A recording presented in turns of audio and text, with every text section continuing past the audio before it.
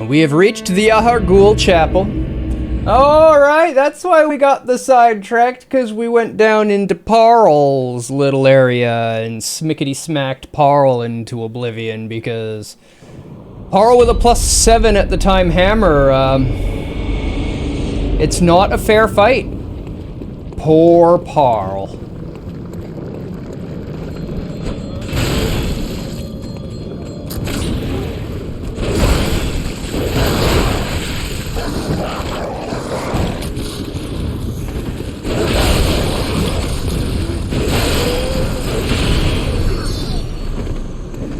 That was a poor start, but it's what happened. It is what it is.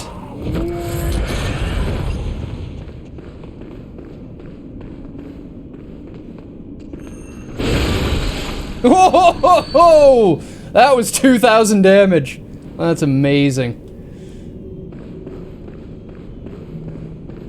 Good old hammer. You guys are leaving? Okay. These guys are done already? Alright, this is where we left. We can continue. Ah, Soulsborne dogs. Indeed. So, welcome to Yahar'gul, the Unseen Village. This is where Menses used to exist.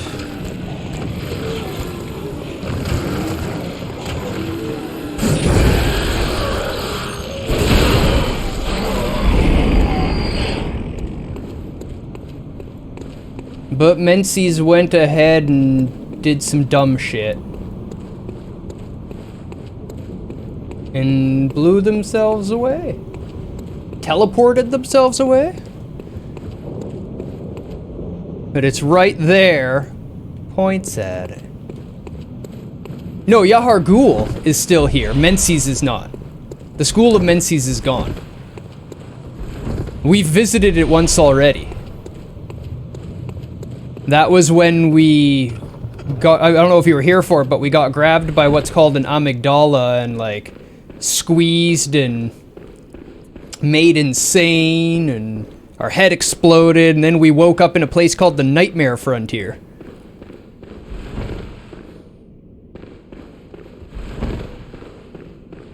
It's not actually in the Nightmare either. It's like halfway in the Nightmare.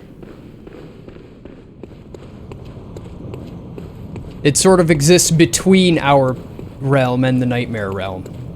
Because we get teleported from here to there, and to the school, and then we go from the school to the Nightmare Frontier. And the school's just gone. And where we are is just gone when we end up in the school. We're like in a room. It's very mysterious.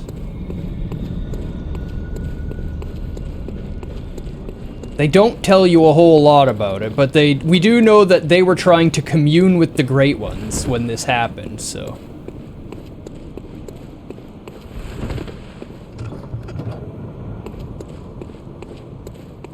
That gives you a little bit of an idea of what went on.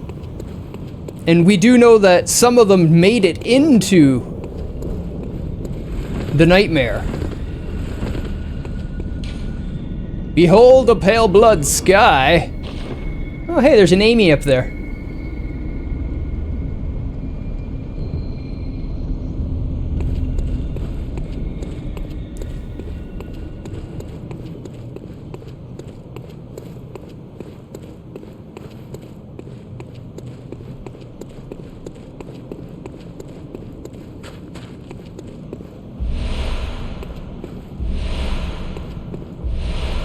You can see them bowing in prayer almost. They're members of the church.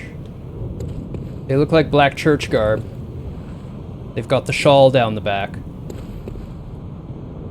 All dead. They are dead, yes. We collected Madman's knowledge from them, which means it's the game's way of saying that when these people died, they had some understanding of the truth of the world.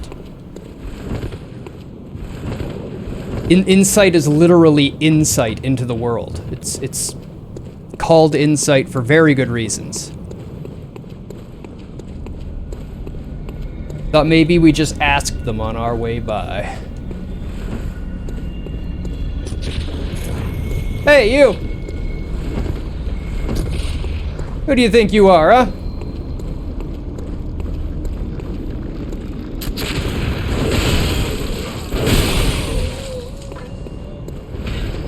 Right.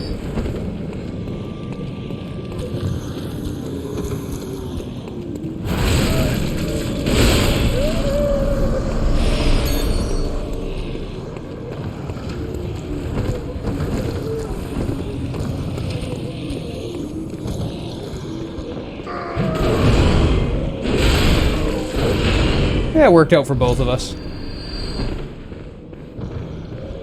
Shortcut.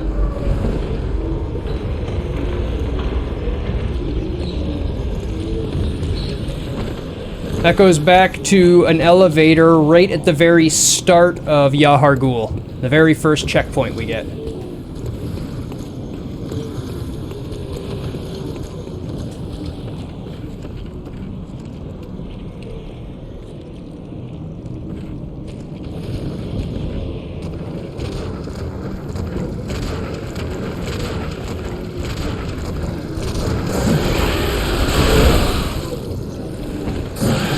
Ow!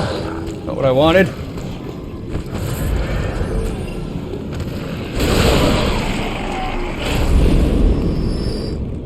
Yes, they're called overstuffed coffins.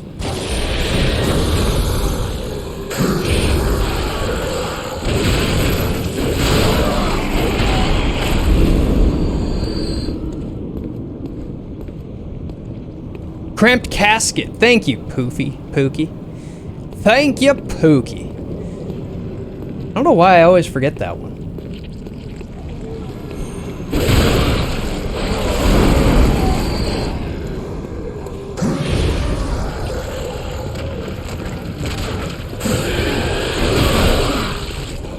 Oh, what? You're alive? Hi!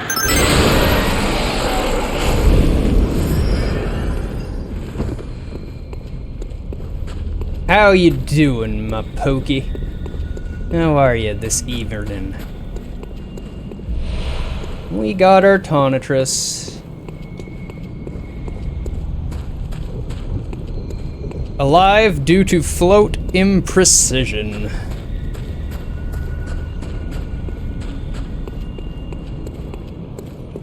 I'd say it's more magic pixel than float imprecision. Enemies survive with no life fairly often. Gee, I wonder why. Feels like the cramped caskets are the backup resource for the ritual.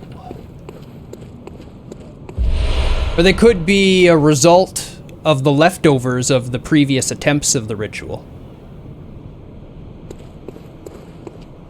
Same with the dogs with the foot for a tail.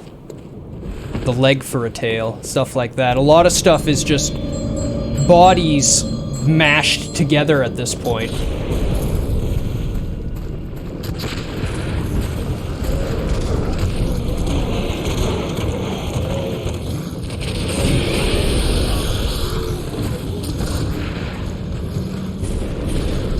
Aww.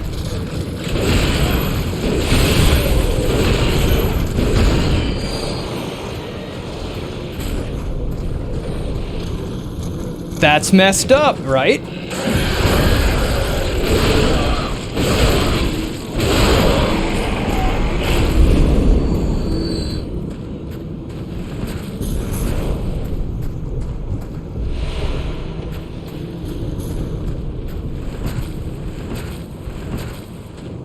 Can you imagine being a...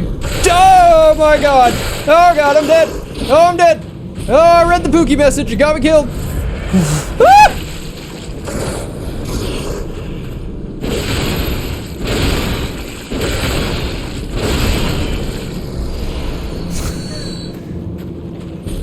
Can you imagine being abducted for rituals like this? You would commit suicide before it happens. If you could.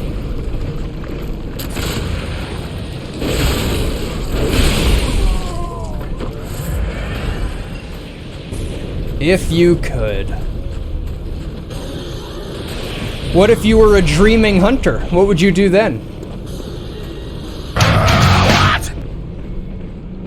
Bloodbeard! I like Bloodbeard. I like Bloodbeard. Beardborne sounds like my beard is contagious and you're gonna get some sort of strange disease from it.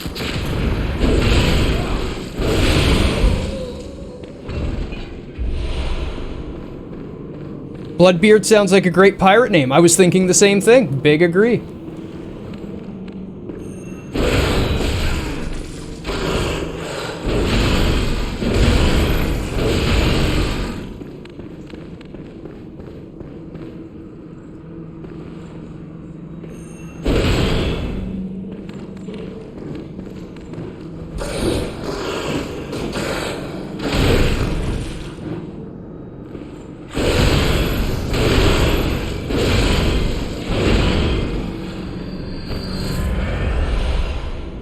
Bloodbeard's I'm using that next time it's relevant if you remember it. Excellent.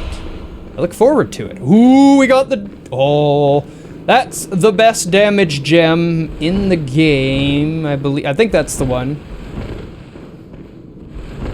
For base game drops. If you want better, you have to farm chalices.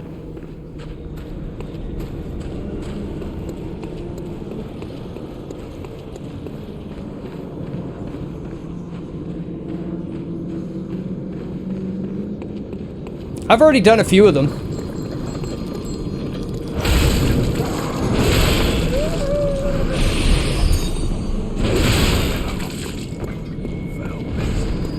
Foul beast. Except for the people who do. Yeah, there you go. And we can actually teleport here. To a shortcut. The shortcut. And when I die on the one reborn, you'll see the shortcut.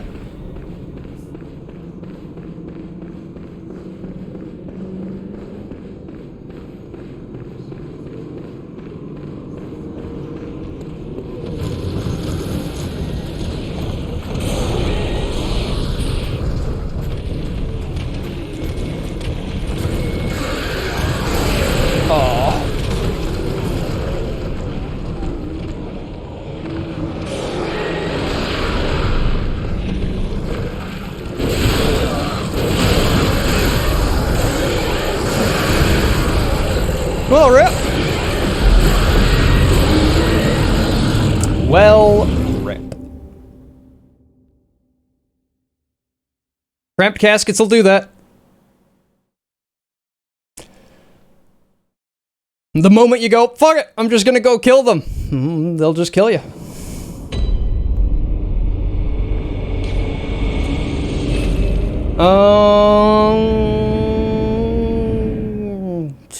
Three, four bosses. Well, I got hit by 2 enemies at the same time. And big attacks that you don't want hitting you. We got like 4 bosses left, I think, in the main game.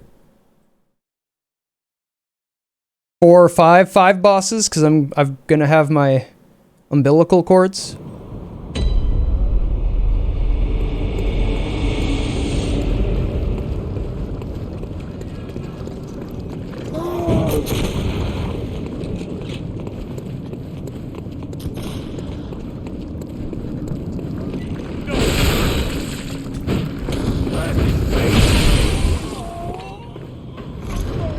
You need to consume umbilical cords. They grant you power. I missed it. This way? Yes.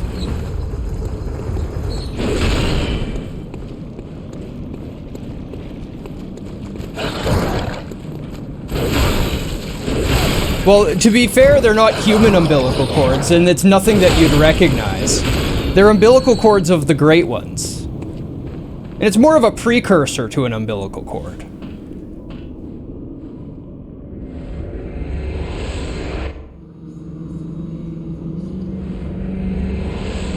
Grants you knowledge. Grants you insight.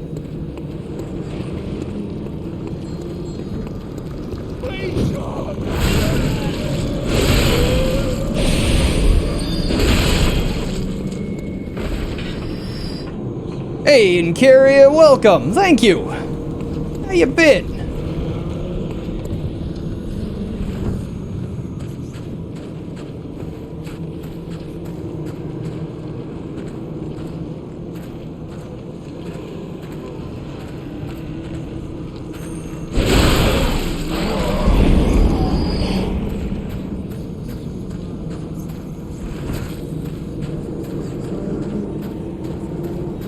You can hear the chanting here as well, Pookie. Can you hear the chanting and people murmuring? That sounds like remnants of the, and it's definitely as you approach the boss room. Sounds like remnants of the ritual.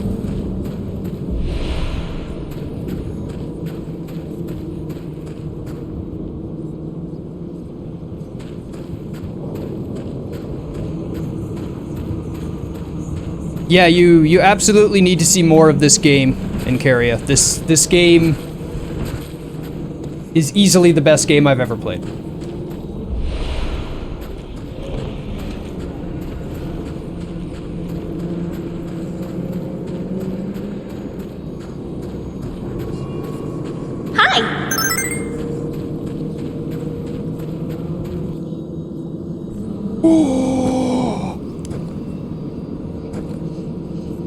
Hey, Rube!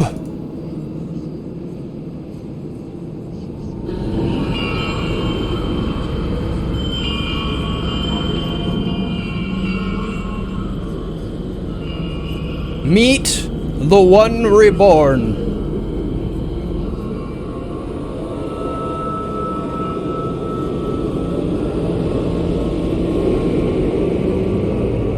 This is the remnants of the school that we explored, Rubido.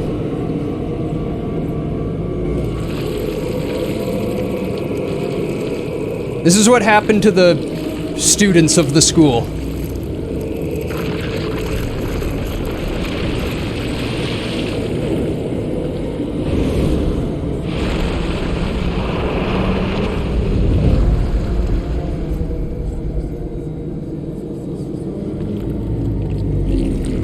So bloody badass.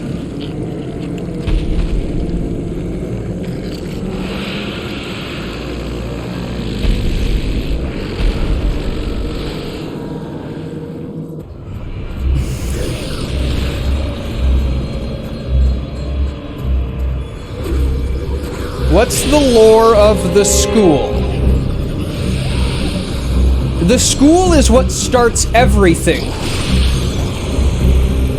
With the School of Bergenworth. Oh, he hit me. Ow. And when Bergenworth finds the blood,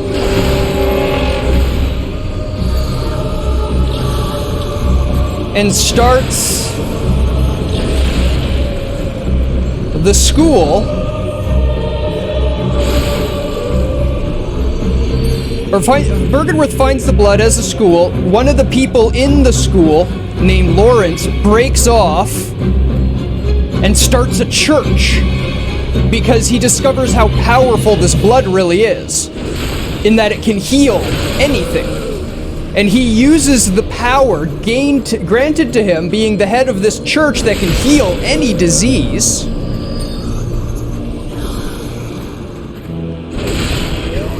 to create his church, break away from the School of Bergenworth, and then they start the School of Menses, which works as a chapter of the church and focuses on the study of blood with the focus of contacting the Great Ones.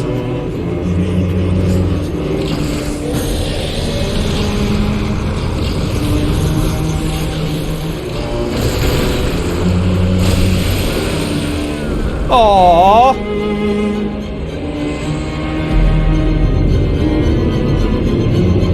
Blood, it's in you to give.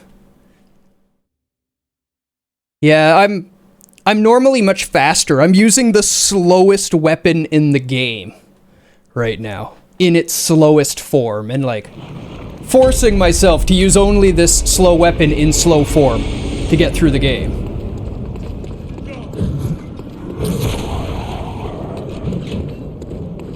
Anyone else feel we should look closer at the Red Cross now? I mean, I always felt that way.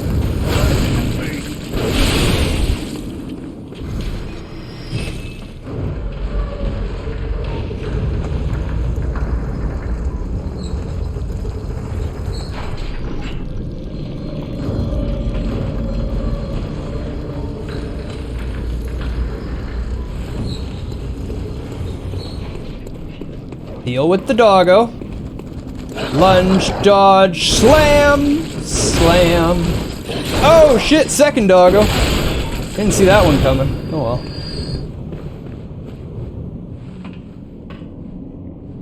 well. So the school started the research, then a student went off to further the research in a different direction, causing a lot of problems. Yeah, so the head of the old school, Bergenworth, his motto is fear the old blood.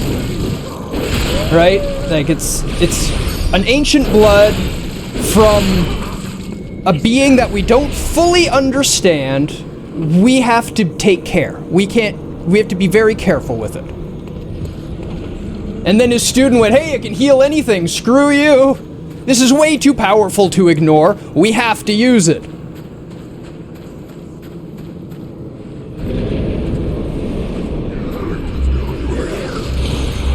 Ow! I thought it went over me.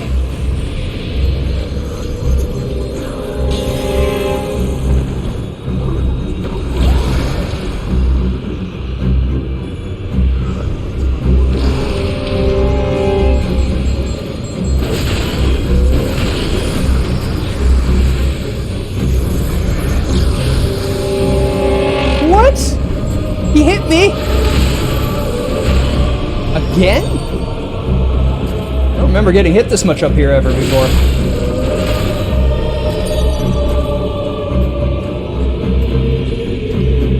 No, well, the school of Bergenworth was a genuinely good school that studied the Eldritch. It's a school of Eldritch knowledge.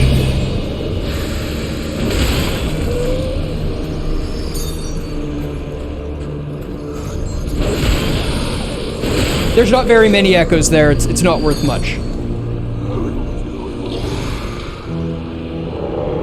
It's more harmful to try to pick it up than it is worth to try to pick it up.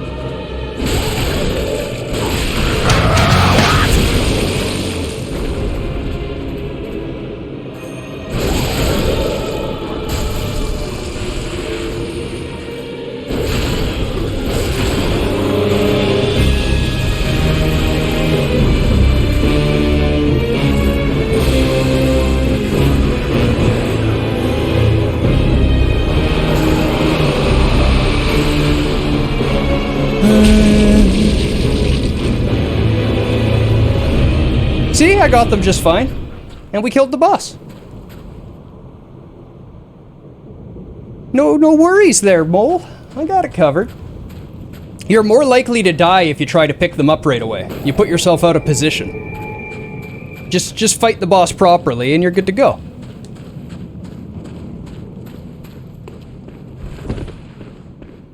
And welcome to the remnants of the school, Rube. Remember I said we'd get to explore the rest of that church or that school building? Oh, and this is Mikolash. This is the schoolmaster. That helmet is meant to help them channel the Great Ones, commune with the beyond. In my mind, I think it just gives them a sore neck, but it's supposed to work like a Eldritch lightning rod.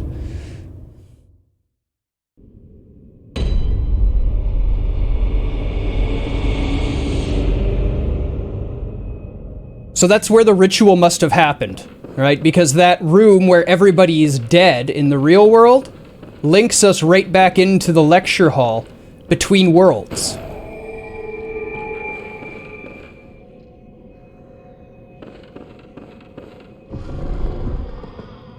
So they're dead in the real world, but they're in this world. Who fucked things up? The school or the church and breakaway school? Everybody plays a role. Everybody's guilty on some level.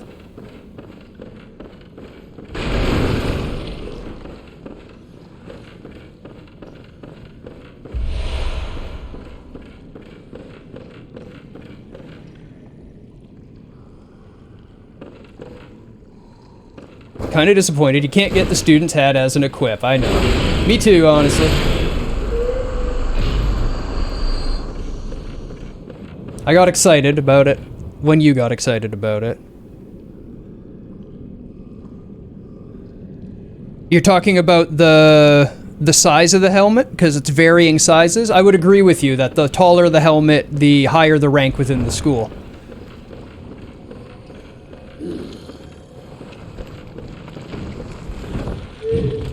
Jerk.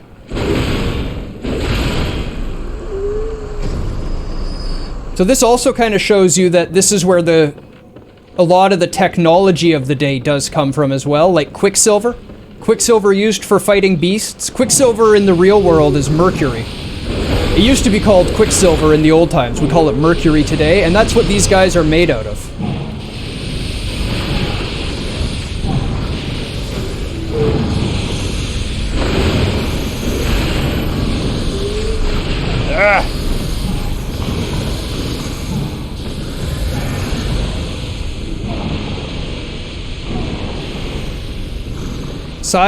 Sentient mercury sounds like a good way not to be sentient. Yeah, they weren't really trying to make sentient mercury. They were just trying to find ways to fight the beasts. So the bullets that you fire are Quicksilver bullets, and they solidify the Quicksilver by mixing it with the hunter's blood. And that's why your own stat blood tinge affects your bullet damage, because you mix your blood into your bullets. Hunt the great ones. Hunt the great ones. So, do you get the feeling, based on that note in here, that they were not communing with the great ones in order to talk to them? They were wanting to kill them? They were wanting to hunt them? They want to perform another cause. Master Willem was right. Master Willem is the guy who ran Bergenworth, the original school. Evolution without courage will be the ruin of our race. I think there were different factions, and that's one of the factions within the school. Well, there's definitely different areas of research, at least in the time of Bergenworth. I wonder how much of that study really did... I mean, the School of Menses had to be doing more than just blood research, yeah. Yeah.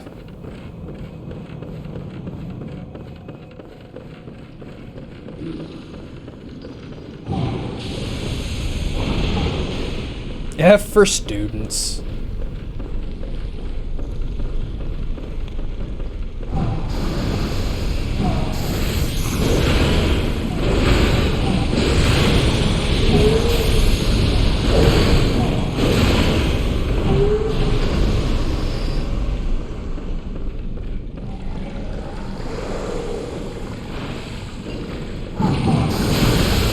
Ow.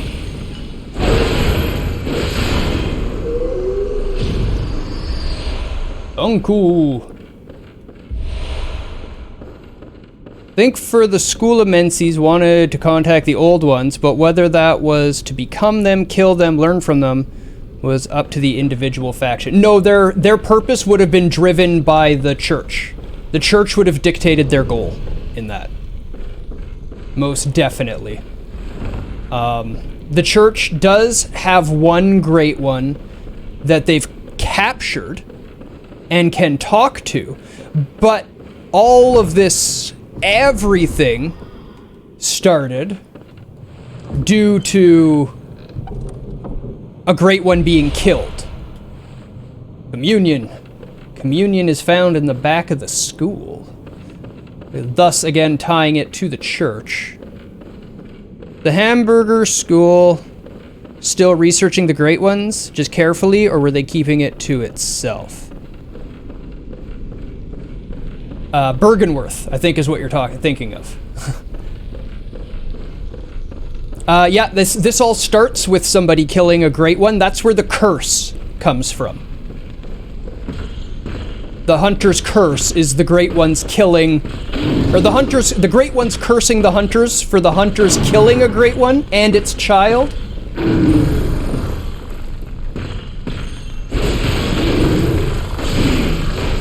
Whoa, I knocked him back and stagged him.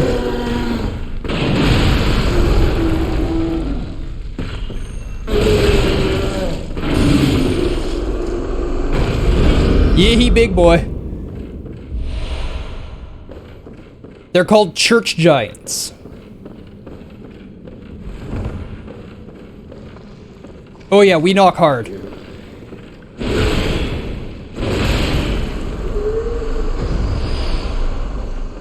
Actually, it's Bible thumping, Glencon.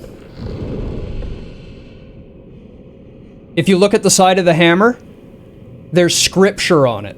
We're beating them with scripture.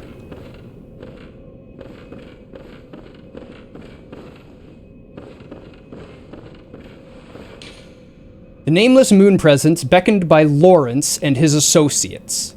Pale blood. Does anybody remember the note at the very, very, very, very, very beginning of the game?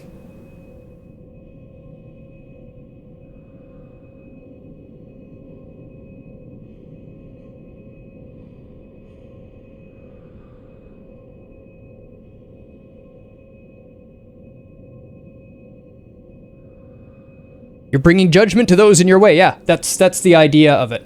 Anyway, Lawrence is the person who started the church. He was one of the top students of Bergenworth and a tomb explorer who found the blood ministration tech and broke away and started the church. He is apparently also the one who beckoned the moon presence. Note, the very first note in the game is seek pale blood to transcend the hunt, with a capital P. This is now explaining, and in not so clear terms, but it's really trying to tell you that the moon presence is pale blood. It's a name. It's a thing. It's a person that you're searching, not blood.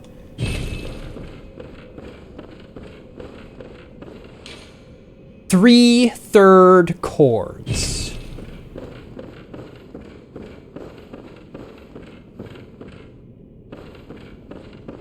Where do you get the other chord, Pookie?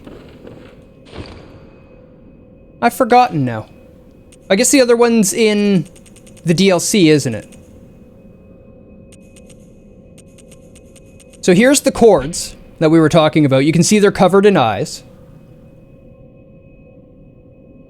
A great relic, also known as the Cord of the Eye. Every infant great one has this precursor to the umbilical cord. Every great one loses its child, and then yearns for a surrogate.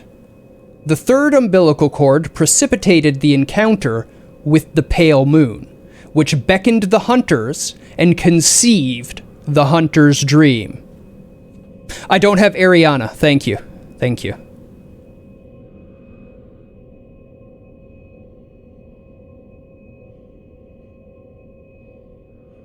So this tells us a lot. Hunter's dream being conceived by pale moon being beckoned means that when pale moon was called, that area that we go to when we die was created.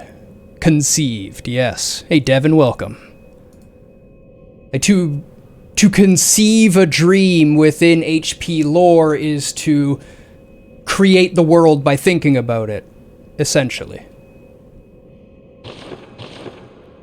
This is where a decent understanding of H.P. Lovecraft lore definitely becomes beneficial.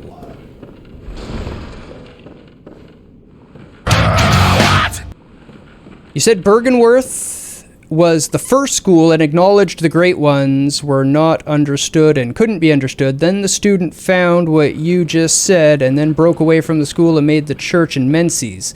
What was the difference between their ideologies?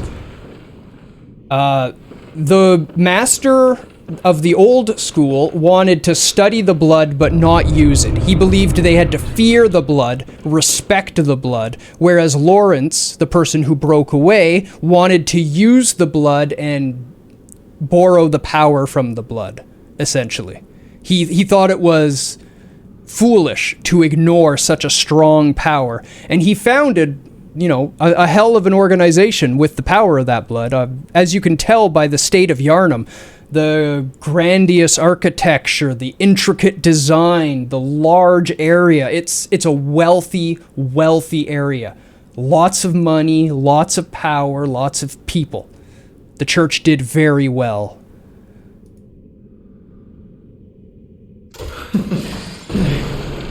Oh, this cannot be. Hey, Patches. You cannot be.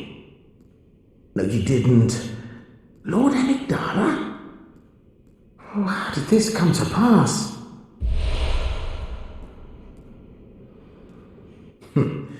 Now, wait just a moment.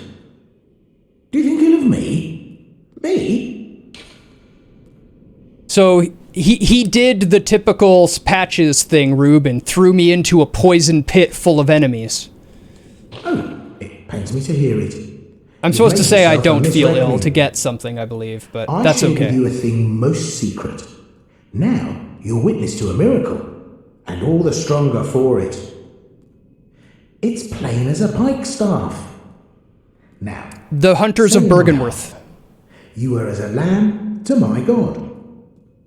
Well, you weren't to know, and it wasn't for you to know. All's well that ends well, I say.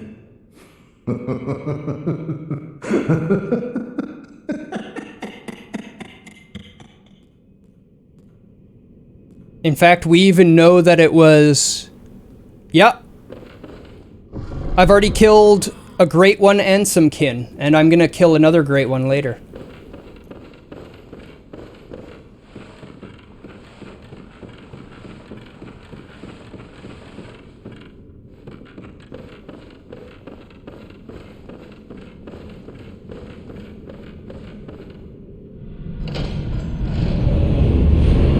Kin are not human. Beasts are changed humans. Kin are something else. That's the best way to name them. They are else.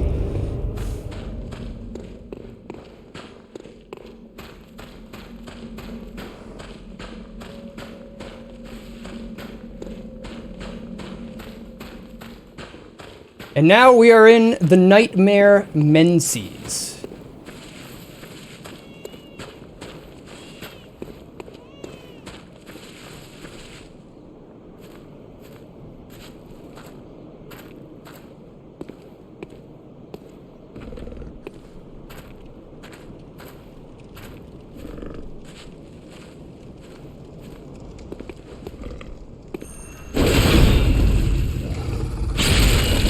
Yep. This is remember the Nightmare Frontier was through the building the first time? Same idea. That church, the school kind of sits between worlds. And going through it brought us into a nightmare. A nightmare is really a dream. Same idea as a dream in HP lore. It's a world of thought brought into substantiation. It's not different for every person. They physically exist. They are an actual place.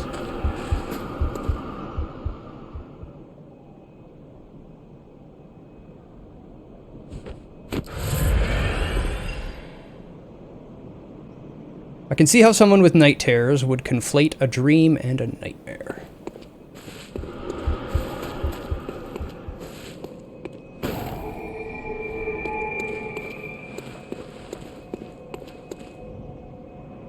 And the guy who did the writing about them liked to take a lot of LSD and opium, so, you know, there's that too.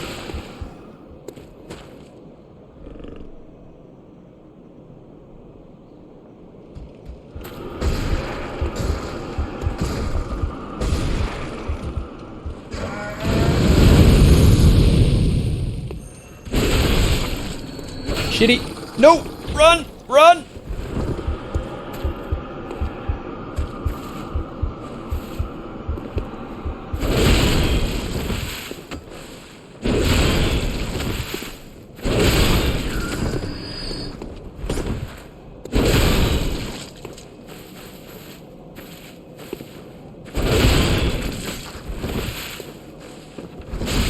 No, you didn't. Okay, so these enemies suck. And if you don't kill them, I think if you kill them with fire, it doesn't. I guess I could use fire paper, but if you do a visceral attack to finish them off, they won't have those worms come out of them.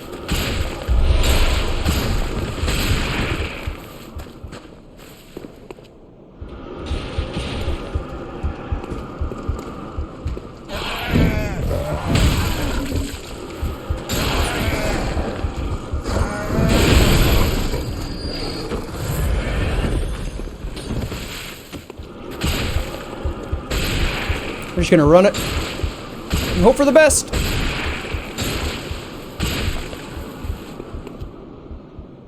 Let that go down.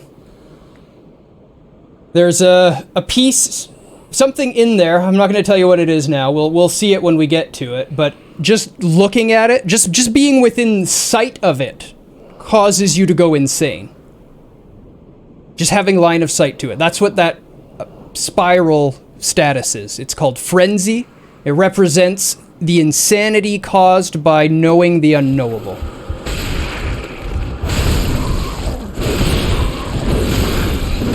Oh my god, that's bad.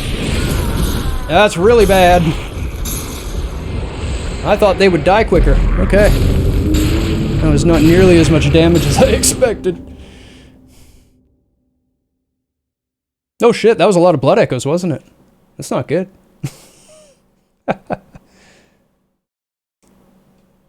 I'm such a high level, I don't need any of them. Don't worry, Mole.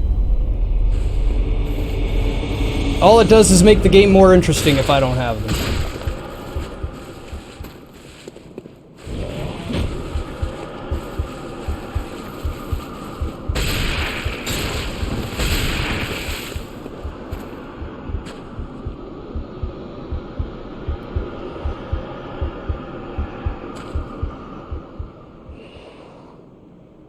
Oh, he picked up my echoes.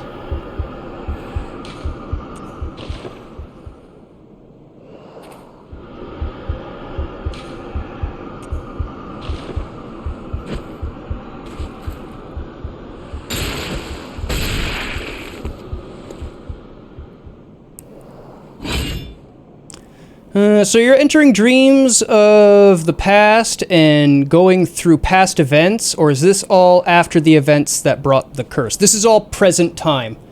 All the events that happened with the curse are in the past, long time ago, and we're just trying to sort out what happened now. Hey, Dan, thank you very much. Welcome.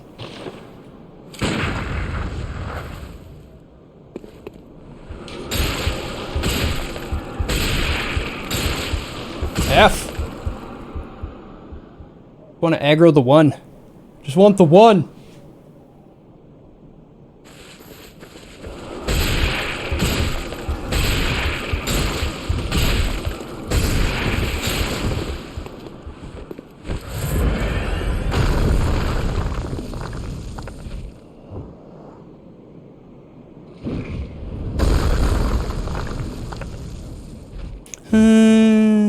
First one.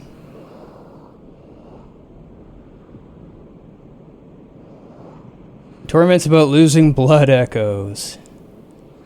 Those kills such as gameplay is after the events of the first kill, right? Yeah, the first great one that they killed, which basically is the story of Hold on.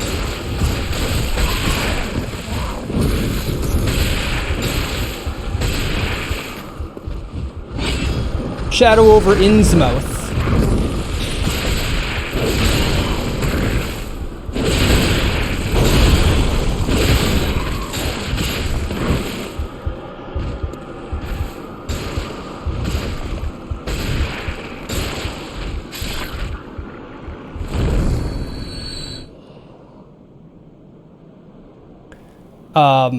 Which is the story of Dagon, of a dark eldritch god, which takes up residence in a little fishing village, and the people start worshipping it.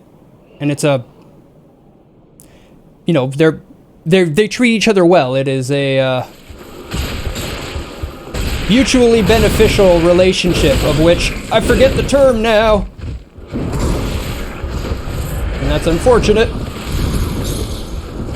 Not parasitic.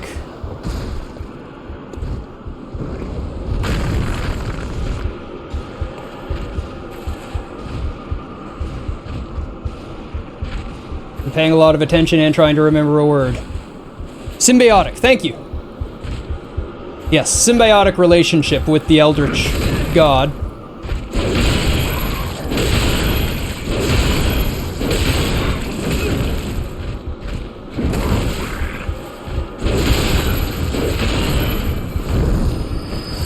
But the hunters came looking for it, wanting, you know, to know more about it in order to get its power. At some point through study, it makes Rom. So Rom used to be human, that spider thing I fought. And Rom becomes a great one, and they wanted that power too. They want the power that Rom got. So in trying to get that from Cause, they kill Cause.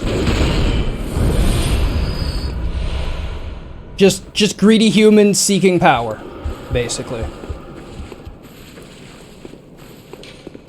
That's probably where they got that umbilical cord that I have.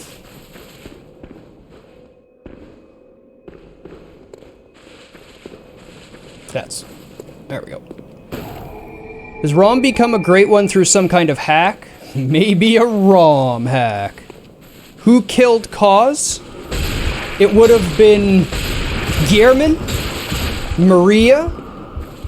Lawrence was most likely there, considering he is of that era and he is a high-ranking member and also a hunter. You know, he was going through the tombs. He was well versed in the Tomb of the Gods.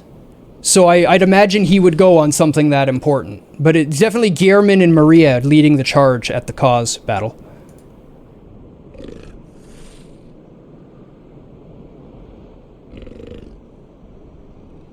Well, her corpse.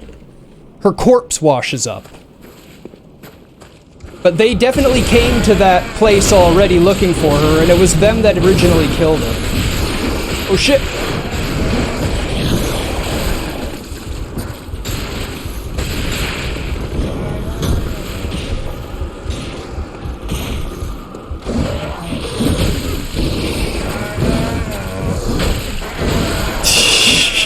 Rippy dippy!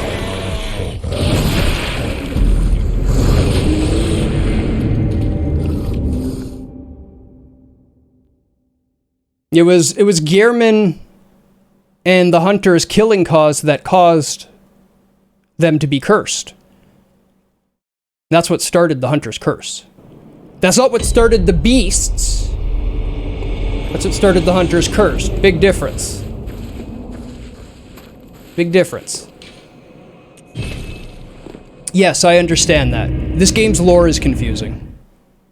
You'd have to tell me what's confusing about it for me to clarify.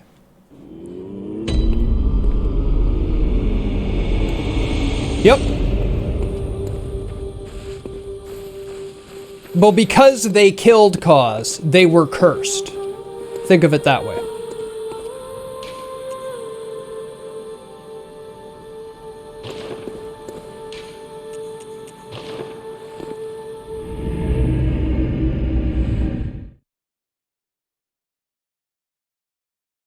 I should pet the doll. But I didn't. I will next time.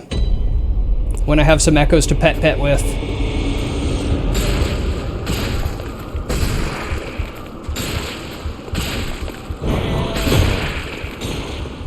Oh, this is the wrong way. Nope, nope, nope.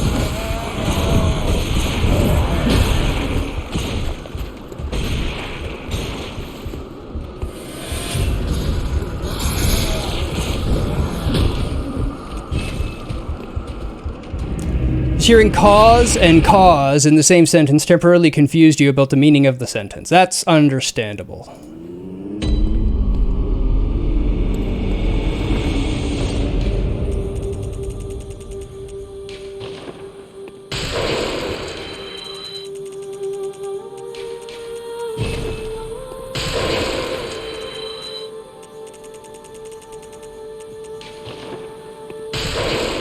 Six digits. Welcome. What is it?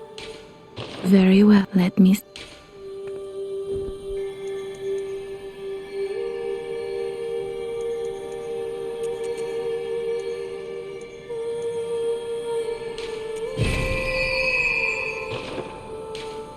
Farewell, good hunter. Thank you, doll.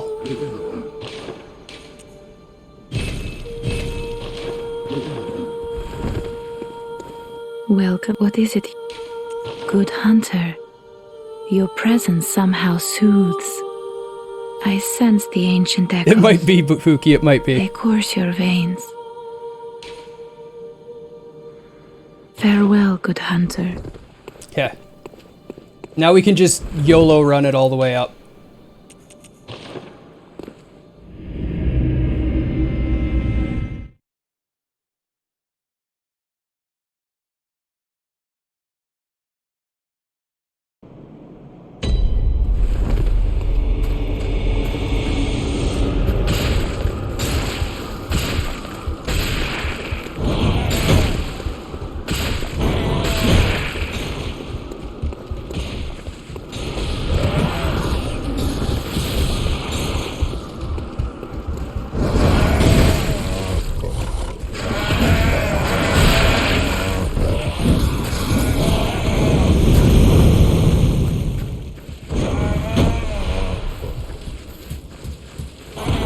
Yep, I lived through that. Nope, I don't know how.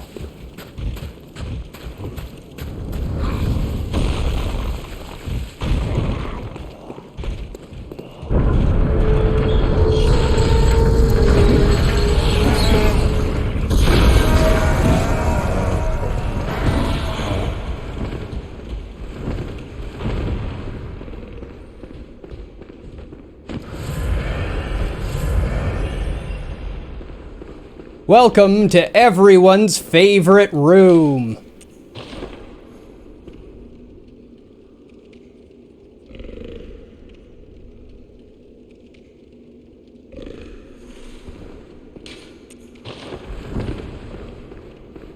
This room sucks.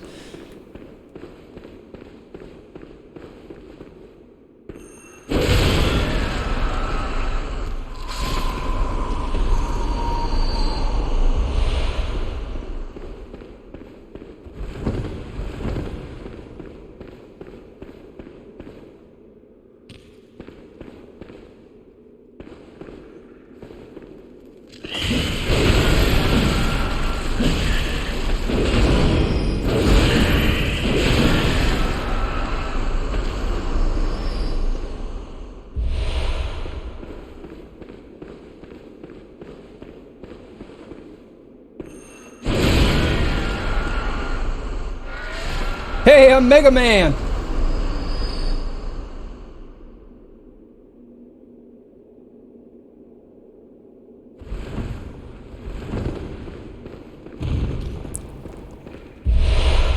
Ew? What do you mean, ew? What did Mole miss?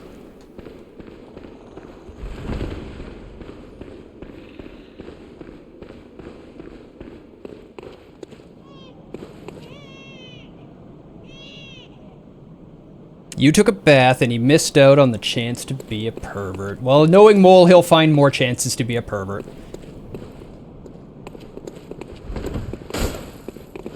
This guy's using Ludwig's Holy Blade.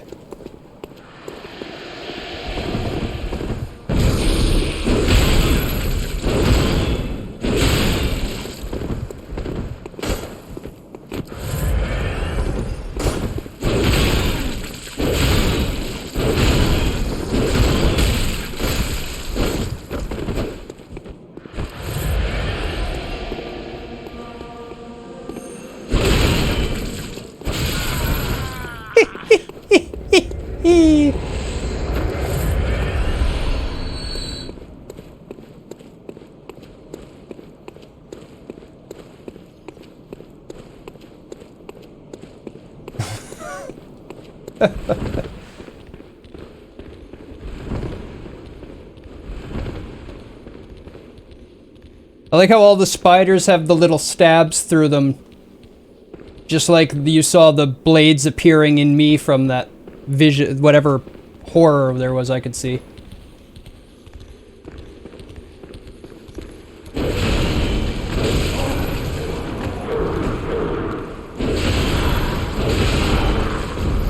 Metal Oompa Loompas!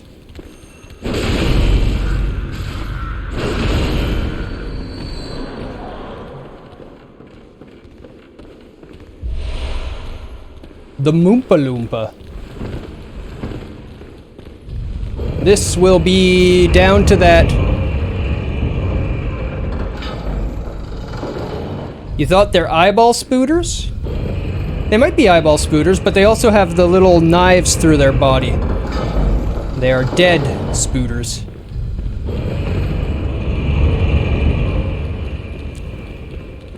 No, we've gone through the School of Menses, but we have to get to where the head of the school has formed his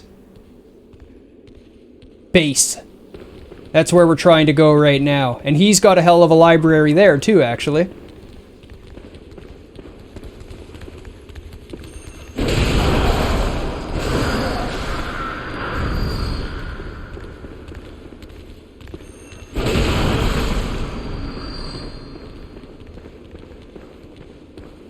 We fight him in that library. The library is the boss arena.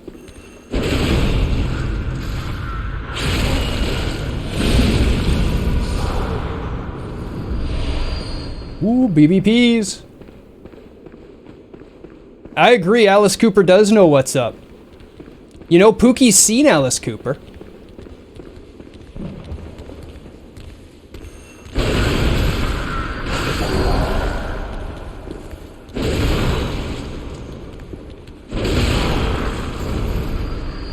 Well, it's only metal on the outside, clearly. If you look at its legs and arms, it does have flesh legs and arms. It's just wearing really heavy metal armor on the outside. It's just a heavily armored Oompa Loompa, not actually a metal Oompa Loompa. Alrighty, thanks for hanging out, Glenn. We'll see you later.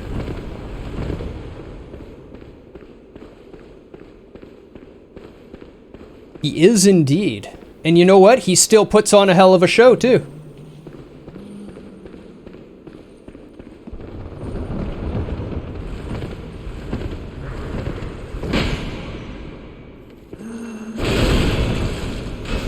What?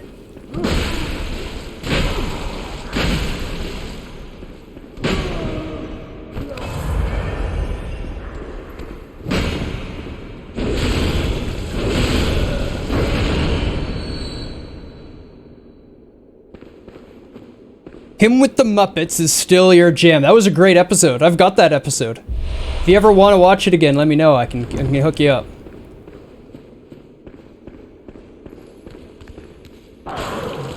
Don't push me.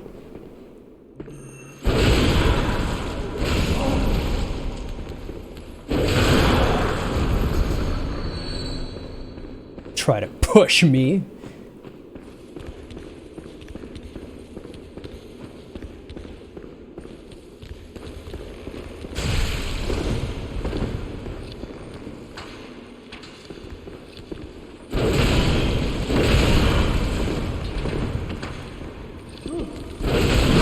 Yeah, as soon as I saw that, as soon as it lunged and I had already hit my R1 to hit the archer, I was like, oh, I'm dead. That's it. It's over.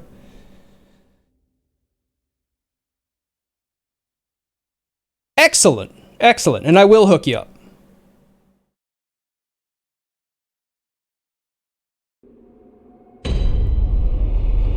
Oh, I'm all the way back out here again. It's unfortunate. Oh, but I can go this way.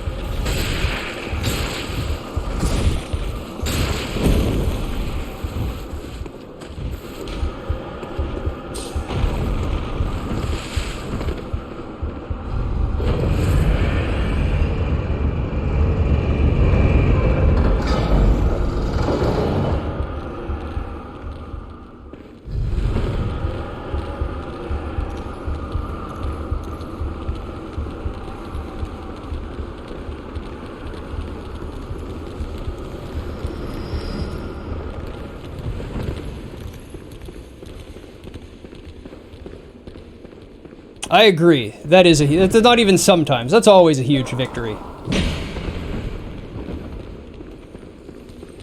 Whoa, that's a hole!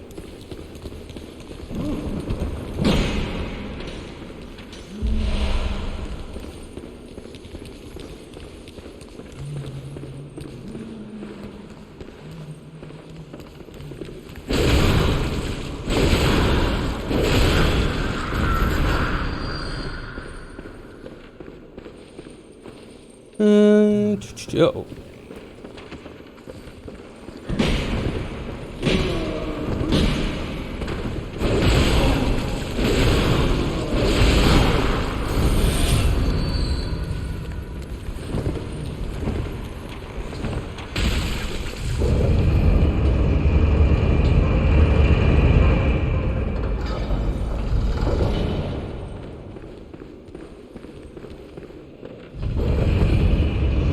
Remember that the elevator state always ends how you left it when you died. So always leave it so you have a nice run back if you die. Okay, now we're really getting into Menses. We've got dog head crows. I accept that anyone visiting is at least partially motivated by your dog. Oh, wow. I've talked to a few people who said they've never had moist turkey breast lately, and I'm like, what? That was a good one.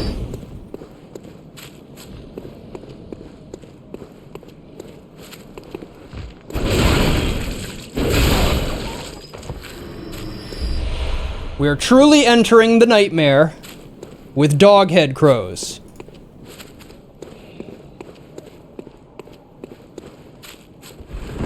Even then, you gotta cook it right. No matter how well prepared a turkey is, if it's overcooked, it's dry.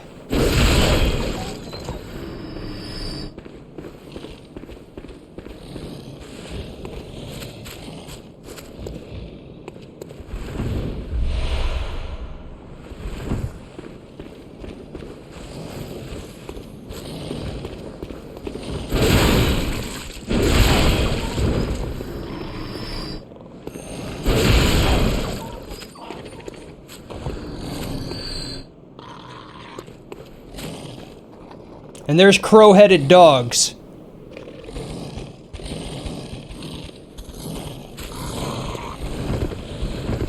She won't let you forget, huh? Remember, we're searching for the nightmare newborn.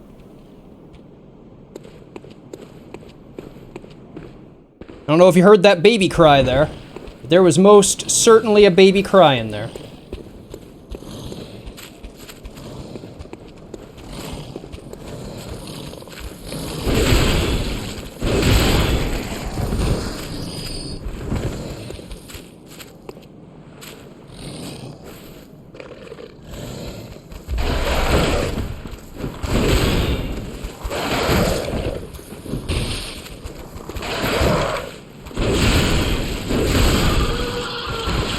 She just magically knows. She's got that sense of smell, right? Changes smell just right when it's ready to eat. She knows it. You've done it right enough times that she's been trained. Oh, now is the time that they take it out.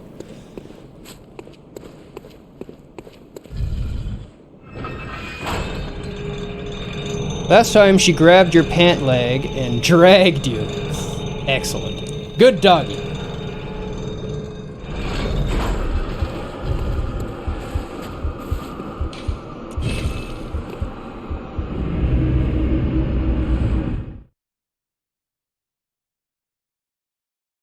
Bailey had that beagle nose.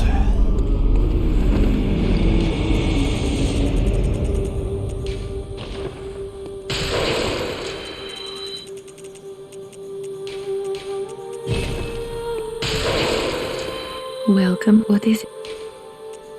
Very well. Let me.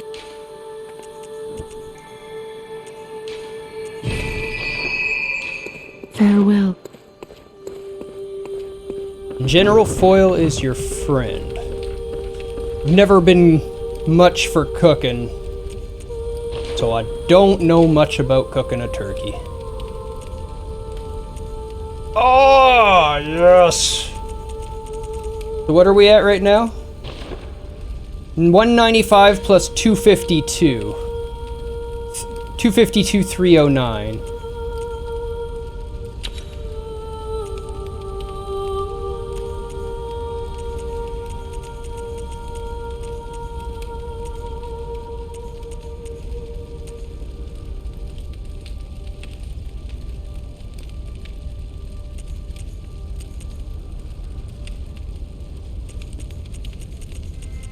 Oh, wow. That blunt gem is so good. Oh, there we go. There we go. Even more damages. Okay. Because you know what I needed? More damage.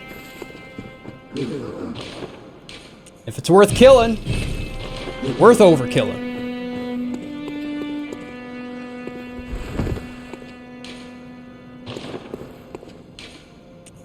Nope. Meant to go one further. Well, abs. While I teleports around. Whilst we doing that teleporty thing. Actually, are you still here, Rubido? Because you missed the castle. Modeled after Dracula's castle. Full of ghosts and books. And if you're still here, I can take you to see it.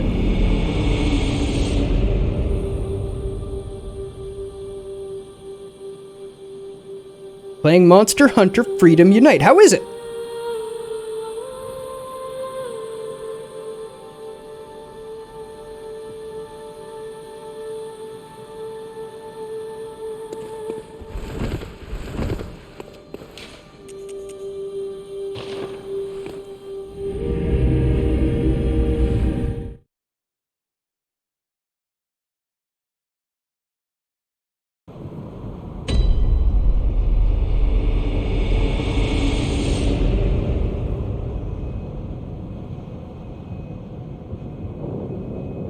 Welcome to Logarius's castle. This whole place is modeled directly after Dracula's castle in the old black and white movie. And even how you get here is a damn near scene-for-scene recreation of the opening of the movie.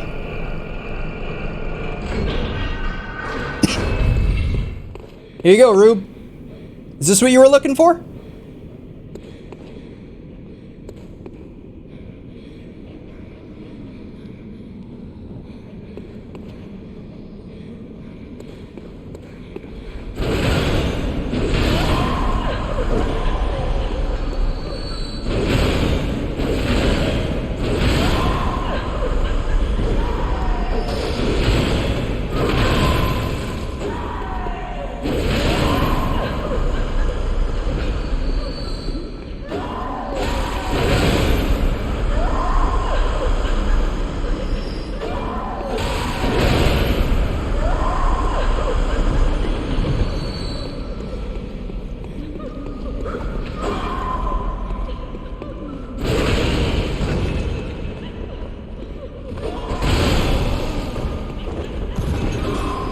We'll go to the boss seat real quick.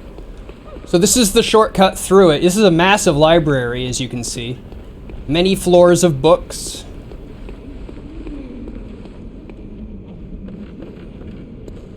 I took you to the Scholars building first, because I figured the students with the scholar hats and everything would get you excited. But this is the place Pookie thought of when you said big library.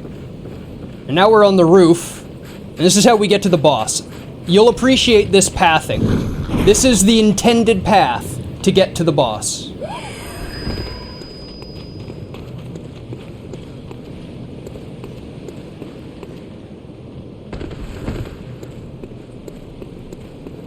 FromSoft, masters of level design.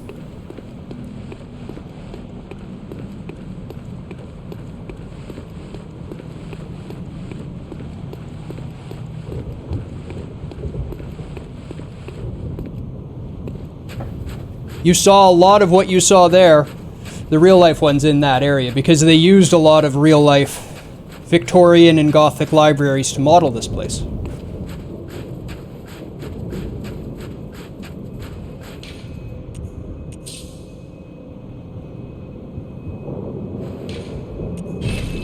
Yeah, they actually traveled all over the world and gathered pictures from all the old Victorian Gothic cities.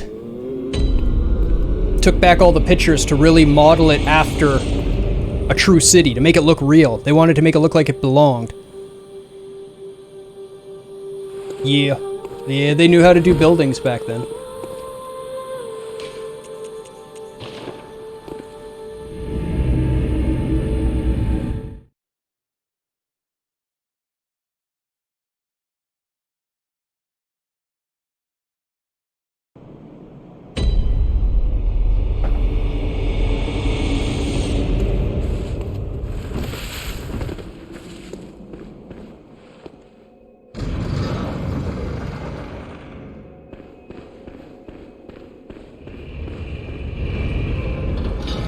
Oh, but shouldn't I? Yeah, this one here now. It's this here now.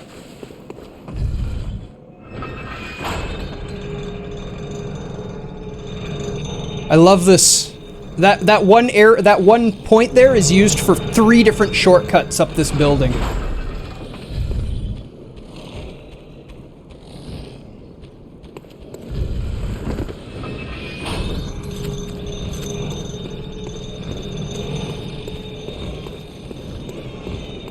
There's the baby crying again.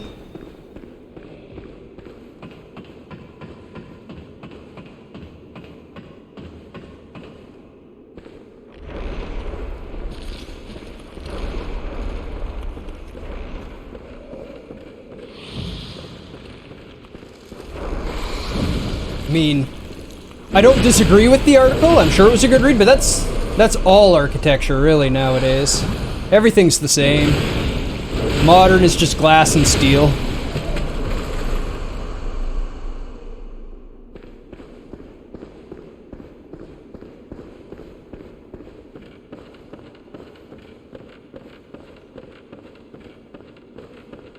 You don't get too much individualistic style anymore because you don't get too much individualistic study.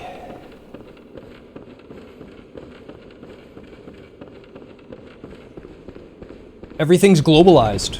Everybody shares knowledge on a global basis, not a country basis. Ah, cos. Or some say cosm. Here you go, Rube. Do you hear our prayers? No, we shall not abandon the dream. No one can catch us. No one can stop us now. Meet Mikolash, head of the School of Menses. He made it into the nightmare.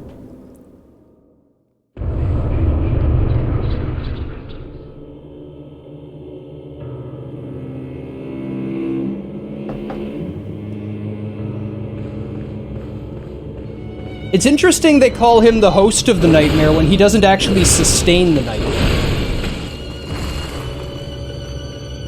But he called for it, I guess is what makes him the host.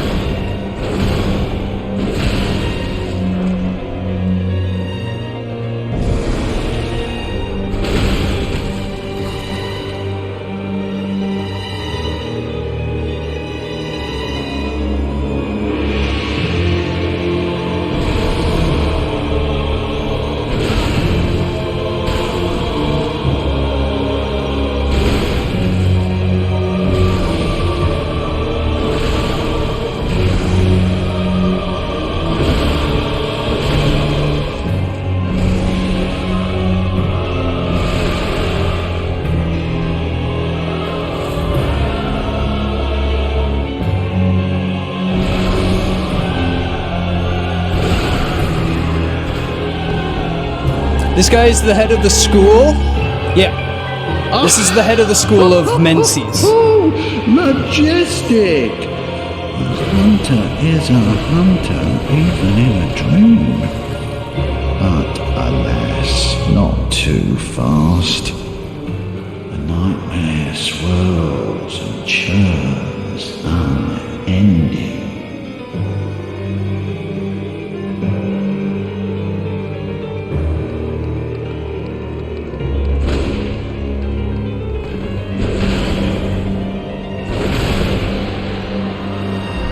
Ooh, 3 chunks. Heavy. Ow! As you once did for the vacuous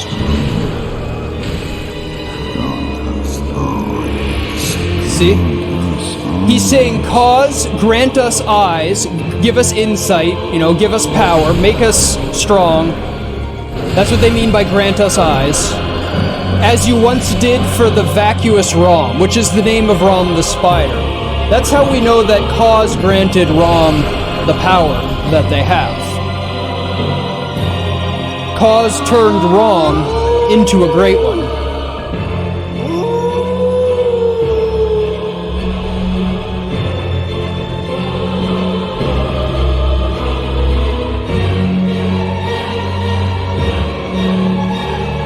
We met him. He's still sitting at the School of Bergenworth. Rom was a very good student.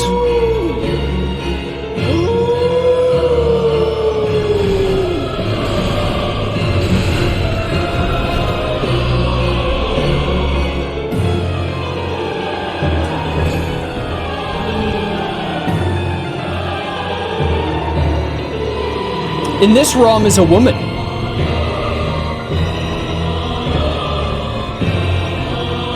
As you once did for the vacuous eyes.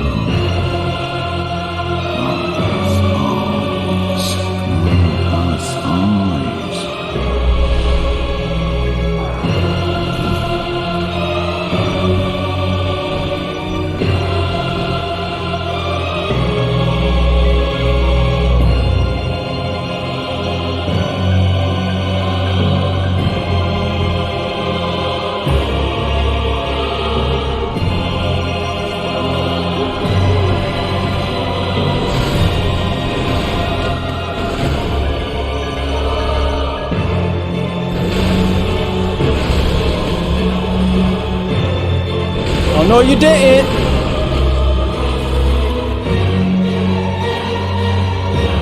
That's death, right? Yeah, that's death. He teleports. We come back this way. Over here.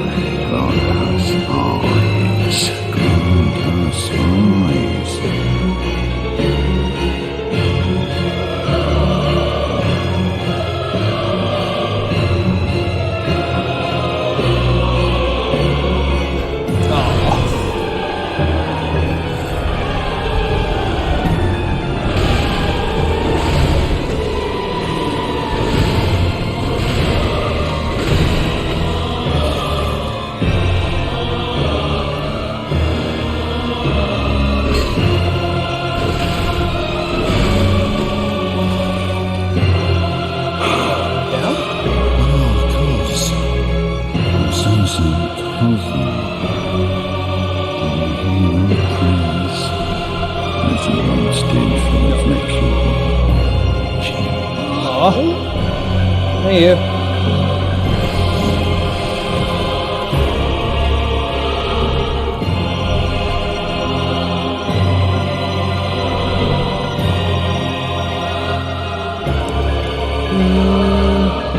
This dude is another dimension version of the dude in the chair after the boss. Yeah.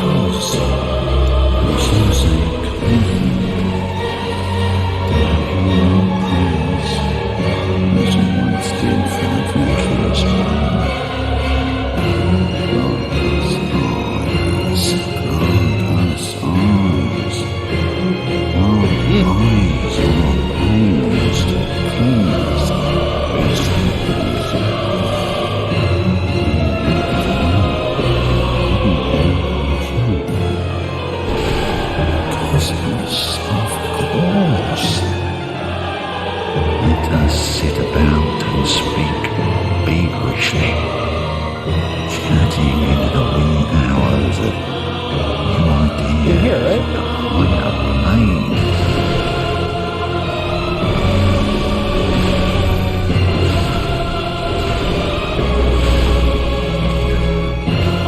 Yes, punch me. There you go.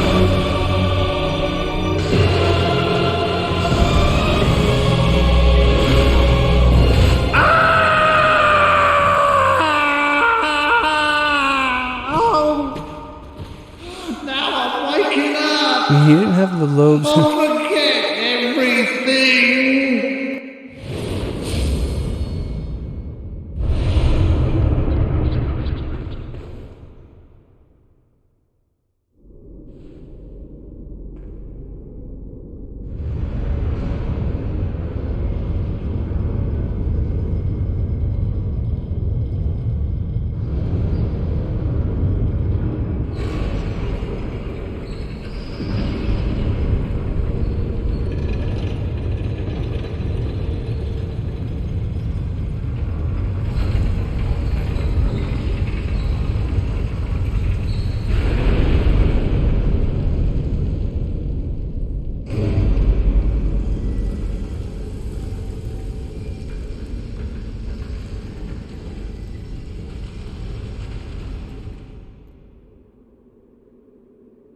I dodged the call to beyond, Pookie.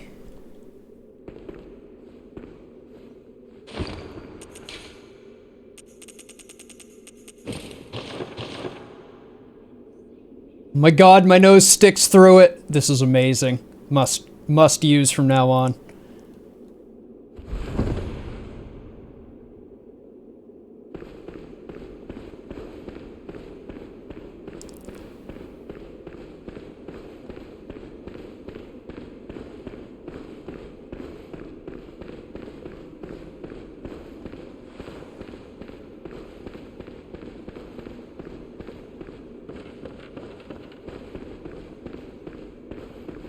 I can show you Master Willem if you like.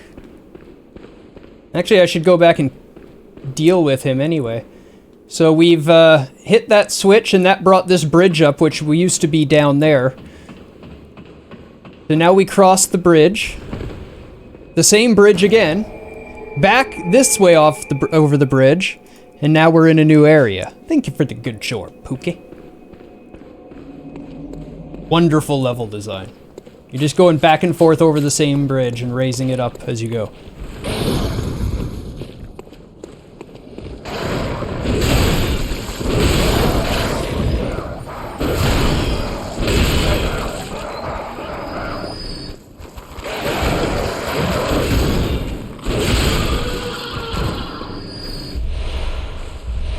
Two chunks. Yep. I can go to, in this game you can teleport to the Hunter's Dream anytime. Yep. We're getting closer to the Nightmare Newborn. Those cries are becoming more and more clear.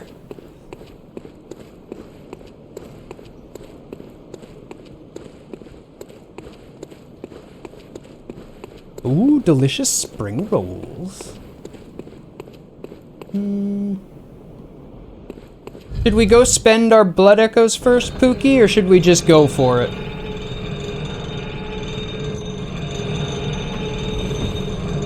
Uh-oh. Uh-oh. Uh-oh.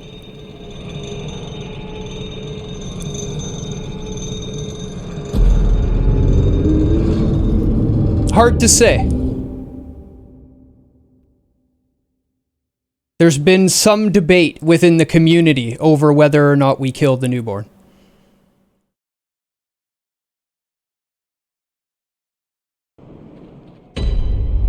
Yeah, I didn't think I hit R1, but apparently it thought I hit R1.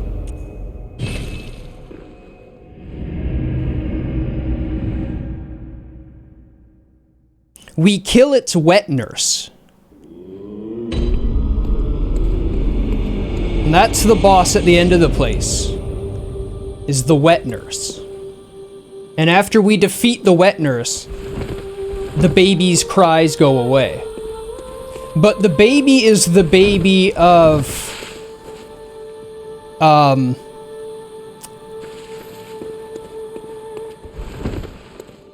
What is it that I'm thinking of now?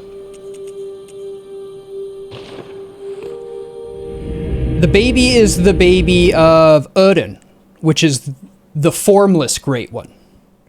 So once you get there, there's just an empty baby carriage crying, and then it stops crying. And that's all we really know.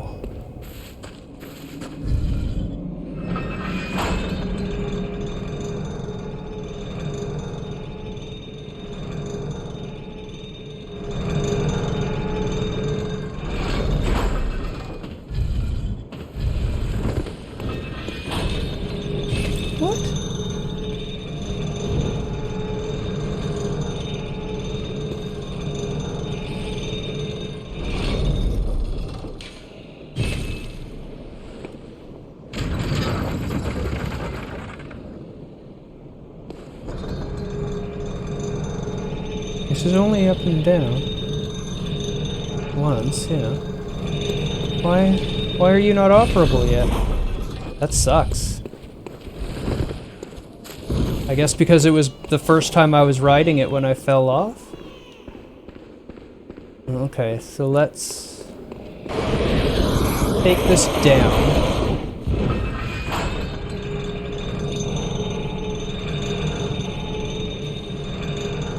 Yeah, but it doesn't make any pained sounds, and it actually makes almost like it almost like coos right at the end. More like it's going to sleep than dying. And it was called here. Right? The host of the nightmare is Mikolash. It was their ritual that pulled it here. Well, it's Mergo's loft. Maybe Mikolash invaded Mergo? But he's the host of the nightmare. Either way, we came here. And/or pulled it here against its will. Now, the fact that the whole building is called Mergo's Loft makes me think that the building is Mergo's. But I guess you don't know with these creatures. Great ones are thought manifesting beings, basically. They think about it, they can make it. They just can't make babies. That's why they interact with us. Their desire is to procreate. Jerk.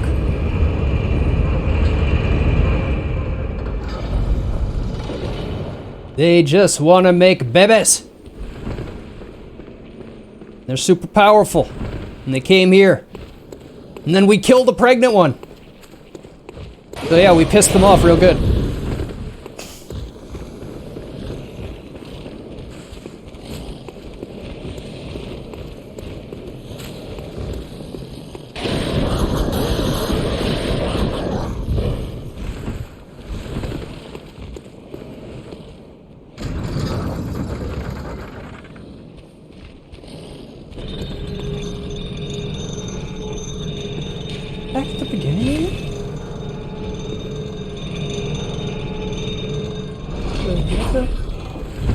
The fudge have I done? Just...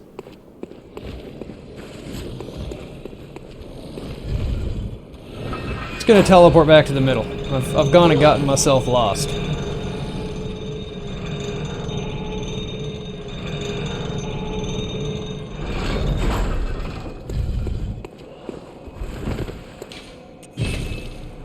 I think I might even have to teleport into the middle because I've pulled the bridge up already. I don't think you can get up with the bridge up. That's probably why I ended up looping around.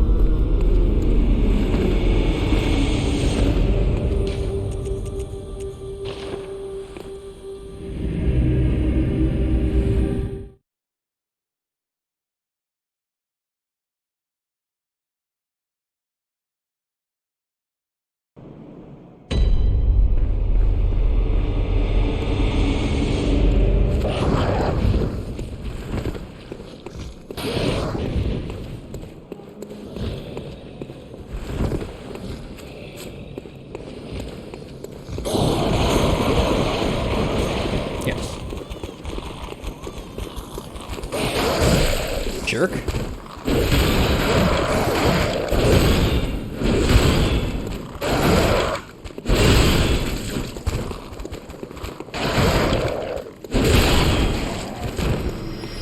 Q jerk.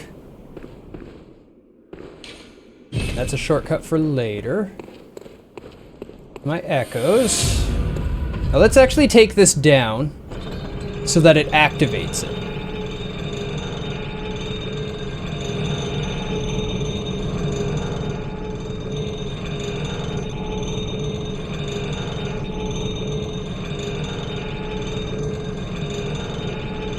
Is Mole still here? I guess we don't want to give Mole a heart attack. Let's go spend the echoes.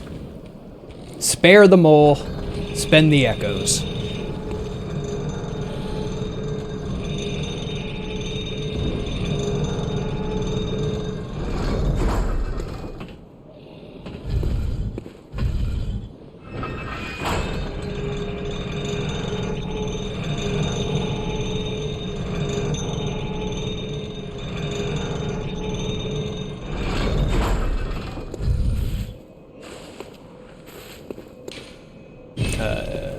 Yeah, I'm not looking for a lever, I'm looking for a lantern.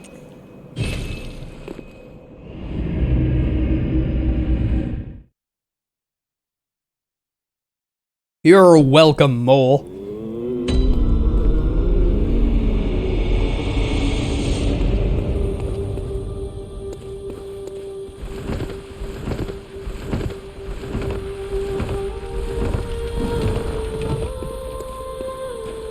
Welcome home, good hunter. What is it you desire? Very well. Let the echoes become your strength. Let me stand close. Now shut your eyes.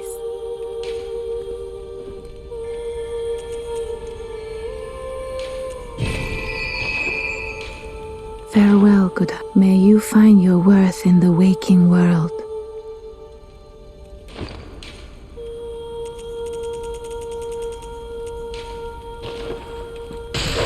Yeah. Welcome. What is it? Very well. Let me.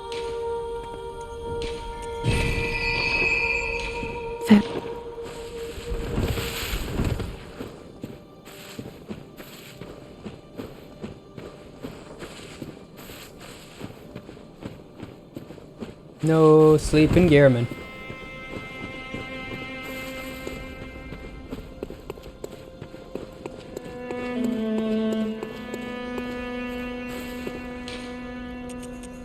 Love the music in this place. Is that better? I spent most all of it. There's basically nothing to lose. Less than one enemy's worth.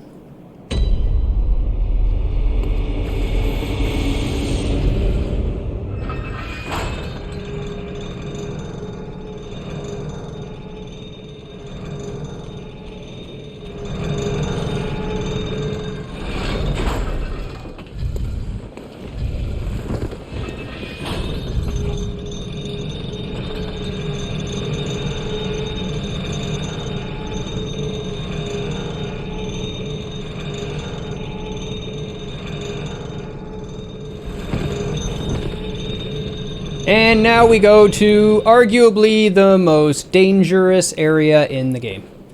So I'm gonna... Ooh. Maybe I should have set my rune properly.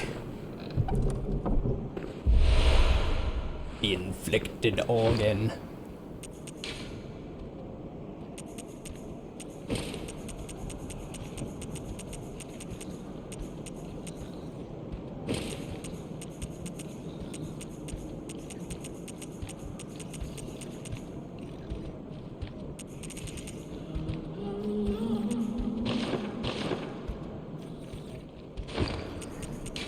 Tell me that's not the most terrifying sound you've ever heard.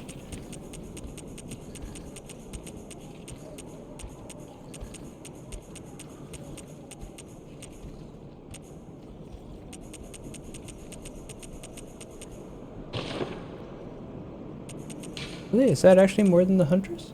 It is. Huh. Henrik's Hunter's Cap is just universally better than a Hunter's Cap. Pretty much, yeah. Okay. Good to know. I actually noticed that.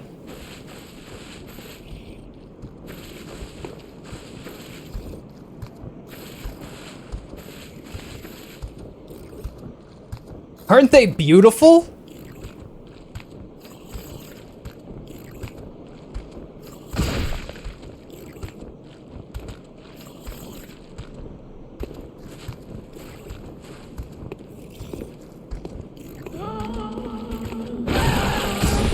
Oh, dang it.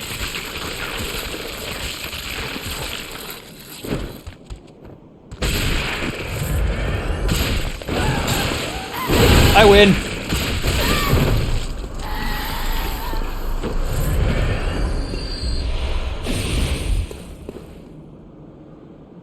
Much, much, much. And that's the status impact frenzy. Makes your head explode. It's kind of a perfect representation of unknowable eldritch knowledge. It does 70-80% of your health. 70-80% max health and damage.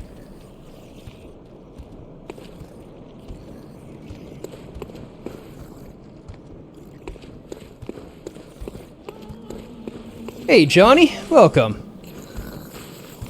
Going well. I'm just dealing with some winter lanterns here.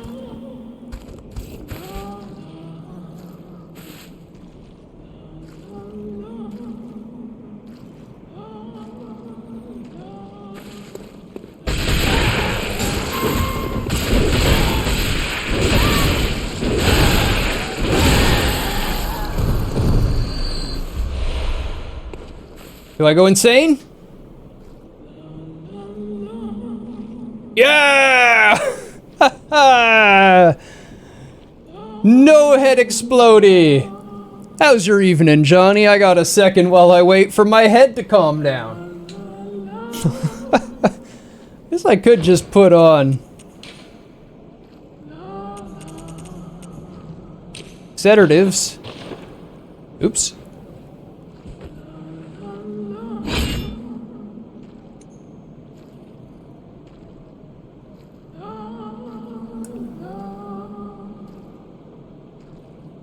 I love Bloodborne. This is my favorite game.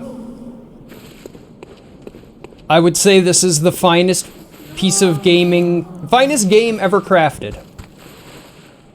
That's where I would put it. Snow Penguin! Bloodborne! What a masterpiece. Tonight on Masterpiece Theatre, we present one of the all-time greats. Yeah, seriously, I consider this the greatest game ever put together. Every thread, odd, and detail is done with intention and meaning and accuracy. The story is the most interesting I've ever experienced, and that's why when I do lore runs, as often as whenever I'm asked to, happily. And they're always interesting, because there's just so much to talk about. You can talk for days about the lore in this game and not run out of stuff to talk about. Oh. You bitch! Splat! Splat! Haha! Batter up!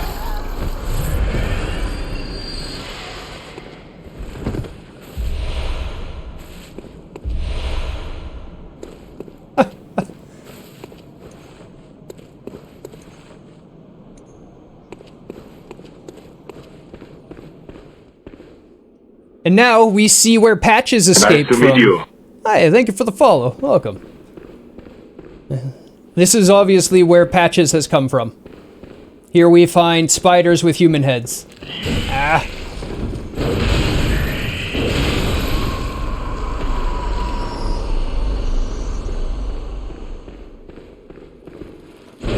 Squishy spider! Squishy! Squishy!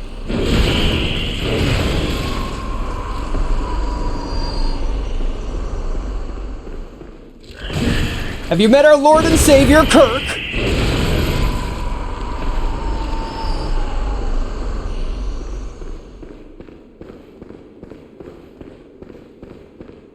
Can't help but love Patches in all FromSoft games. Yup. It's always the same voice actor, too. Hidetaka loves working with the guy, and he always writes him into his games and gets the same guy to do it every time. Same role. Every weapon is unique in this game. The one complaint you'll hear people say is, there aren't as many... he's the first Patches as we know him.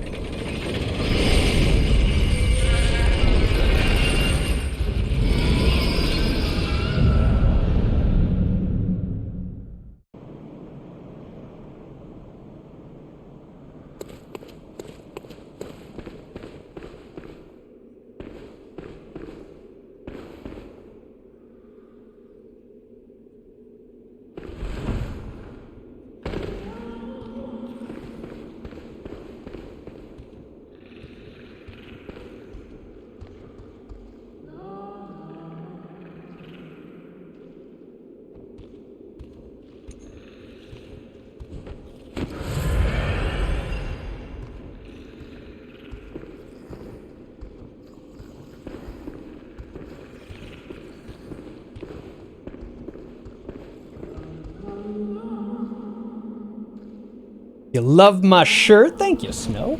Ah!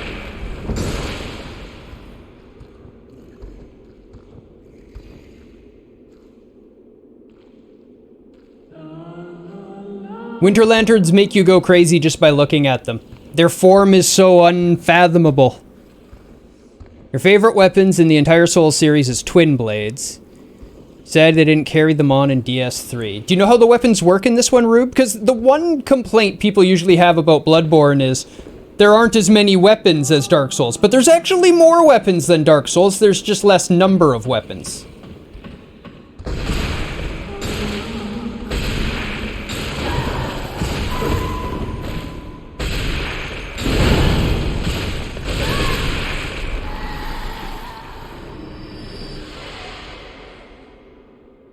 Okay, so this is a big hammer, right? But it's also a sword.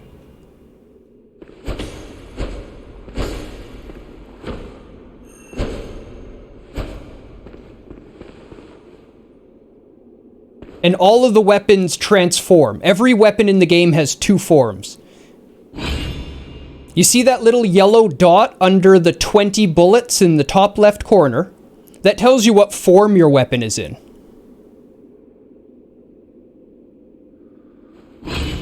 And what happens when you're dodging or attacking, if you hit transform while attacking, you'll do a transform attack.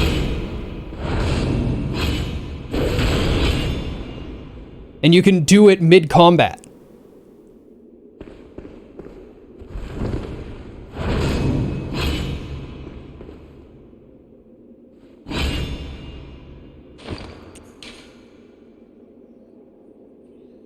Kind of.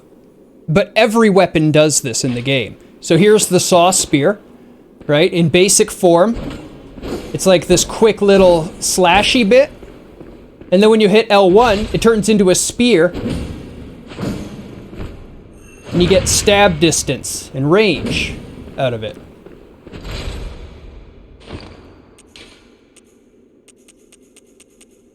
The Hunter Axe, one of the more basic ones, in this form, and in single-handed mode, you always have a gun for parrying when that dot is off. And then when you turn the dot on, it puts your weapon into other form. And this one you lose your gun, but you get two-handed axe.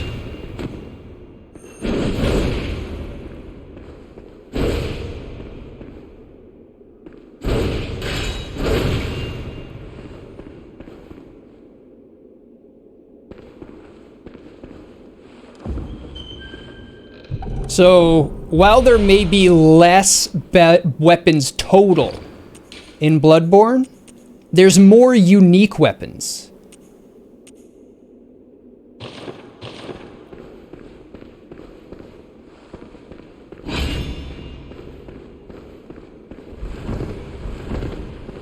So, you know, Dark Souls 3 may have as many swords as this game has weapons. But they're all swords, and that's all they are. It's just swords with slightly different stats and pretty similar movesets. It's not like they're really more weapons. Just more hassle.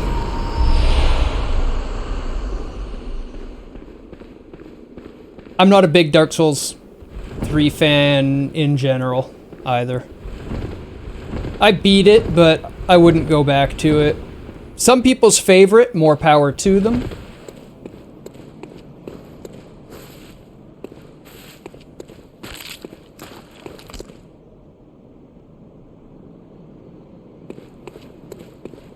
Like, so, in order to discover the story in this game, Johnny, we gotta dig and look. These people are wearing black church garb. They're definitely from the Black Church. And they've got Great One's wisdom on them, which is an item that gives you lots of insight. So they had a large amount of knowledge, but what killed them is these spikes running through them, and those are the same spikes that used to stab through me whenever I could see what used to be hanging here. It was a big brain thing that I dropped into the dark pit.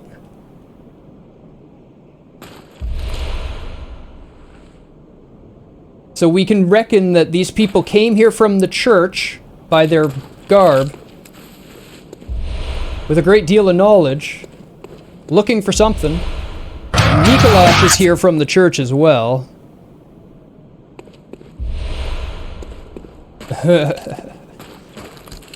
I'm sorry, Talesha.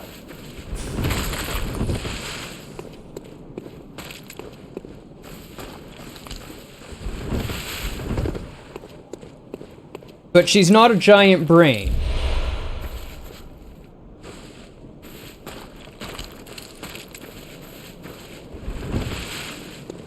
And is she covered in eyes? Dark Souls story is all environmental and item description. Same kind of thing here? Yes. It follows the very, very similar Soulsborne formula.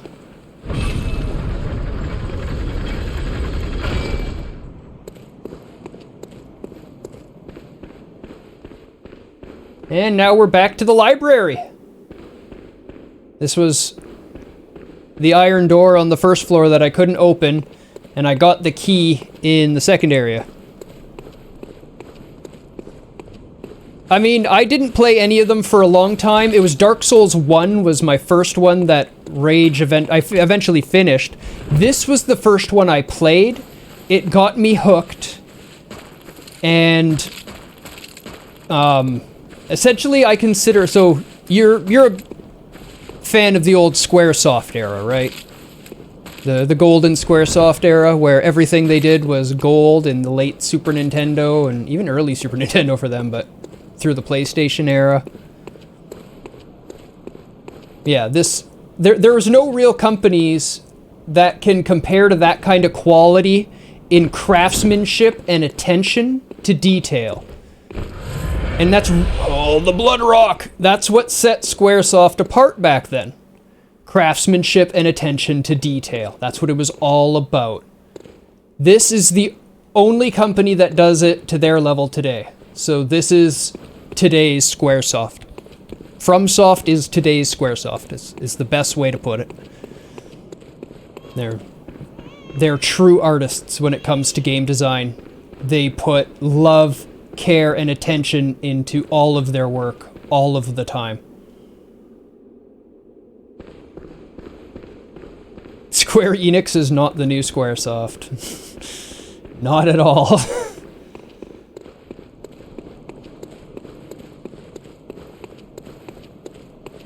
Not even close. We're just going to use one of these. I'd strongly recommend you to play Dark Souls, Johnny. These games aren't as hard as people think. They really aren't. The difficulty comes from learning a slightly different style of game in part. You can't just run in and attack. You have to wait for them to attack and then respond to the situations. You need to pay attention all the time. You need to be focused on the enemy. There aren't as many enemies because it makes every single enemy matter. Makes a much more engaging game. Very well. And once you start learning the combat system, you don't die so much on bosses. You get them down in decent time, sometimes first try, and afterwards it just feels amazing. It's just an indescribable feeling. I can't describe it. Bit of a put off by the difficulty you've heard of, and you're more of a turn-based player than action RPG, but you do play some like those. See, I didn't even like The Witcher. I found The Witcher very floaty. I'm not a big action RPG fan either. And a big part of it is just nobody did action RPGs well for a long, long, long time. Primarily because there wasn't enough system power to do them in real time well. And this is the first time action RPGs were done perfectly.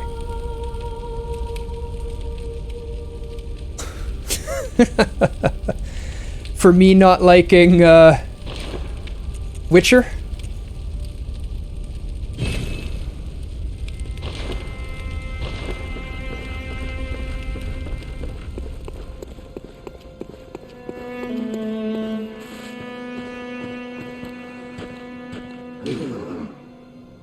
I recommend Dark Souls. It's easier, it's slower, but it's less engaging and harder to get into.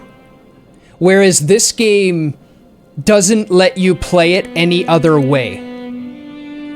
So my advice to you is once you start it, come and talk to us in Discord, and we'll give you some pointers if you're ever stuck or frustrated at all.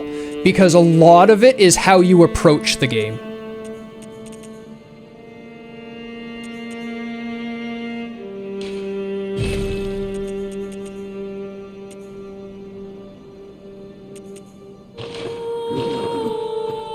Yeah, we also have a Getting Good video on YouTube called Getting Good State Machines that I really recommend you watching. It talks about fundamentally how the mechanics in these types of games work on like a programming level, how the state is determined for the enemy and what states mean. And it really helps you to respond to the enemies properly. You'll start being like, oh, I did this wrong. And you'll start knowing you're going to die before you've died. Because you can see the inevitable path of combat at that point. It's like chess. You know what the next two moves are going to be already, and you can see your death coming in them, and you're just like, oh. Oops.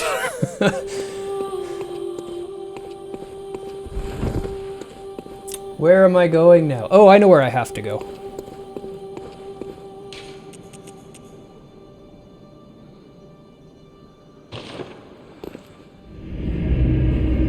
The only way to win is to not play. Actually, the only way to lose is to give up. You don't have a problem dying a bunch if you like the game. Perfect. Yeah. And it's never Like, the problem is when you hear it's hard and all you hear is hard, especially if you know the NES era. Like, when you think hard, what's the first thing that comes to your mind? It's NES games, right? And it's just a different kind of hard. I want to be the guy. Yeah, it's a different kind of hard than that. I want to be the guy follows a lot of NES and SNES, era where a lot of the design came from Rental Scare. They didn't want their games to be easy enough to beat in one sitting. So they made them difficult just to be difficult. These games are never difficult just to be difficult, and they're never unfair. There's always a tell, there's always a warning. You might not have noticed it, you have to pay a ton of attention in these games. But it greatly rewards paying attention, which is nice, something that a lot of people don't reward anymore in games. Everything's put right under your nose, like, here, do this right now. Like the compass. Yes, the Dark Souls remastered on Steam is fantastic. Excellent remaster.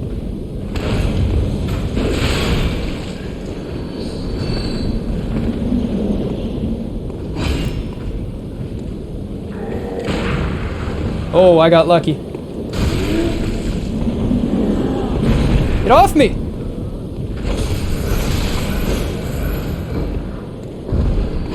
You had me in the wall. Prepare to Die Edition was better according to people. According to Rage and I, it's worse.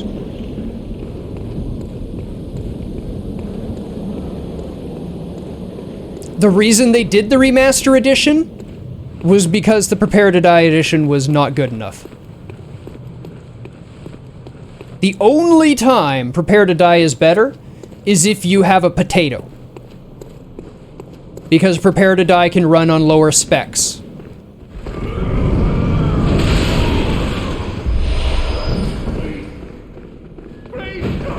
At which point, just play it on a PS4. Or an Xbox.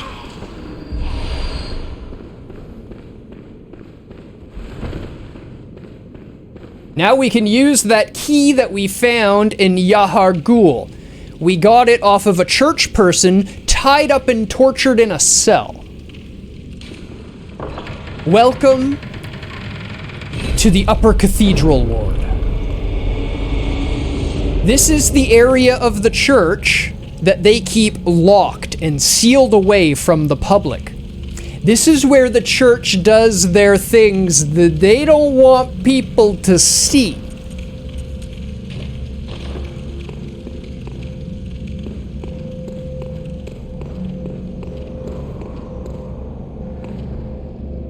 What do you think?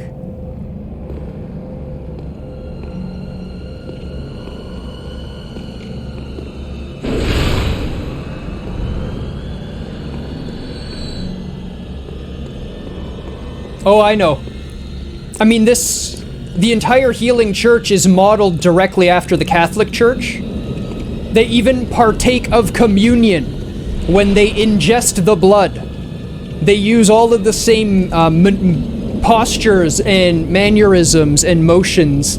And when you fight the boss, Vicar Amelia, she is performing communion, and she actually has her gold pocket watch in her hand and keeps it clutched to her chest throughout all of combat.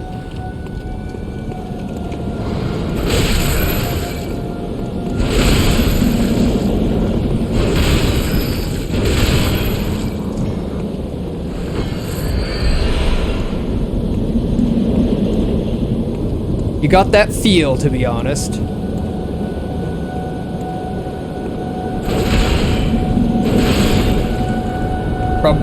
You mean the church was probably just reading Harry Potter, Glenn?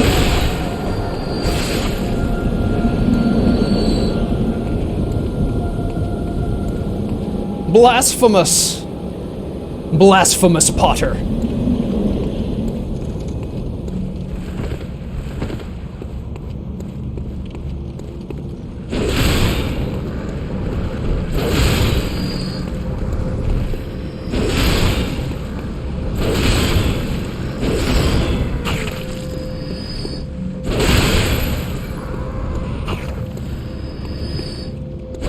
Aw, I only got one with that one.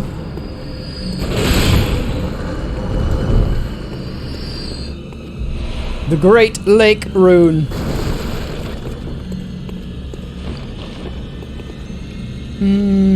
I'll teach you how to cast it'll teach you how to cast actual spells. Why haven't I read this yet?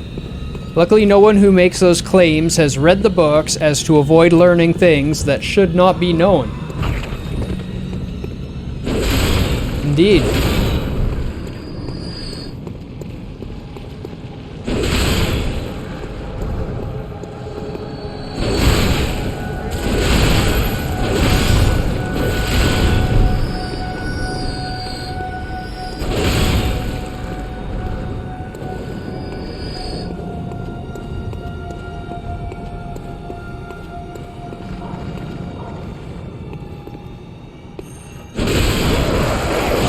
I wanted to bat it out of the air.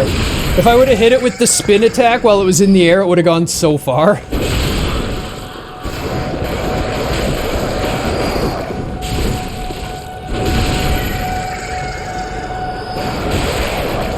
Stop it! Ugh.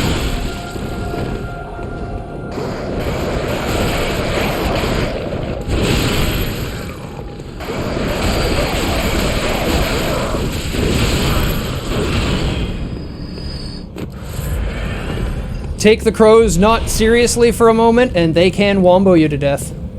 I've absolutely been killed by crows before. If you haven't been killed by crows in this game, then you haven't played this game enough. That's the way it works.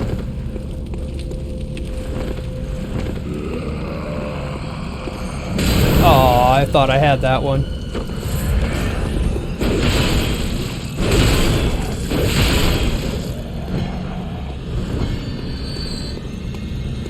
As bad as Cliff Racers. I don't remember Cliff Racers.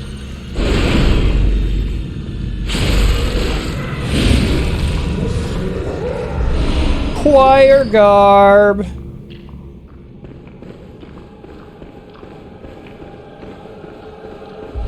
So did you see how it was white blood that came out of that thing? White blood is a sign of kin. Oh, I didn't play Morrowind. Not for more than 15 minutes.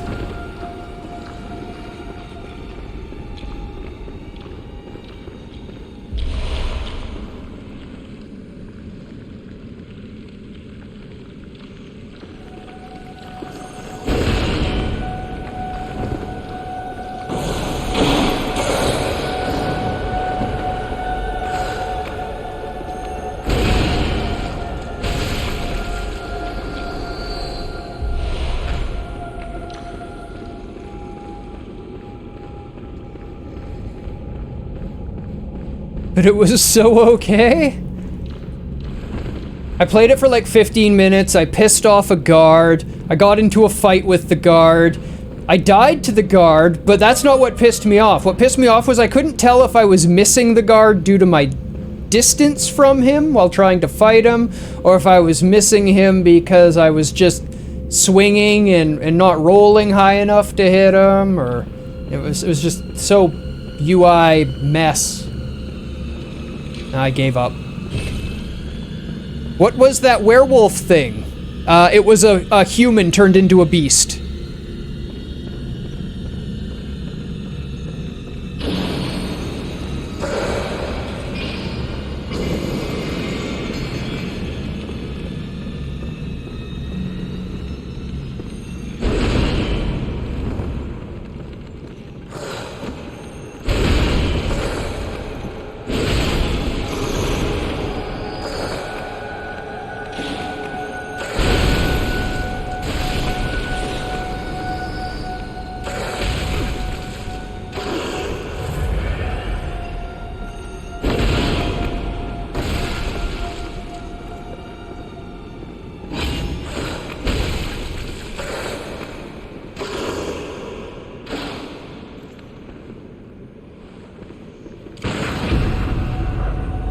Parry it just because I can.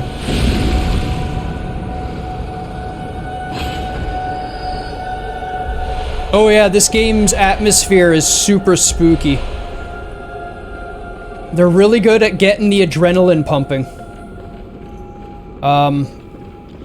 The emotion of fear plays a part of the story. The way they want to use it, the where they use it, they're actually trying to evoke fear, not just in the player, but give you a sense of the situation with it, and they pull it off really well.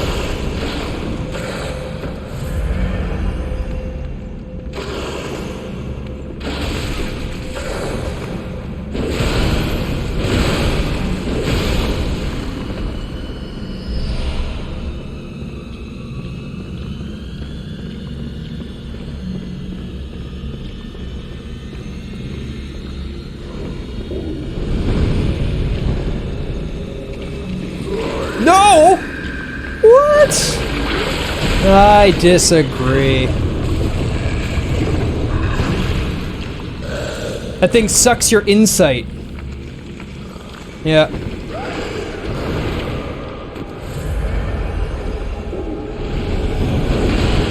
Twice in a row? Lame. Ah.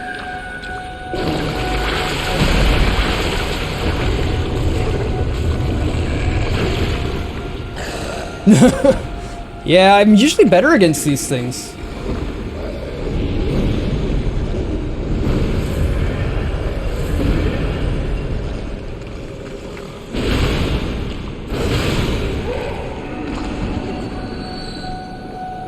They usually don't do the grab if you avoid the ball.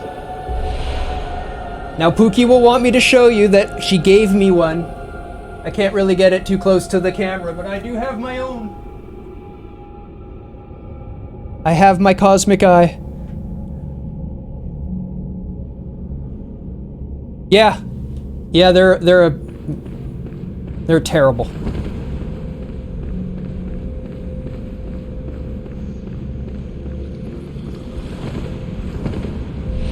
The first time you encounter one, you'll be scared of it, as you should, and it will kill you.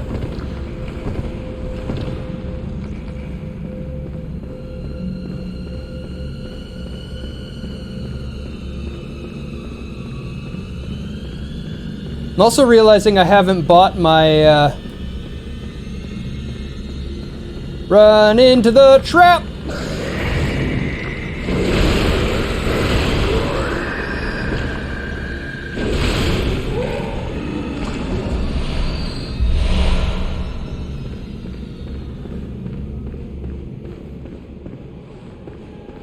Got him!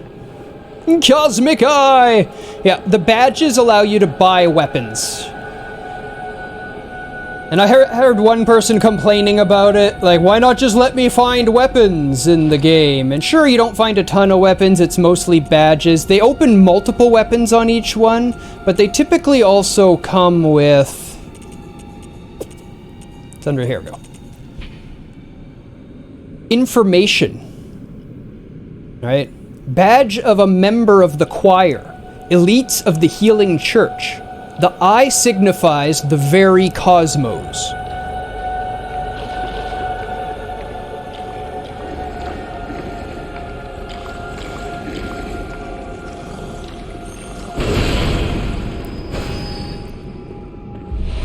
Surprise, asshole!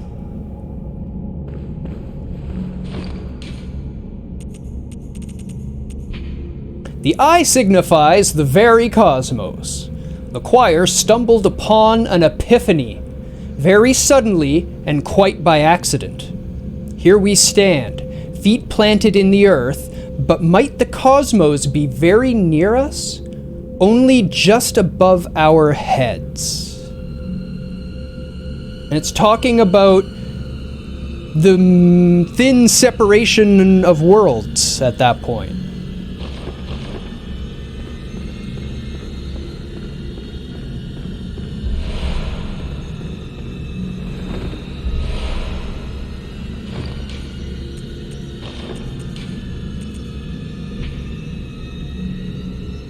The sky and the cosmos are one! Yes, that will live on forever. Thank you, Popo. Attire of the choir. High-ranking members of the Healing Church. Members of the choir are both the highest-ranking clerics of the Healing Church and scholars who continue the work that began at Bergenworth. So, Bergenworth was a school of the arcane. So, Bergenworth's goal was carried on by the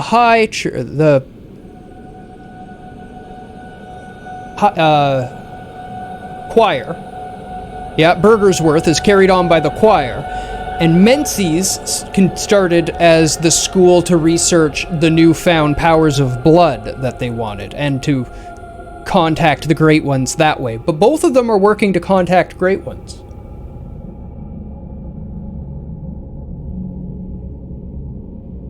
The eye covering indicates their depth to the teachings of Master Willem, even though their paths diverged.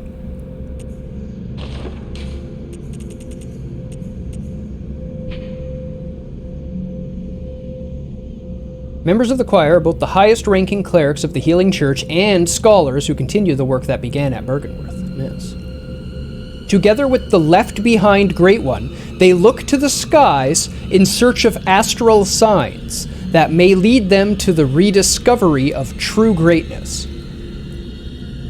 So this one says together with, which implies that they really are working with Ebrietas to contact them. So I'm guessing because she was left behind, she wants to get back home and is working with them in order to try to find that information.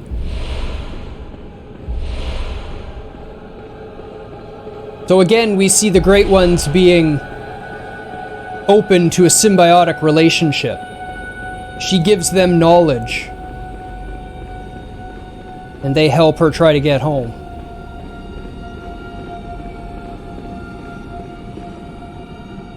Where I came from, isn't it?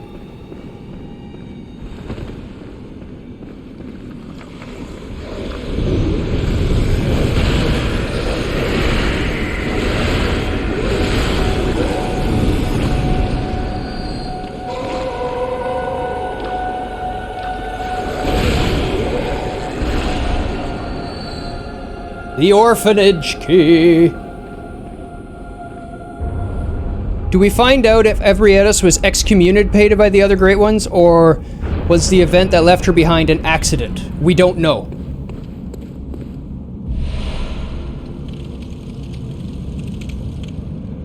Yeah, we don't know. All we know is that she was left behind. And I would love to get an Bloodborne 2 that goes back in time and takes place in the time of Iz and Loran, so we can find out what really happened, why was she left behind, where did the beasts really come from.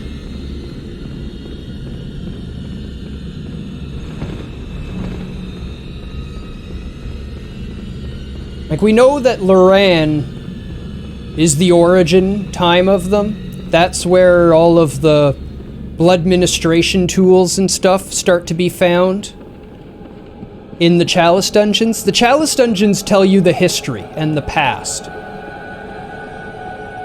because they go deep. They go down, down, down, down, down. And if you follow the standard rules, standard law of archaeology, the deeper the older. My current headcanon is that the beasts came from the fear that can only be caused by the Great Ones and knowledge of them. It's more that the beast lurks within man and has always lurked within man. There is just beast within us. It's in our nature. Part of who we are. And the blood awakens that within ourselves. You even see a beast in the very, very, very, very, very first scene of the game. When we get our very first blood transfusion to start the whole game. The ground turns into blood and a beast crawls out from it and reaches out to you with its hand like this. Not like this, but like this. and then lights on fire. Yeah, the blood awakens the beast. Yeah, wants a low 5, basically. Yeah. Yeah. The beast is always within us. The blood just allows it to come out.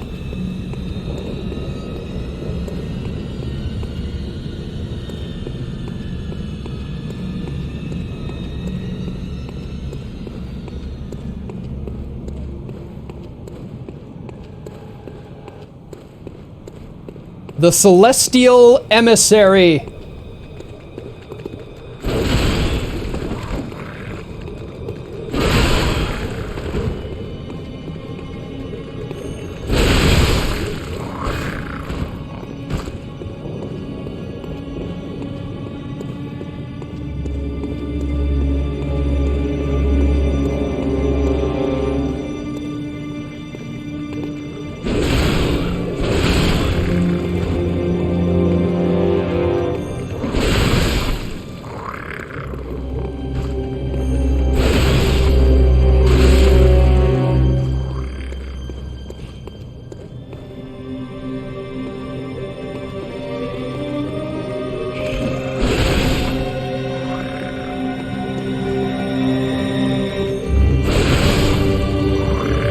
XP farm. I'm not actually getting any though.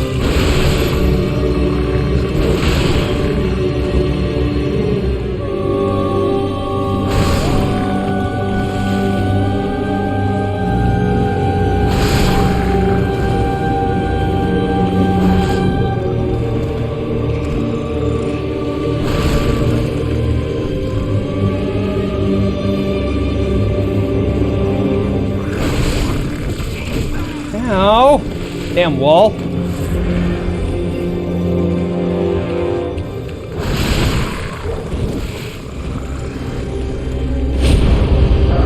Now the big boy wakes up.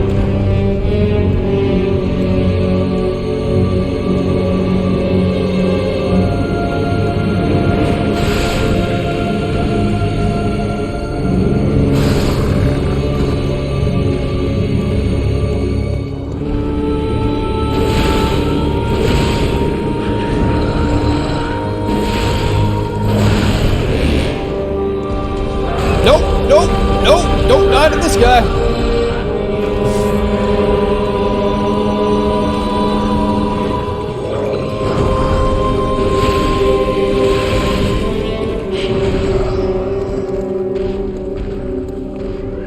Uh-oh.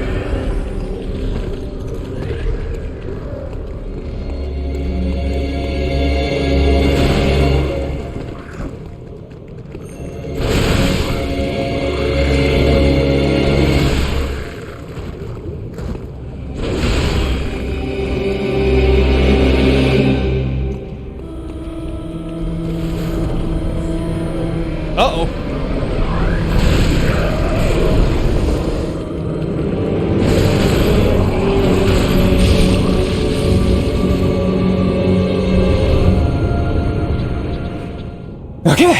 Okay.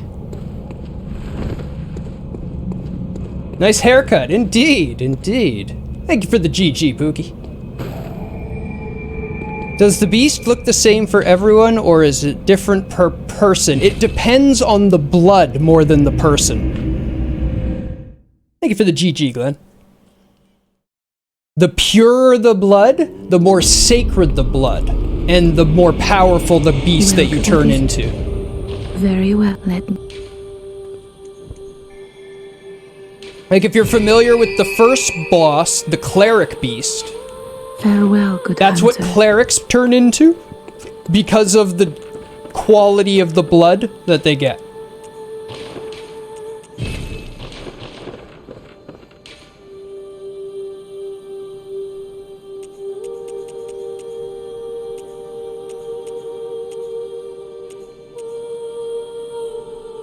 Yes. They're quite strong. They're a boss, not just one of the regular street beasts.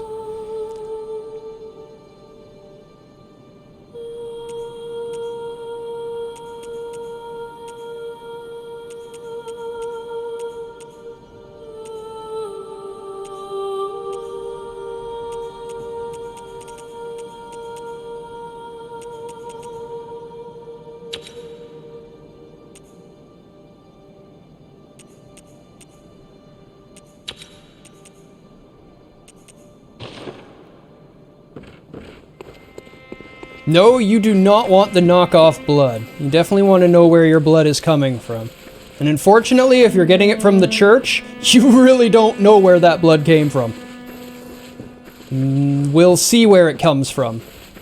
In the DLC, we get to explore the old curse. So the beasts are not the curse, just for the record. The curse is an eternal punishment that the hunters go to after they're blood drunk from killing beasts, which are their own people. It's not a nice place.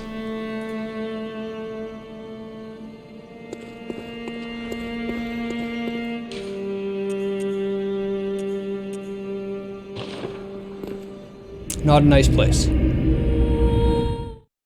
Hey, thanks, Pseudo. How's your evening? Is there a way to avoid going to the curse even if you have killed enough beasts? Don't become blood drunk. That's the only way. Smashy smashy!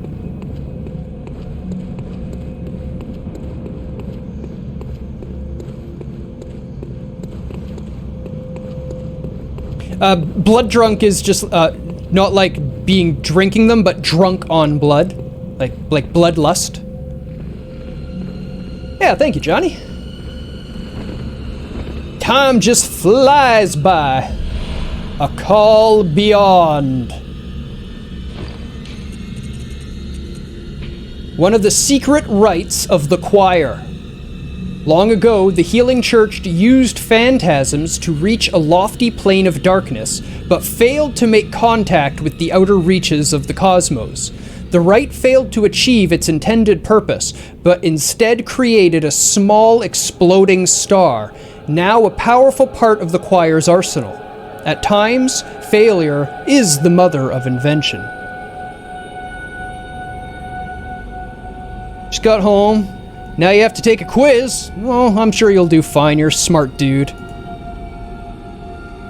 I didn't realize it was 5 a.m. Bloodborne will do that to you. You know this boss already, though, Rube. You've seen this part before. This is the one that I was fighting and you were like, she's pretty.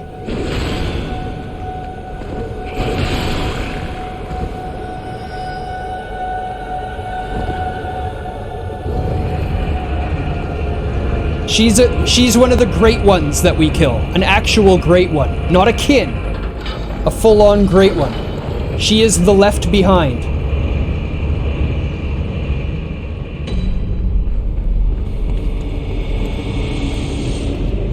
Ebrietas.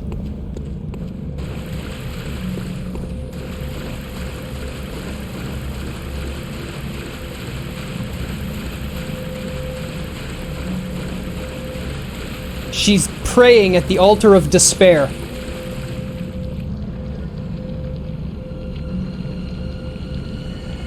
This is a great one. An eldritch god.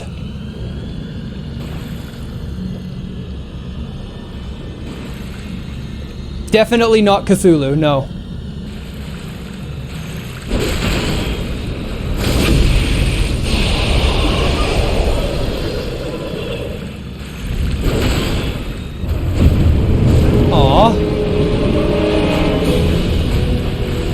I staggered her before she was damageable.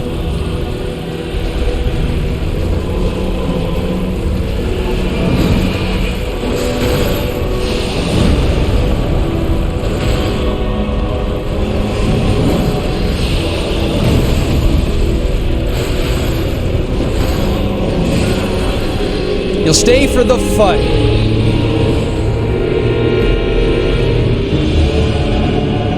I kind of just ignored everything and just swung in with reckless abandon. I wanted to see how hard I'd hit her.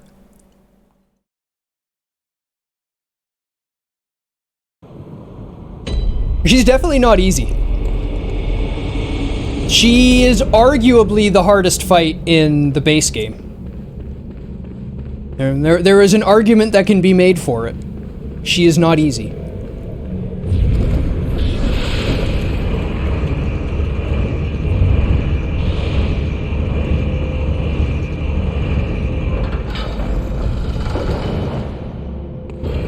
I was fighting her last time.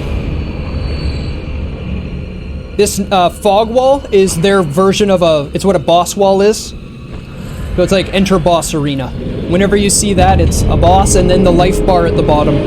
Clear indication of a boss.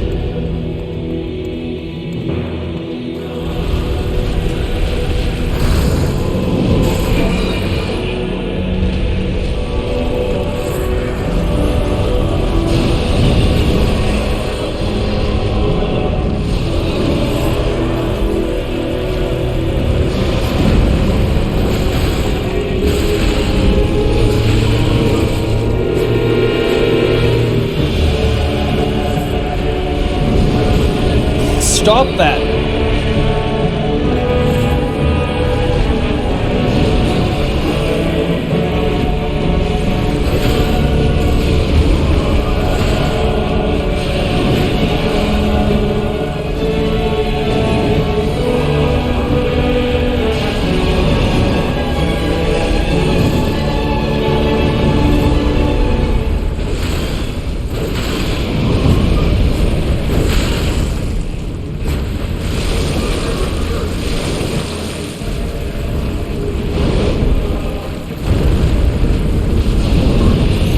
They don't very easily. That's why they came here.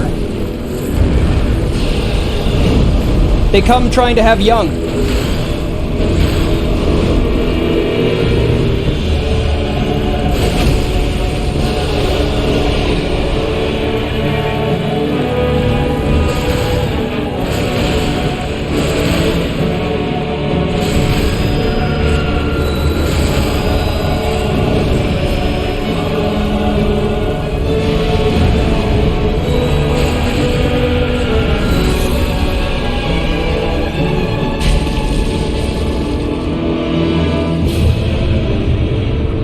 Great is chalice. Chalices are how we open passages to different areas of the Tomb of the Gods.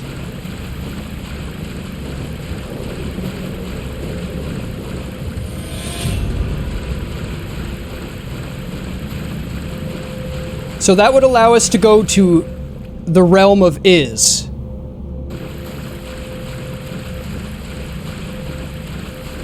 And learn about them.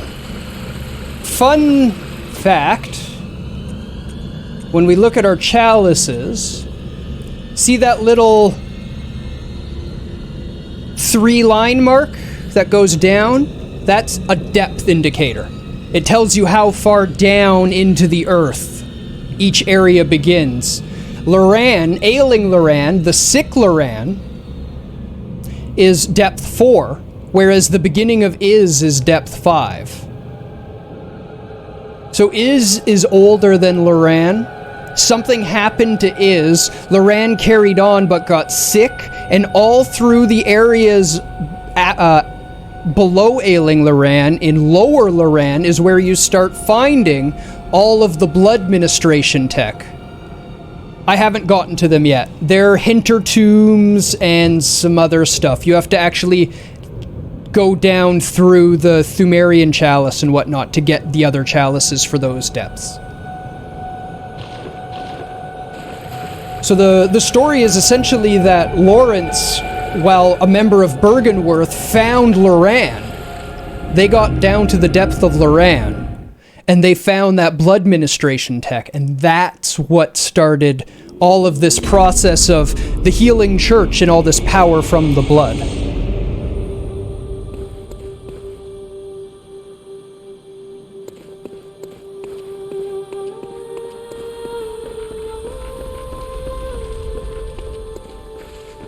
Welcome.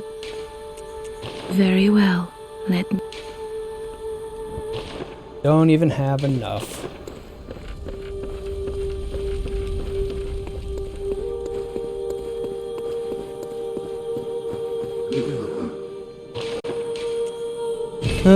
Would the blood sickness that initially brings up here have happened if the techniques used in its curing had not been discovered? You're talking about the ashen sickness?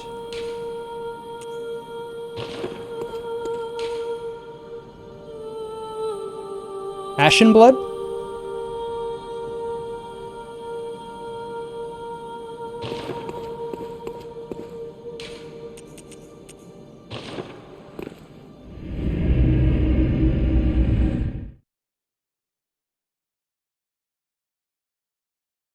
We don't know that we have blood sickness. All we know is that we come seeking blood ministration. That doesn't mean that we have any specific sickness. You follow me? Blood ministration is just the application of the blood healing.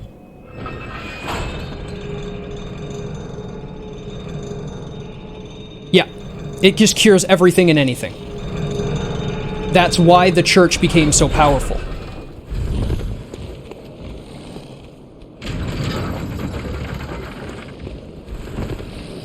Is it in here, Pookie, that I dropped down? No.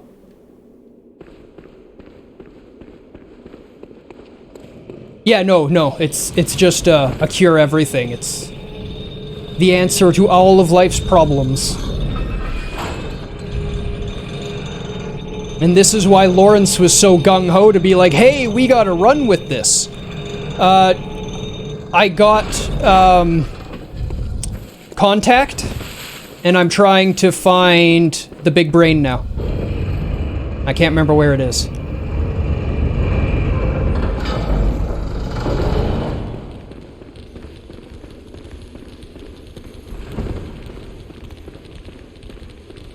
Not down there, is it?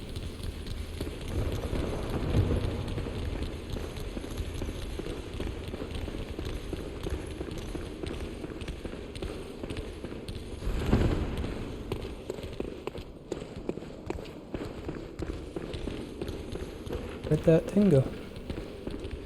This way more?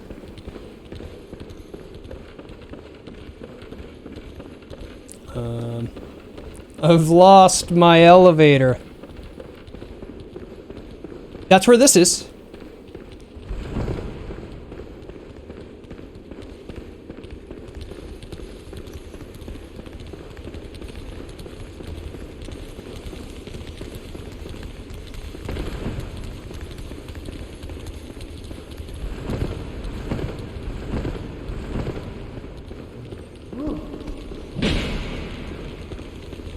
Is it down one of these?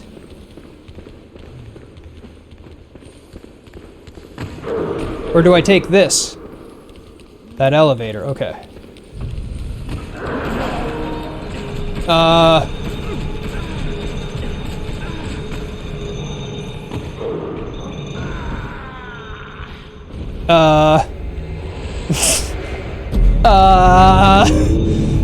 It wasn't fine.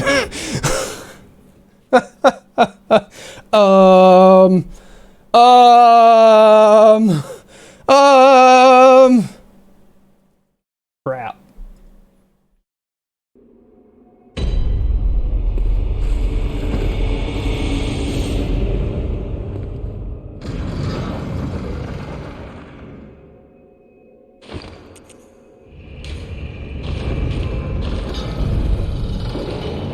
Look at that masterful nose. That's the nose of a hunter. You can smell a beast miles away. And it works as a handy sundial.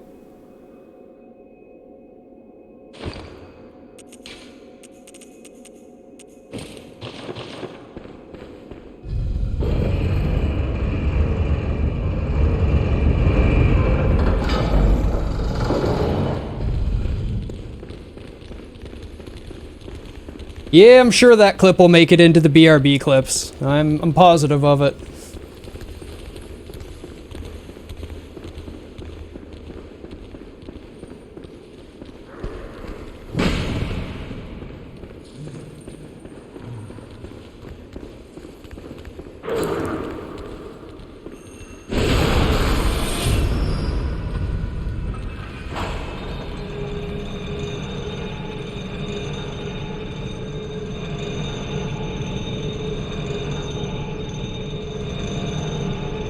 That elevator should really have a maximum occupancy sign posted somewhere.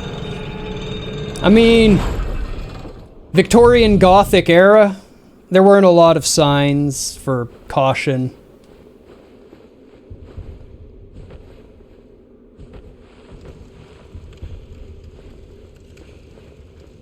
Hey, buddy. How you doing?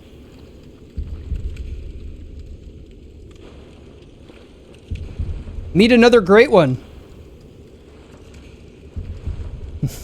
No wonder they needed blood ministration, indeed. It's a big brain with a brain stem covered in eyes.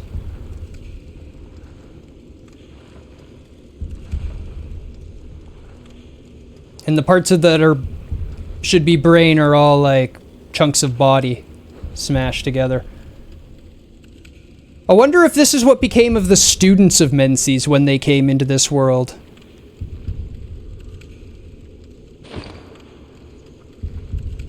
I bet you it partly was.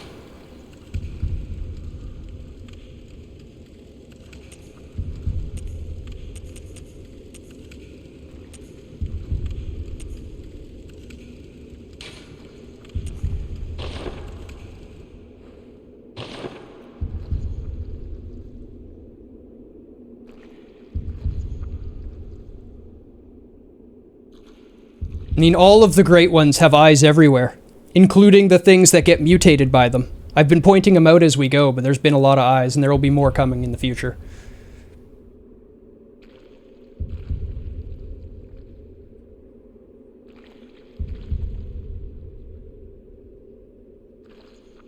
We're trying to communicate with it.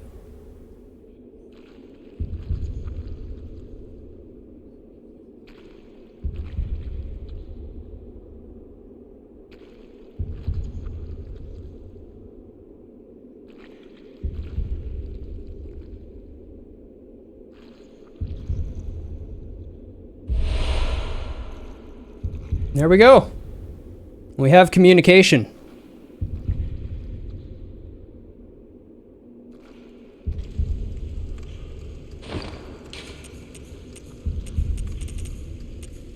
The most powerful moon rune.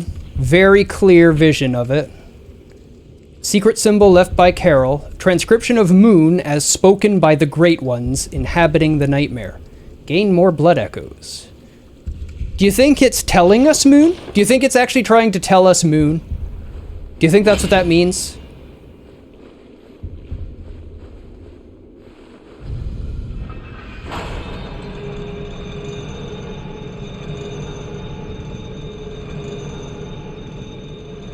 The moon is a key role in all of this. The moon changes red when the beasts start turning. When the moon changes red, the line between man and beast is blurred, is what it says. But the moon changes red because Menzies is performing a ritual.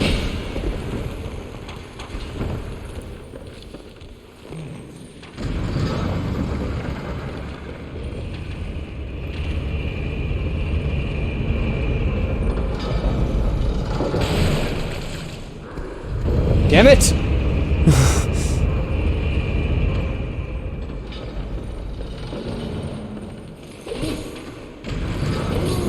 Hi, frames.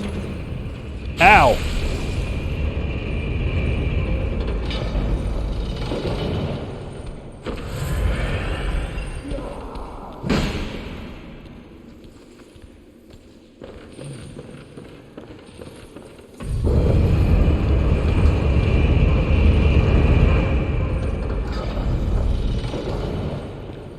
Okay.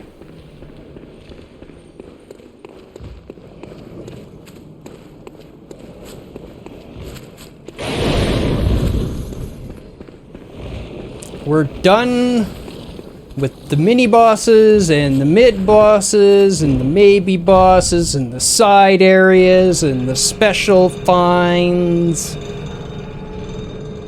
It's time to deal with Marigo's wet nurse.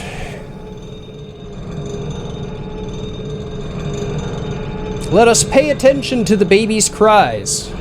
Let us determine if the baby dies.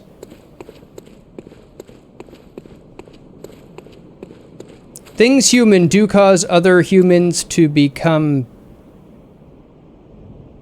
well, we're also trying to beckon to the Great Ones. Right? So... Right, I forgot about him. And if it's been happening... If the Beast Plague is nothing new. The Beast Plague has been around forever, because even Bergenworth had hunters, right?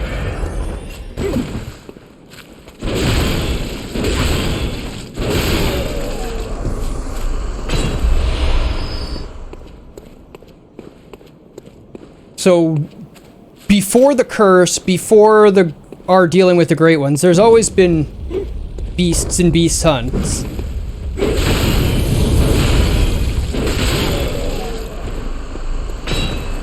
But I would definitely say that the experimentation of the Menzies Church exacerbates it.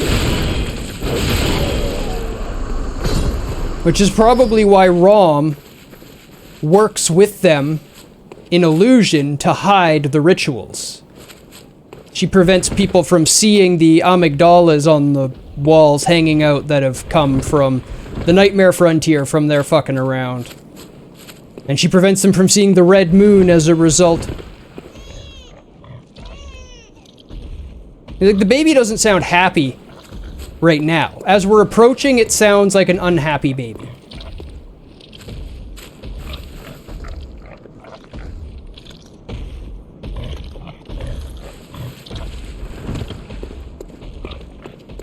Forget about that one all the time.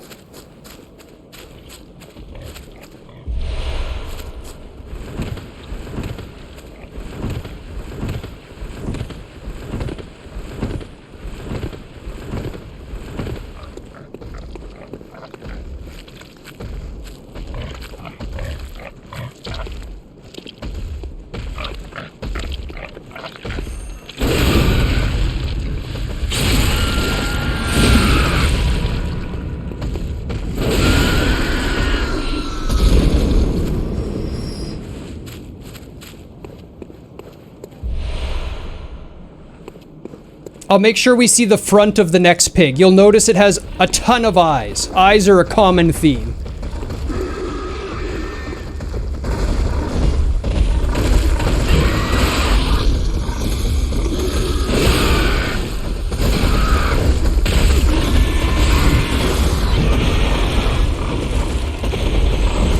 You load stream to me fisting a giant, many-eyed pig.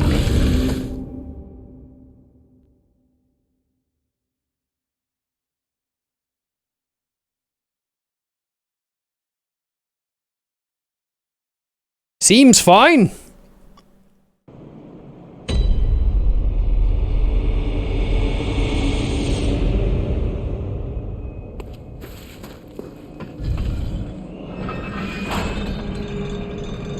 That was just unfortunate. I don't usually die there.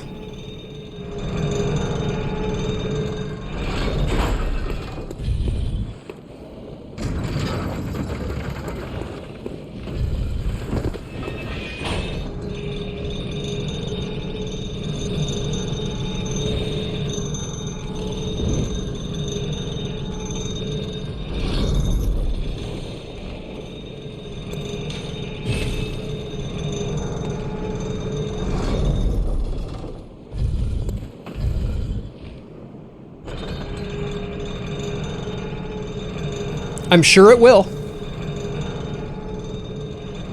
They have such wonderful level design all the time. I'm always praising it when I play their games.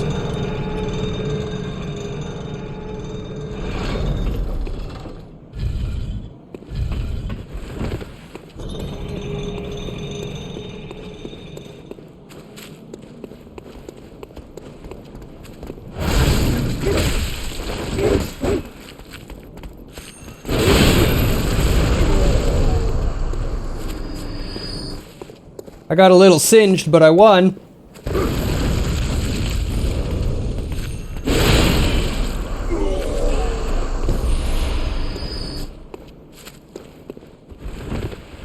You love vertical levels? There are some fantastic vertical levels in this game. The second area of the DLC is probably one of the best vertical levels I've ever done. That's why I call the DLC the finest piece of gaming content I've ever played. Partly the level design, partly the boss design.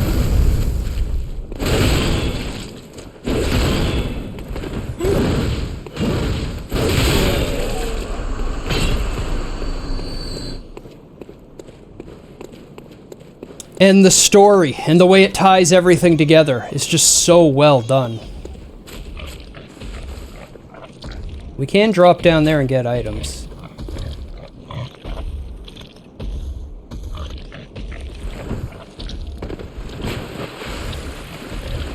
Run into the trap!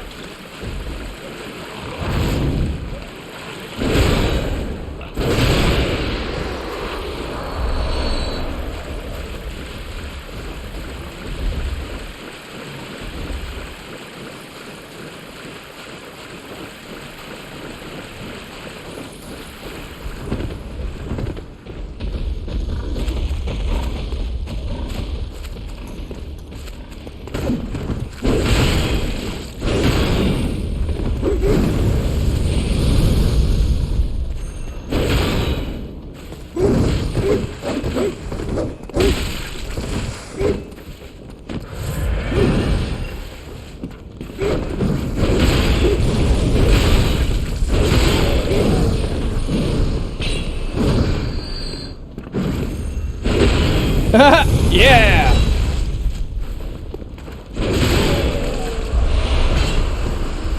I'll take it.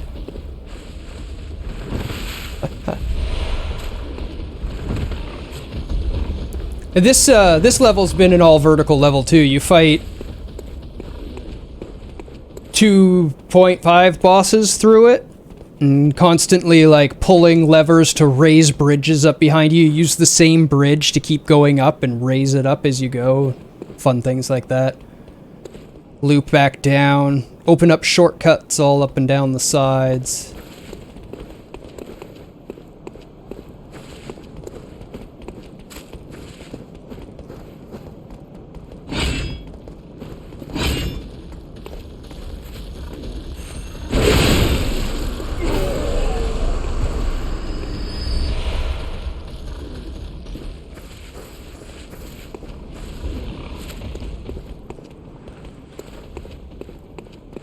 And they have, infighting here. The pigs will fight the shadows.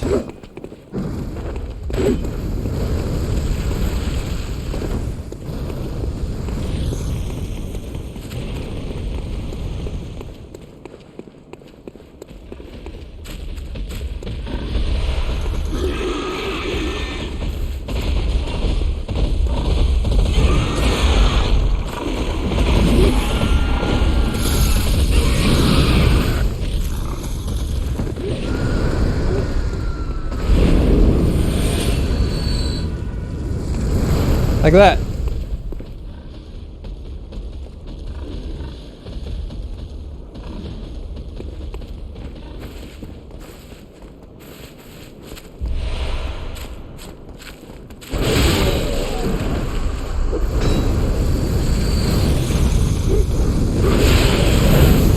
Not the attack I wanted there.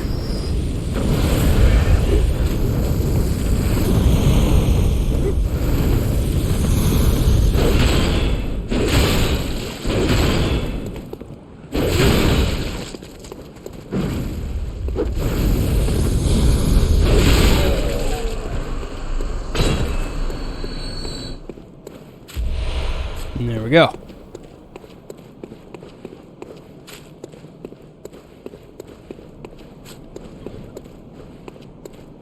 Now here we see Queen Yarnum for a brief moment.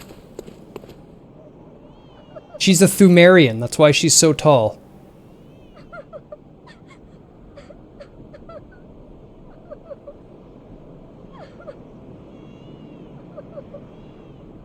Her baby torn out of her.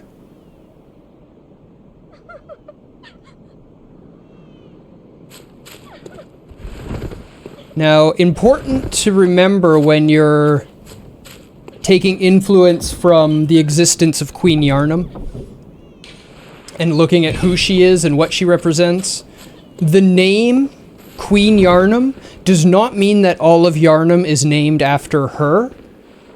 In Yarnum, the ruler takes the name of the city. So she might be the first Queen Yarnum, we don't know, but even if she wasn't the first, she would still be Queen Yarnum. I don't remember where that information came from, but I know it's been well vetted. I also note that much of the School of Menses has actually made it as far as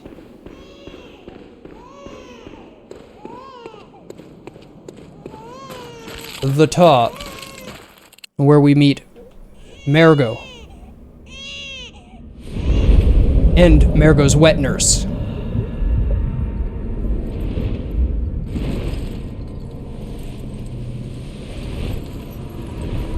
Also invisible, formless.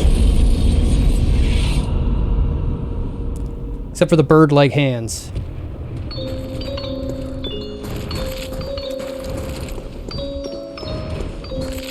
Margot's lullaby plays as the battle music.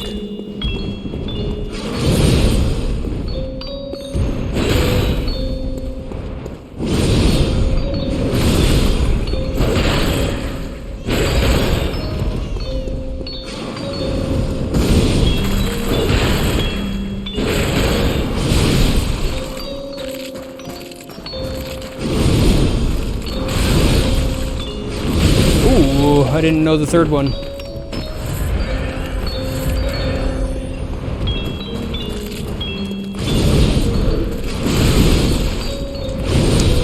Dodged.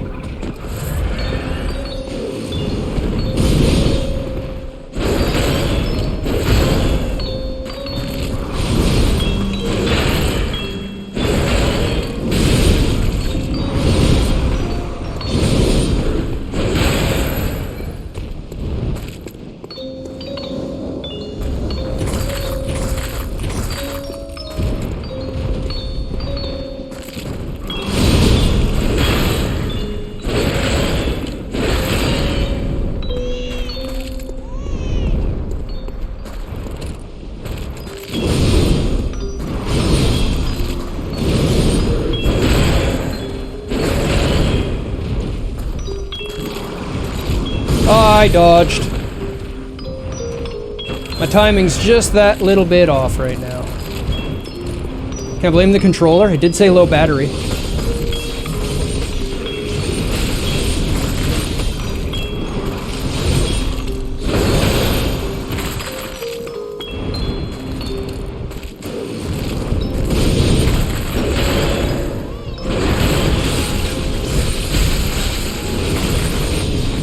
The song is so discordant, it is.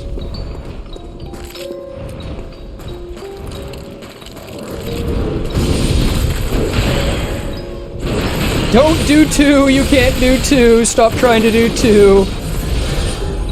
Ugh.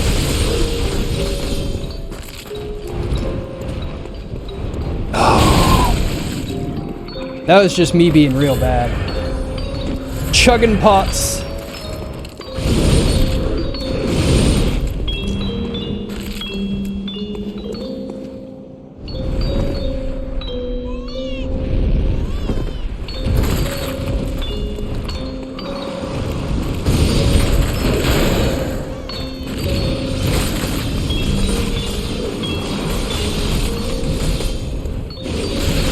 Stop that!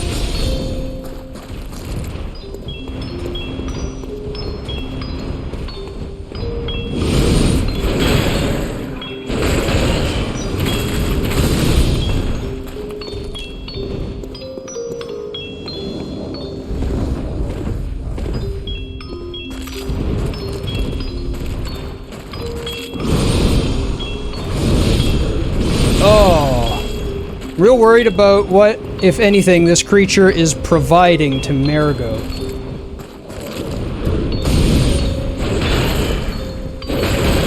Love. A wet nurse is typically just a, you know, a young child caregiver, right?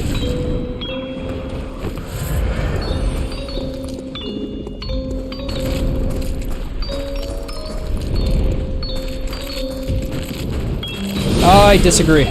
I dodged forward through that. Nope, that's me all dead.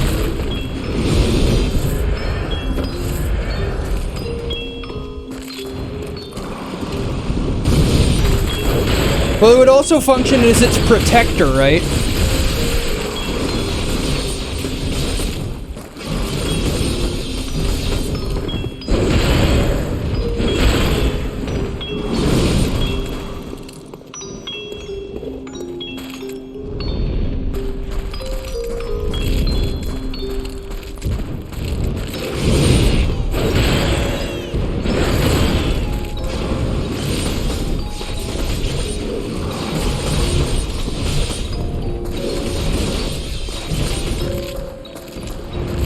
Wet nurse specifically feeds, okay.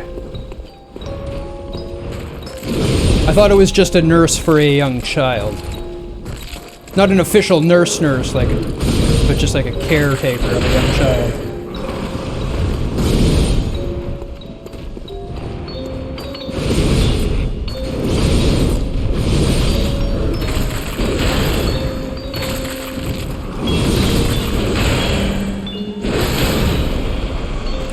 It was a little sloppy.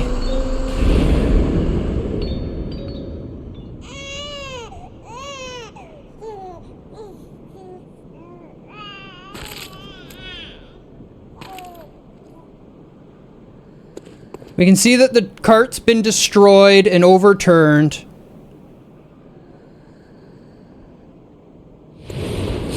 Nightmare slain. Now I'm going to assume that a great one is required. Right? Marigo's wet nurse isn't a great one. I think that's what he's referencing, Johnny, yeah. I think Glenn knows I played a lot of Magic. Like a lot of Magic.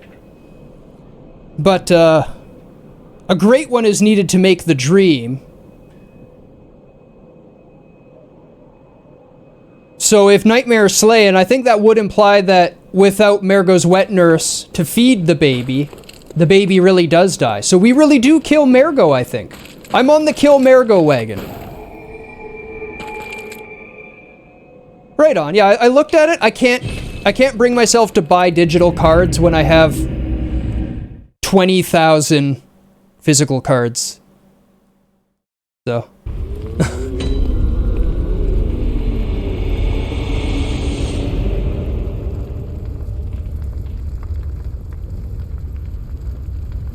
We've started the end.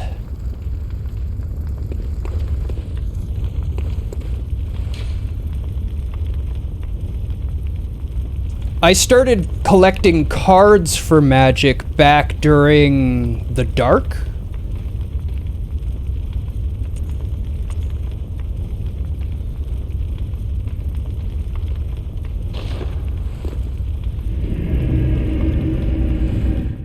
Similar era, yeah. Not long after Unlimited.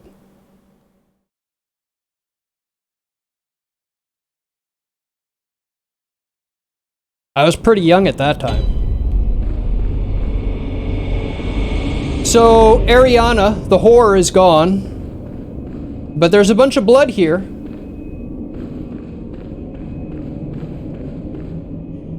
Hold on, just wait a wee bit, my little dearie.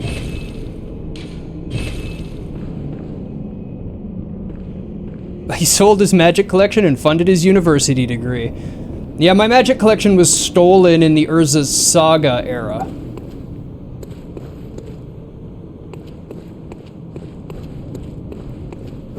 But I did start again years later, obviously. So this current collection starts around Mirrodin. But I was making a lot of money at the time, so I did go and buy like a box of Urzas and stuff like that. I definitely, I got some of my old stuff back. What do you mean how you kept playing? Mirrodin was hilarious. I loved Mirrodin. I mean, there weren't a lot of different ways to play in Mirrodin, but Artifact Affinity is hilarious, and Frogmites are fantastic, and anybody who says otherwise can bite me. Yeah, screw Standard. Play Modern.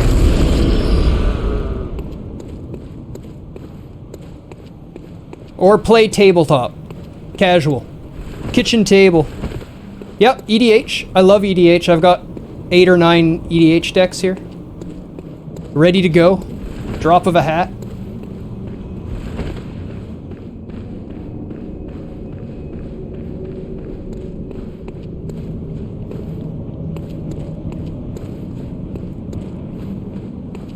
Mirrodin was a fun one. Tempest, yeah, I played a lot during Tempest. Pookie, why can't I find Ariana?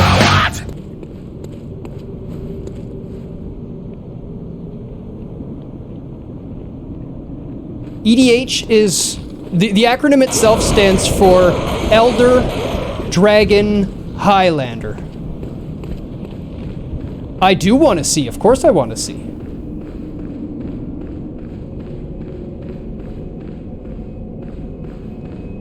Elder Dragon Highlander is what Commander was before it became Commander.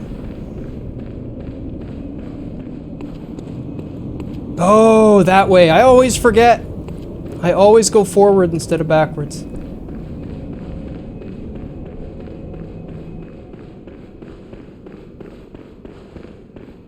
Need more blood trail leading to her. And Commander is just honestly the better way to play casual Magic.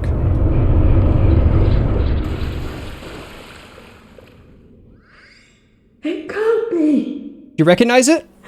This is a nightmare. This is what she gave birth to.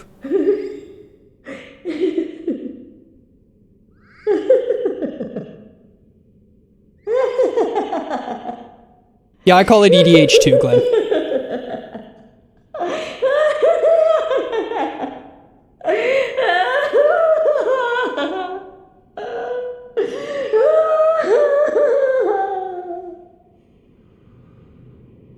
How much you want to bet that was an awkward recording session?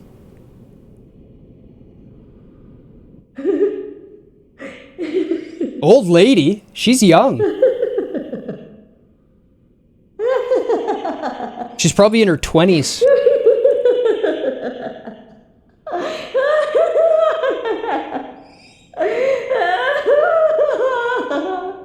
Oh. I read the 2 as old. I don't know why it came through as old, but my brain read 2 as old. I feel that way, old lady, is what I read. Job, brain. Way to brain. So this is a fun little tidbit. We're gonna just hit the baby to kill the baby. And it kills her, too. They're linked.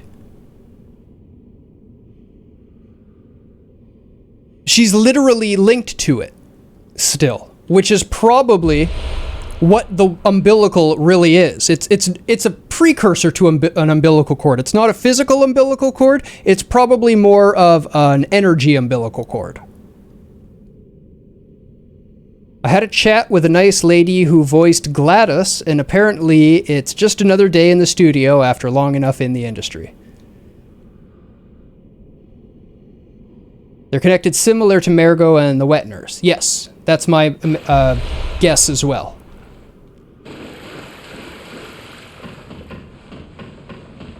And we did get an umbilical from Mergo as well when we killed the Wet Nurse.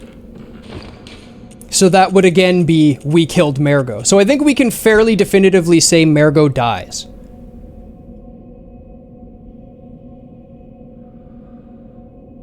This cord granted Menzies audience with Mergo, but resulted in the stillbirth of their brains.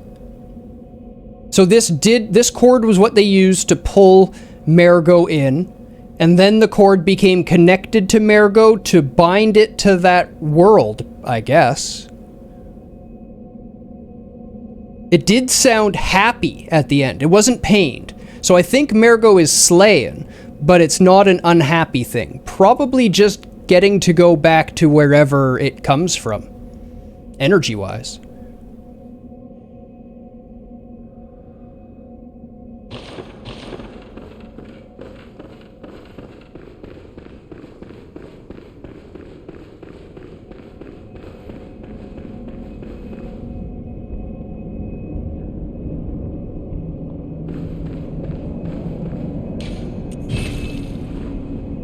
Gonna go spend these echoes I've got, and then we're gonna go to the DLC.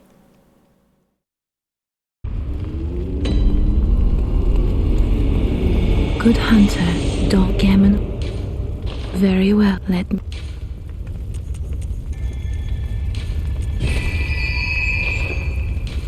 Farewell. And this isn't just a normal baby. It is an eldritch god still, even if it's a baby. Time isn't the same to them.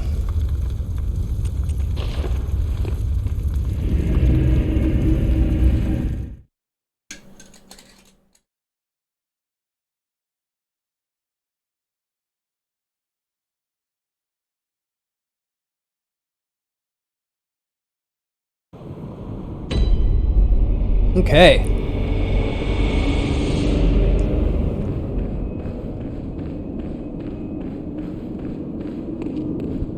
Now to go to the DLC. You it's the most obvious DLC in any Soulsborne, but it's still not super obvious. You get this blood-drunk eye of a hunter. The eye of a blood-drunk hunter. Its pupil is collapsed and turned to mush, indicating the onset of the Scourge of Beasts. A hunter who goes drunk with blood is said to be taken by the nightmare, destined to wander forever, engaged in an endless hunt. It is a fate that no hunter can escape. And that's the curse. The curse, so a lot of people thought the curse was people turning into beasts. And that is not the curse.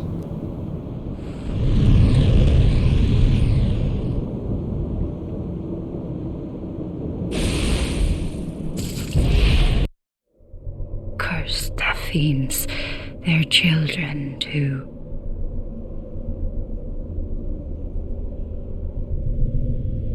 And their children forever. If I don't have the blood-drunk eye, I die there.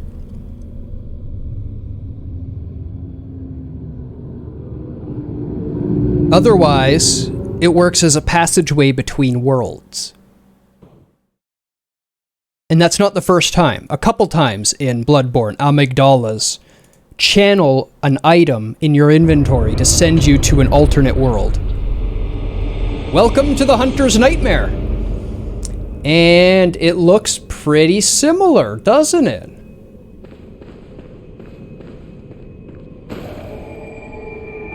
I love the way they reuse this. They start you like where you leave, basically, and you're like, huh. Looks pretty normal.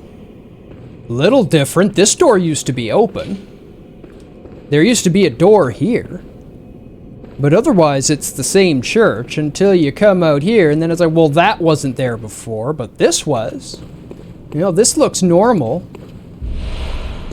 But that should be straight, not all crooked, and you start to see it's built on the memories of blood-drunk, insane hunters. So some parts come out right, but some parts come out wrong.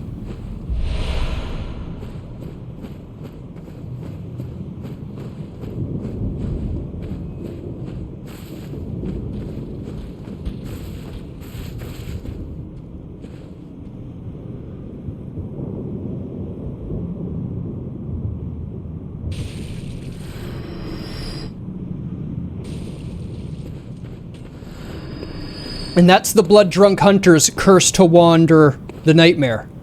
They're enemies.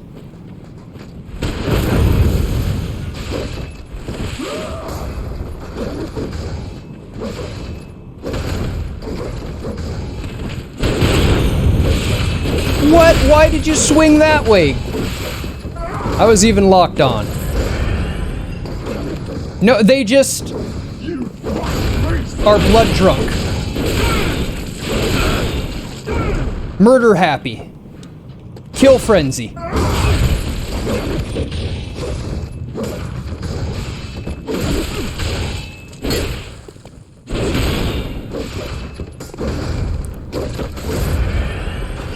That's what all hunters call what they're I guess that he does. Maybe he does just see everyone as a beast at that point. Maybe that's why they're murder happy. It's an interesting thought.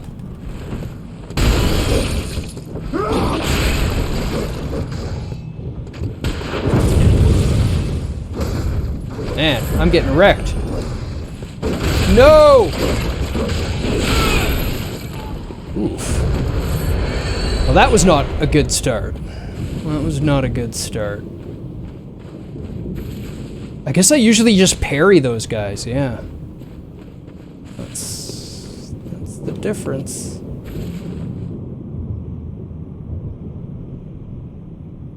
Already got the hunter down there, I think.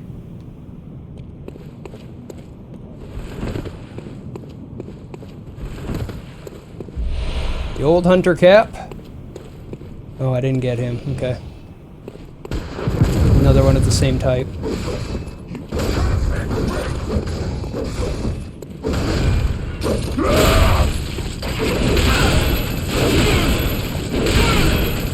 Just gotta get that first swing in. Once you get the first swing in with the Kirk hammer, you can just start pounding on them.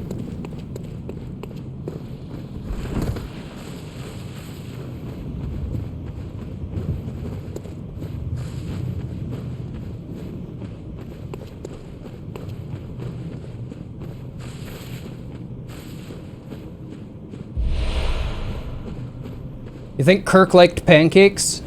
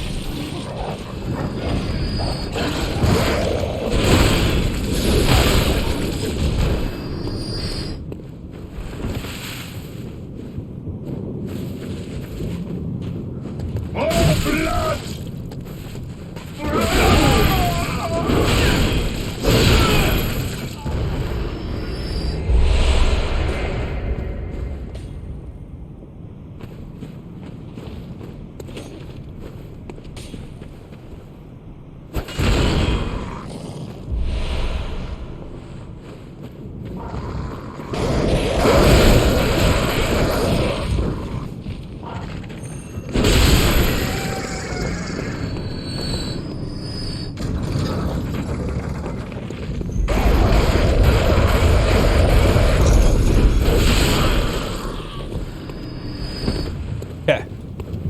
So that opens the main gate up the front.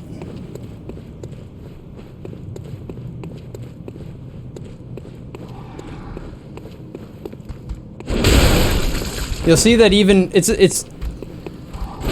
so used to there just being hunters everywhere that all these beasts just respond with fear at first. You don't even need to have the fire in your hand.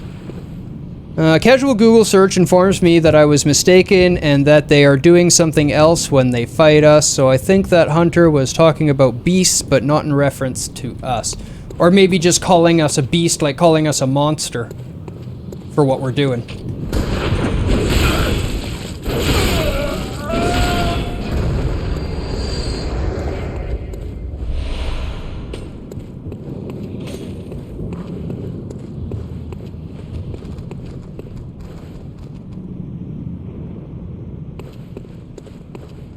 Okay.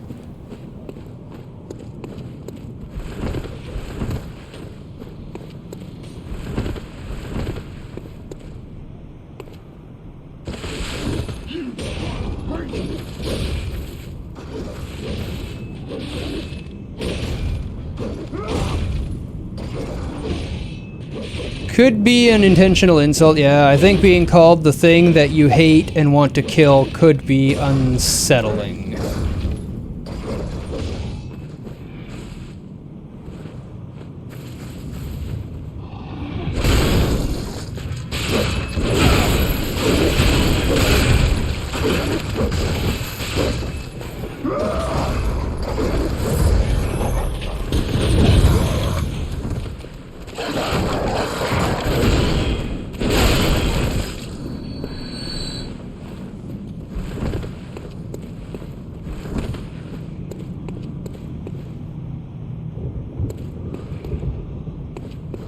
Let's drop on him again. I'm feeling fancy and nervous.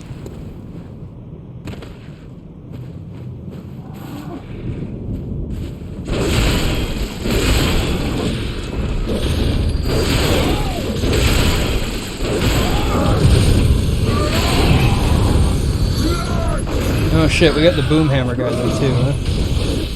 Right.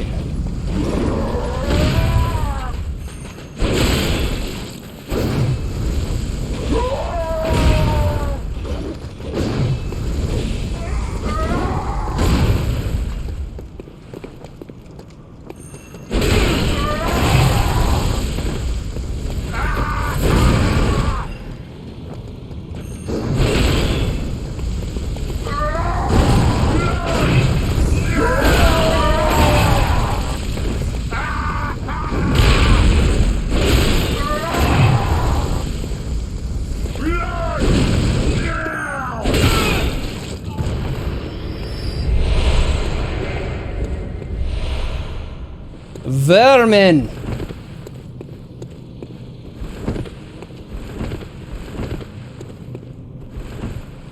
When you get one of those, you know you just killed a non-respawning hunter.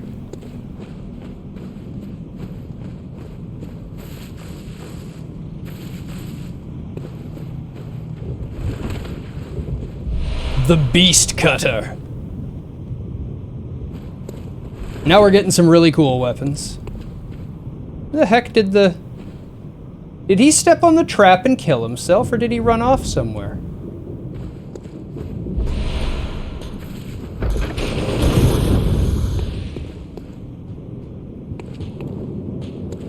I think he stepped on the trap and killed himself.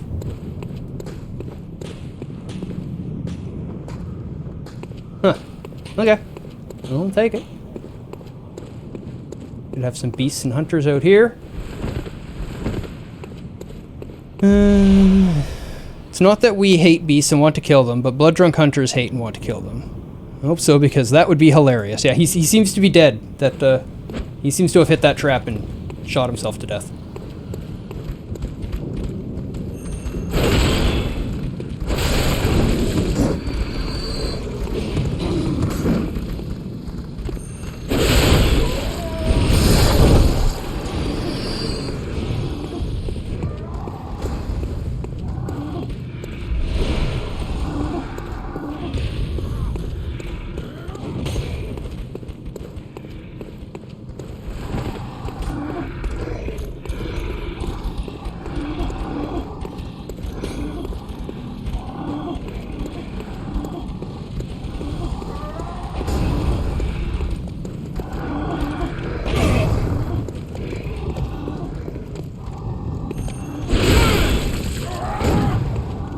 I think that hit him in the back.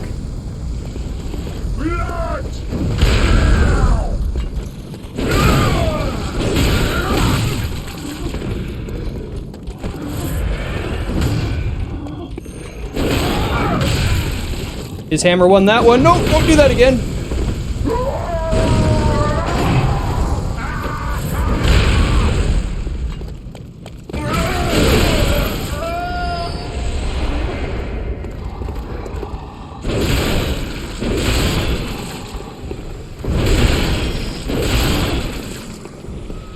Kirk hammer, best hammer.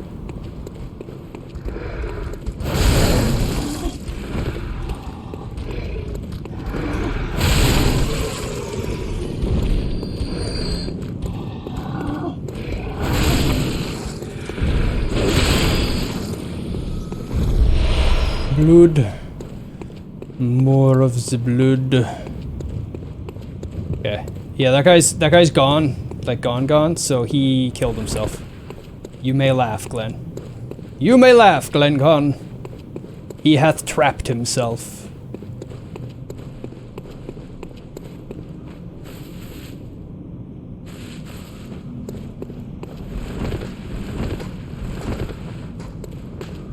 Oh no, there he is. He's still alive. He's just trapped in the corner and nobody can find him and he can't find me.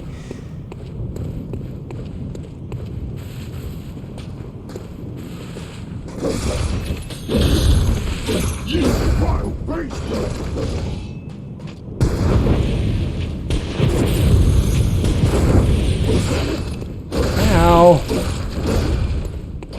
Apparently he doesn't hit the trap. I saw him walk right over it. Usually enemies can.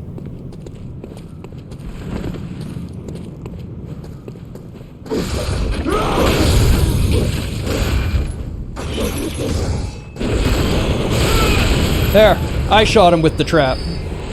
Better?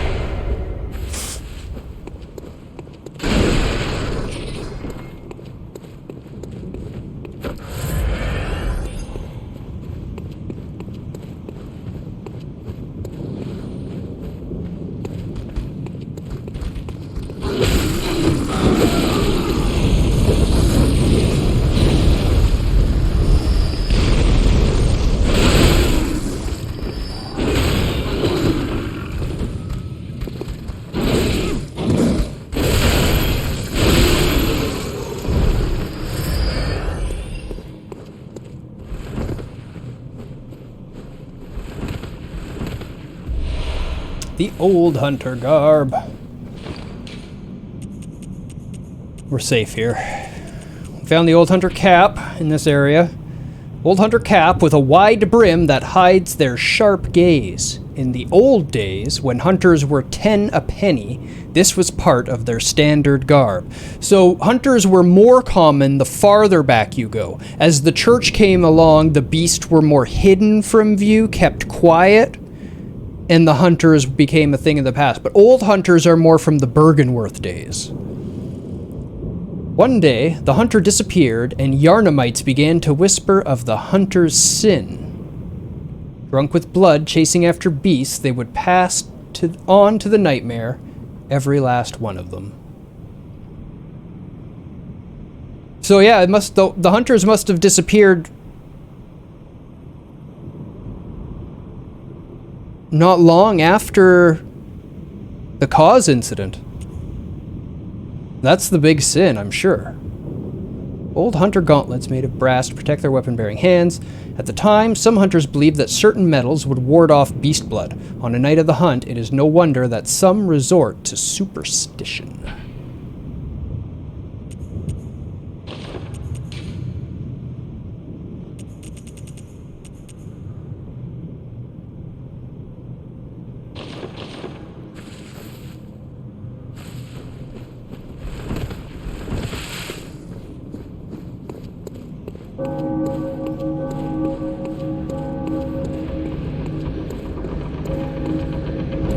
Here's a good enemy for you, Glenn.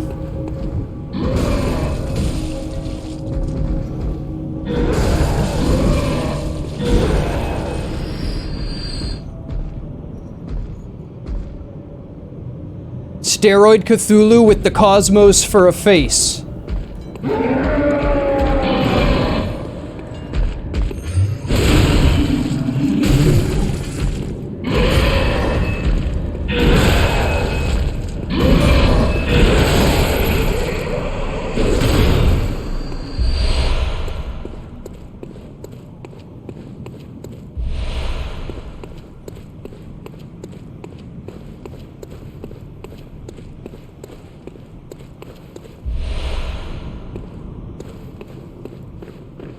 Now this is where we fight Vicar Amelia and find Lawrence's beast-turned skull from when the founder of the church, Lawrence, got turned into a cleric beast. And here we find a cleric beast. with an eye pendant.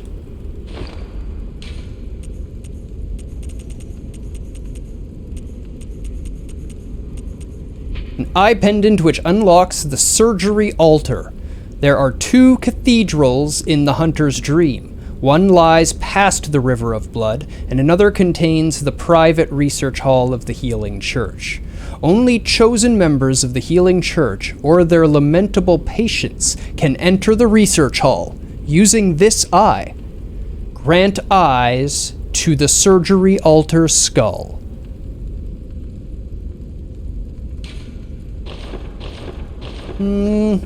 Seems like it.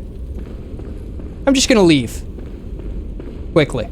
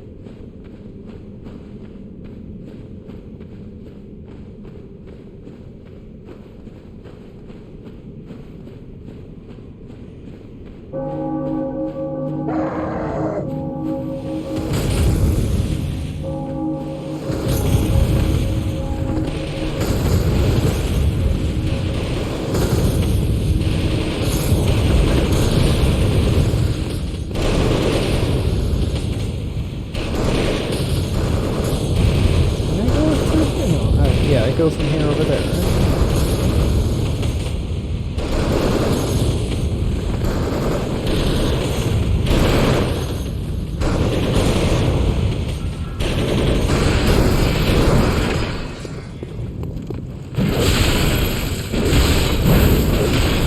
Knew I was losing that one.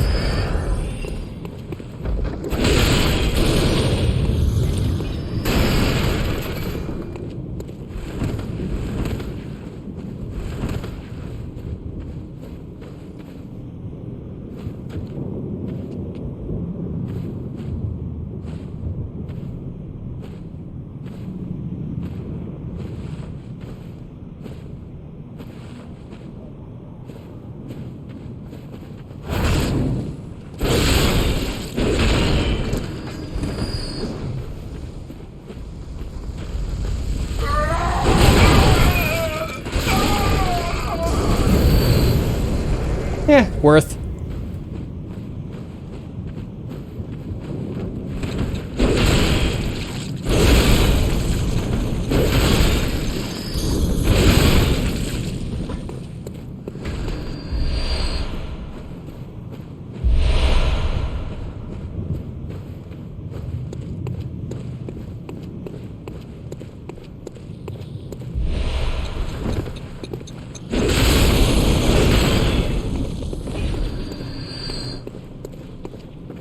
Okay. We've reached the River of Blood.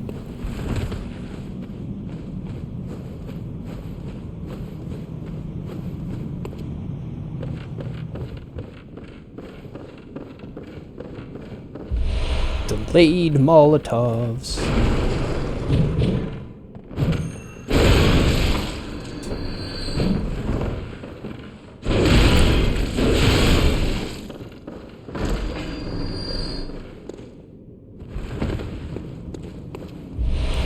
Old Hunter Top Hat.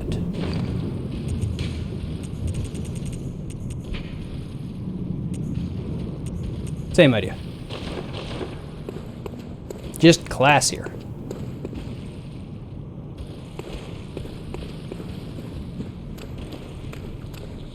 Nope. Not dealing with you guys anymore. Screw you guys.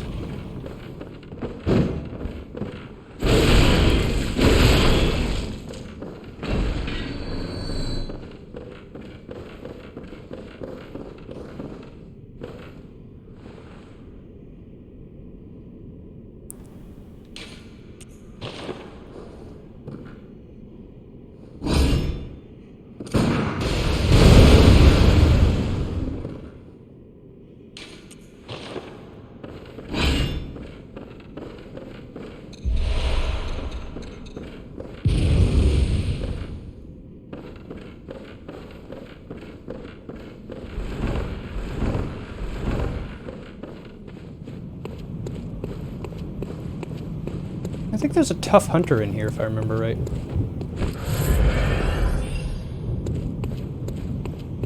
Ooh, beast blood pellets. Yes. Yes. This guy's gonna mangle me.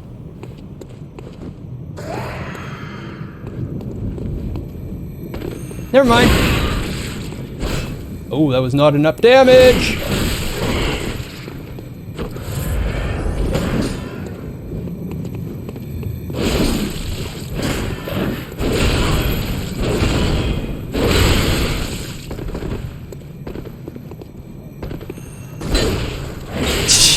Disagree.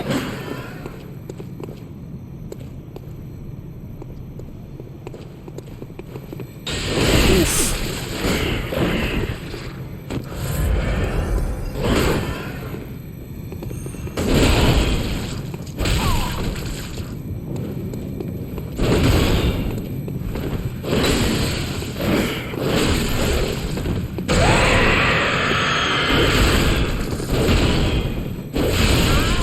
Excellent. Whew.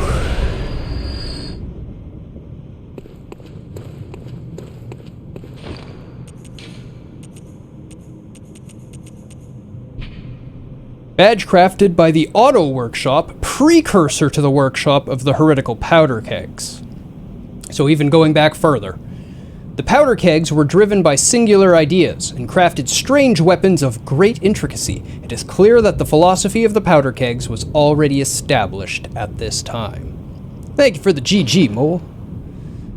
And the beast is... Okay, so the conclusion of the base game, players didn't know where the blood came from. Players knew. Citizens didn't. And the blood was actually coming from the blood of old gods pulled out of the tombs from the depths of the city. And then as we get to the research hall, you'll see kind of what they did with the blood. And they actually pumped people full of it and ended up finding that certain pure people handled the blood better. And then instead of using direct Old One blood, they were able to use that blood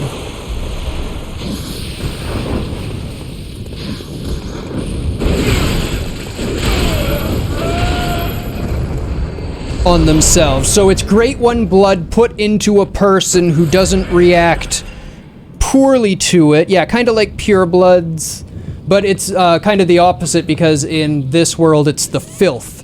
And in a lot of Japanese mythology, it's filth rather than purity that brings power. Corruption.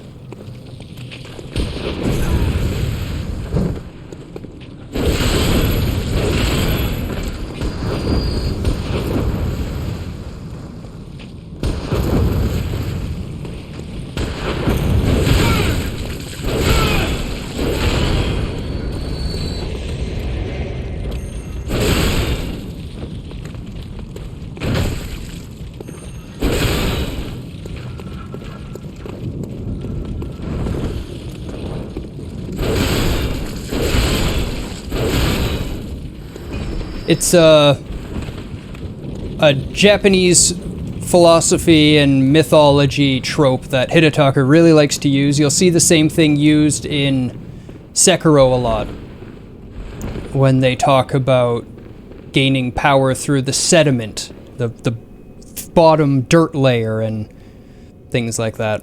You're a hunter with your sanity, aren't you? Must have taken a wrong turn then, eh? Well, we're more alike than you think. This is the hunter's nightmare, where hunters end up when drunk with blood. You've seen them before. Aimless, wandering hunters slavering like beasts. This is what the poor fools have to look forward to. So, don't be brash. Turn back before it's too late. Unless you've something of an interest in nightmares. Oh yes, I see. Nightmares are fascinating. You sense a secret within the nightmare, and cannot bear to leave it be. As if the spirit of Bergenworth lives on within you. Such inquisitive hunters will relish the nightmare. But beware. Secrets are secrets for a reason. and some do not wish to see them uncovered, especially when the secrets are particularly unseemly. Beware. Secrets are especially... I have to feel like the secrets of the church have been immortalized in the dream, or the hunter's nightmare, as a sort of punishment to the church. Like, you will never be able to live down these horrible things you've done. No matter what, there will always be a trail, a trace, a remnant, some way for people to find out about them, is how I interpret that action.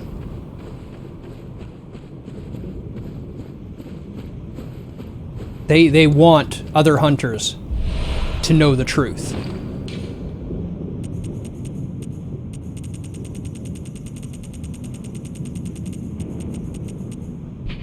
Upon a time, a troop of foreign constables chased a beast all the way to Yarnum, and this is what they wore. The constables became victims of the beast, except for one survivor, who in turn devoured the creature whole, all by himself. This fable is a favorite among Yarnumites, who are partial to any stories of pompous, intolerant foreigners who suffer for their ignorance. It makes the blood taste that much sweeter. Heading to bed, alrighty. You sleep well, Mole. I will continue to kick ass, 'cause I am truly all out of bubblegum.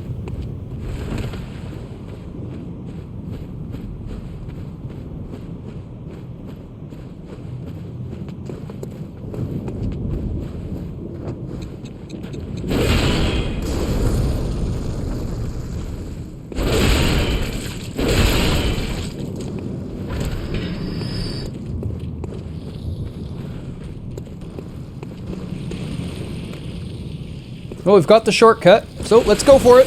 YOLO swaggins. Ow. Ow.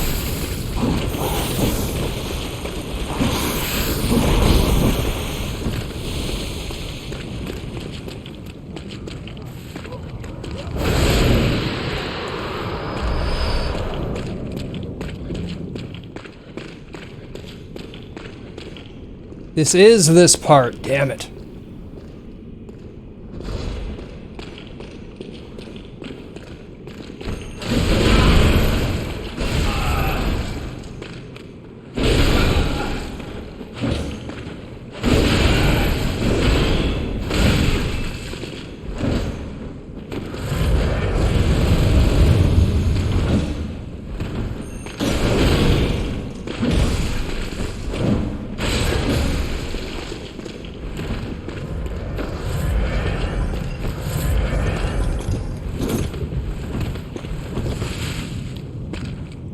Okay. Hate this guy.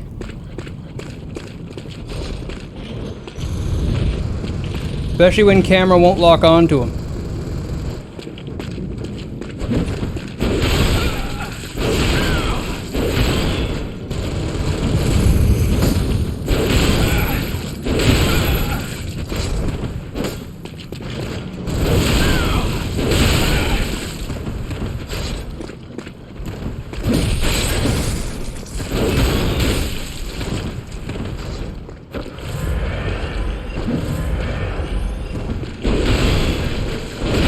That wasn't so bad.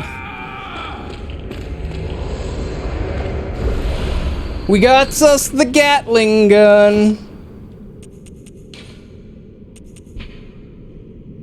This is a highly customized, portable version of the stationary Gatling gun operated by the old hunter Jura in Old Yarnum.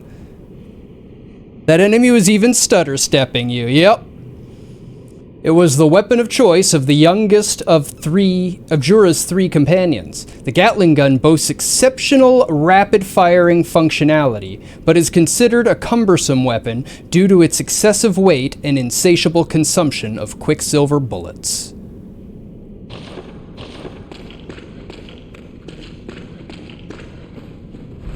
That enemy legit kills me many times on playthroughs, even now. He is not easy. And there's a boss. Not anymore, but that was one of the... It's either the second or third boss, typically, that you fight on a playthrough.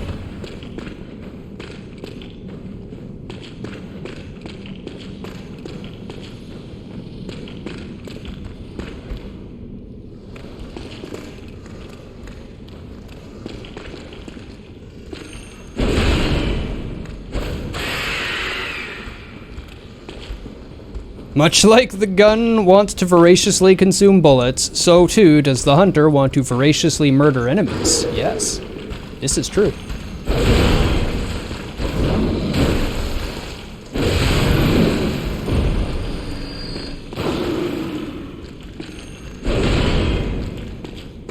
Huh, his eyes went white there. I guess he was buffed. Right, those things buff them. I remember this now. I heard that recently. Okay, makes sense. He was hitting me a lot harder too. He was. He was.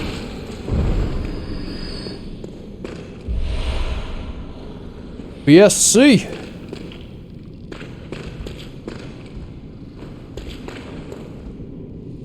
Alright, let's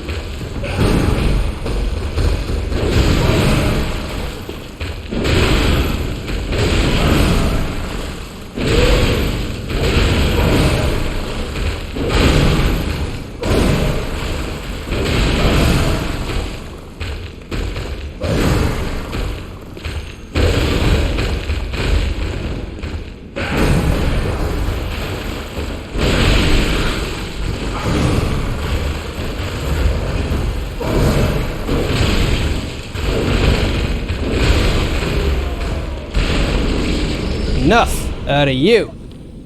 The Amygdalin Arm! One of the craziest weapons in the game. I don't think I can equip it, unfortunately. Oh, I can. Excellent. We cannot. However, it can be used as a club. And then when you change it, turns into this like weird sickle spear thing that flails around.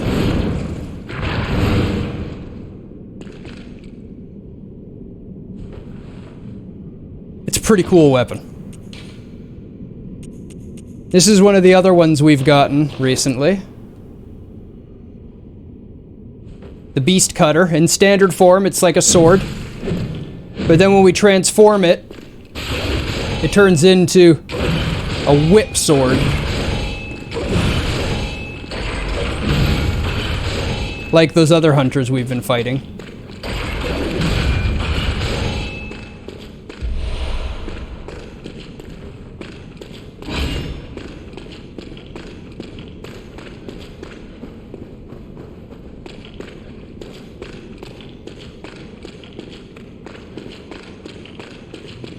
This game sure is violent. I approve.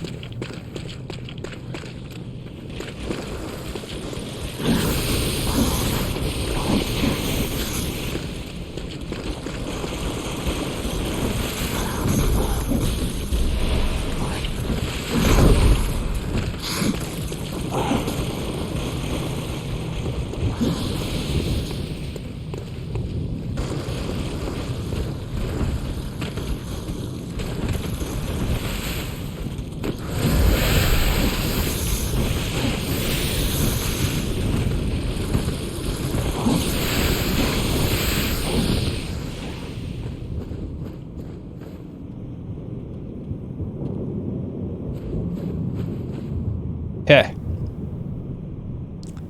Big time. Big time agree. And there's nothing wrong with having an outlet for dark thoughts and emotions and feelings.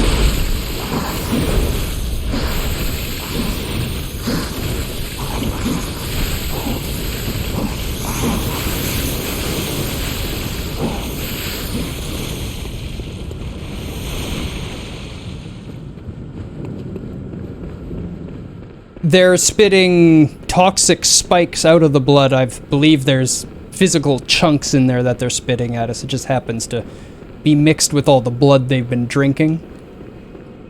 Maybe it's bloodstone that they're shooting at us.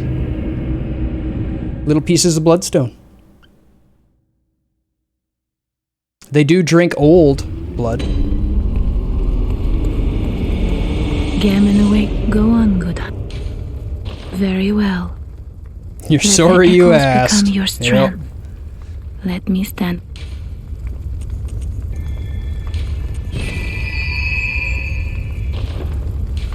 Fair.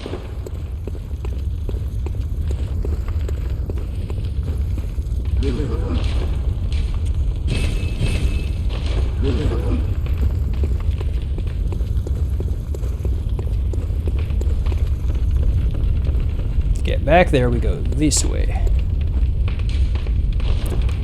This is the one to teleport into the DLC.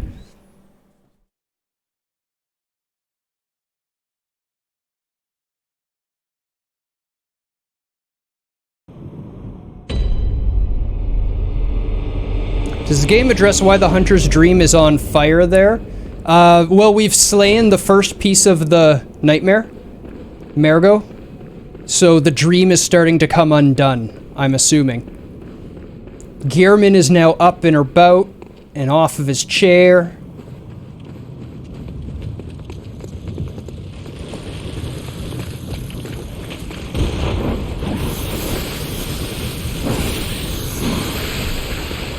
No!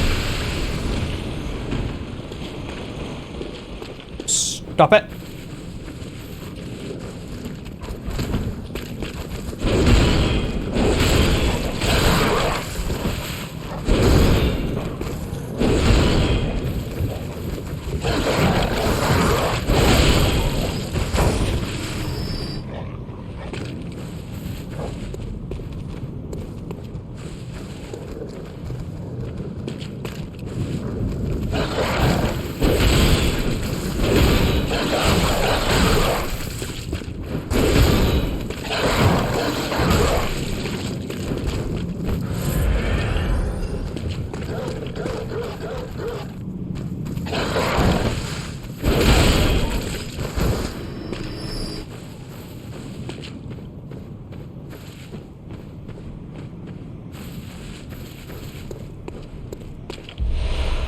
I was ready for something to be around that corner. I could have sworn there would have been something there.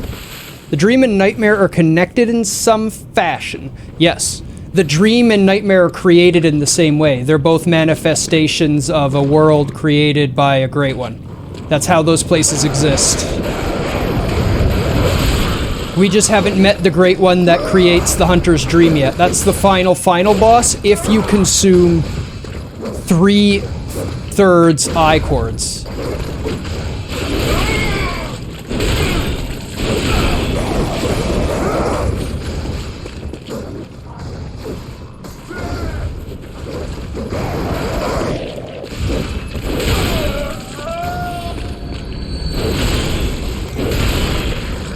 And we'll go into it a little bit more when we get there. Hopefully you're there for it. I guess so how it works is everybody's trying to ascend, right?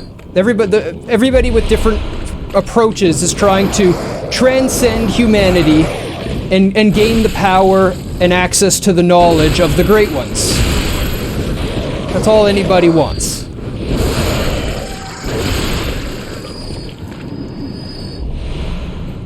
No, the player character is just being manipulated.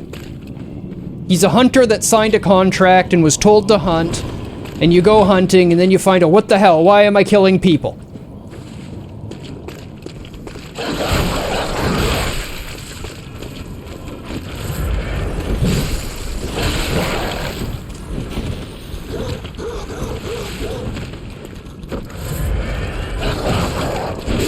on.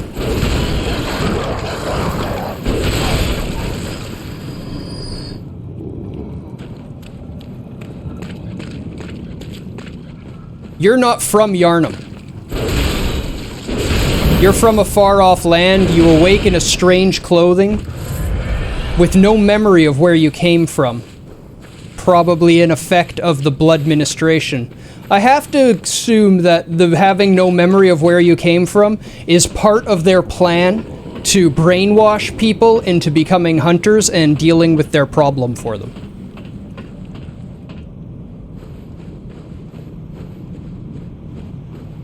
And that would explain why there's so many characters with the same story. Because there's always many player characters in a story. We meet them, Yosefka is a member of the church? Yes, she's part of the Healing Church.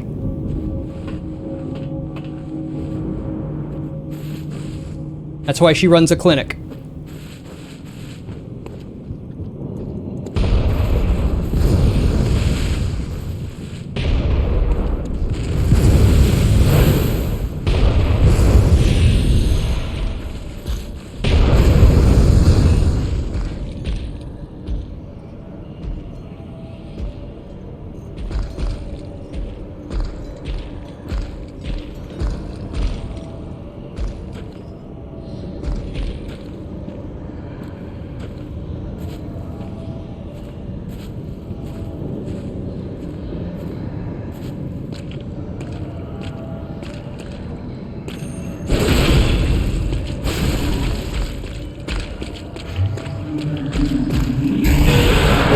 Oh my. I don't think I've ever seen that attack. Yeah, I think I've never seen me get hit by that one before.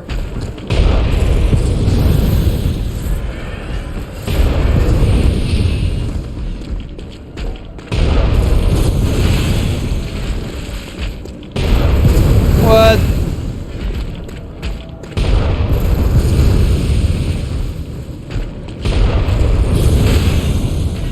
It's not actually a gun sword. It's just a sword, or it's just a funny looking cannon. It's a handheld cannon by lore.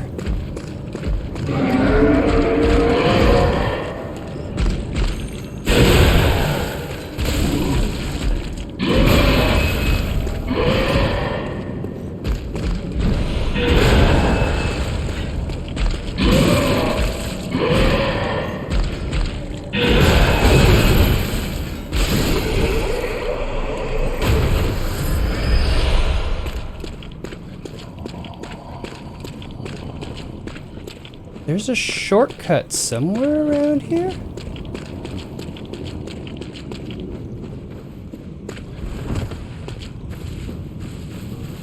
This way. Yeah.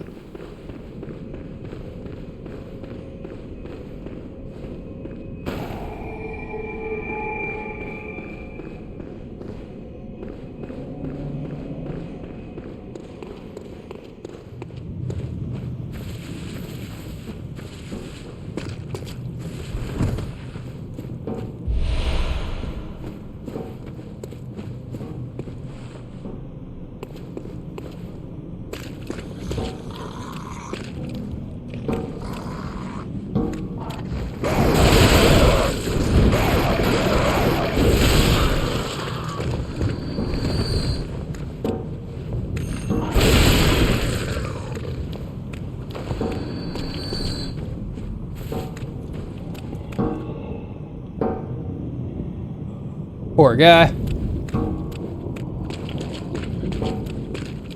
Really grateful for this lore run because I don't see yourself playing this game. Excellent. That is why I do this. Because, oh, you bitch. There's such a wonderful lore and story behind this game, and even people that play it miss it. And then the game is just a difficult, dark, dirty, dingy game that a lot of people are never going to play, so are never going to get to experience. And to miss this story because of that is tragic and sad.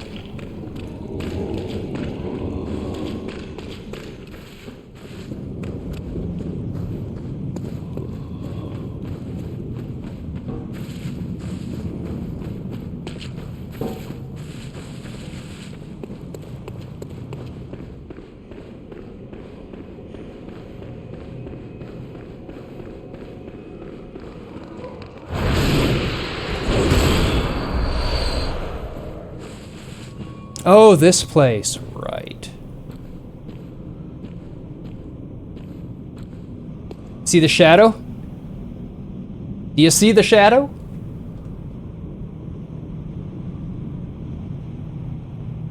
Don't you love that tell? That little warning that there's somebody waiting for you? Right there?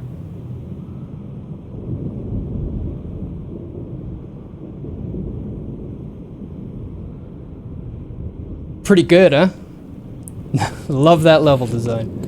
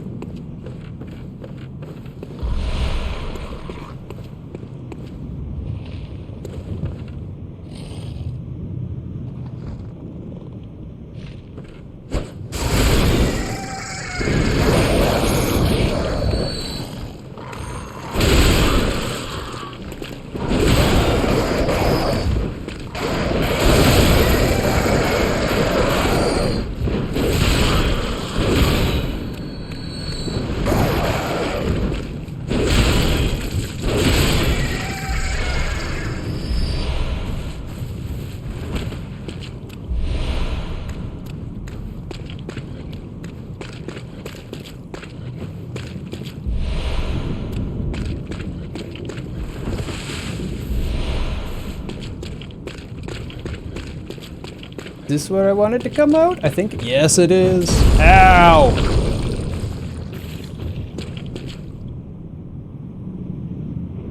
Now remember this. And remember that it just fell out of the sky. Okay? It doesn't fit at all, does it? It looks completely out of place. Just falls right out of the sky, face down.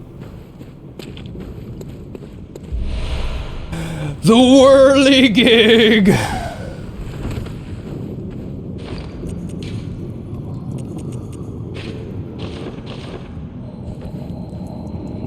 In standard mode, an effective club. In shape-shifting mode,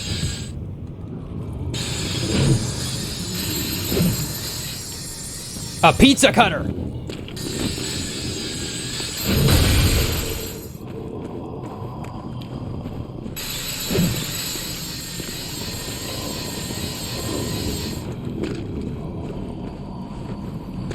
I just got it this second, right now.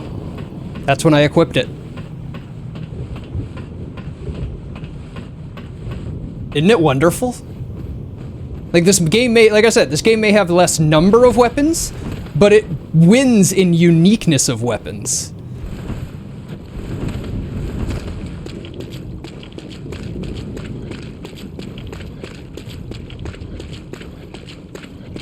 Oh, I see, yeah. Yeah, it just wasn't transformed yet. Swinging a club around.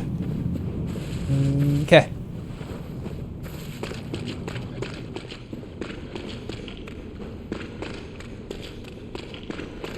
Welcome to the first boss of the DLC. Please help us. Meet Ludwig.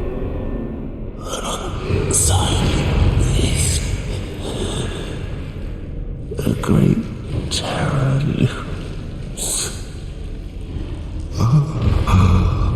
Ludwig Peak is just coming. Note his mouth is full of eyes. Or his horse's mouth, anyway. He's been fused with his horse. Have mercy upon us. Him and his horse used to ride into combat together against beasts. the first hunter of the church. The first church hunter. So the first hunter after the church was formed.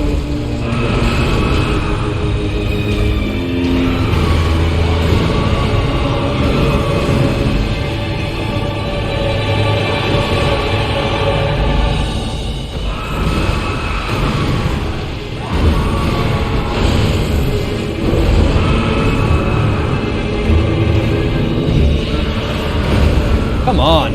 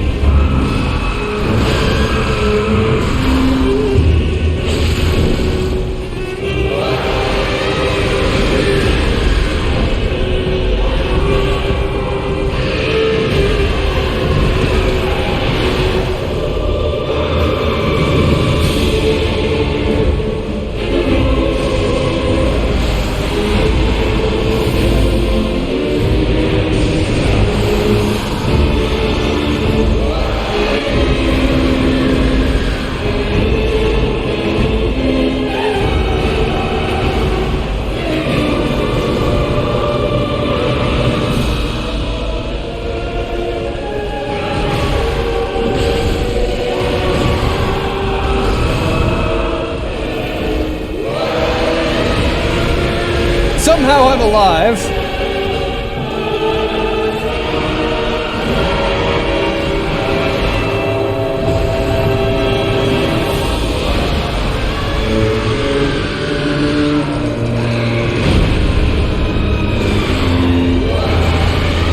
What?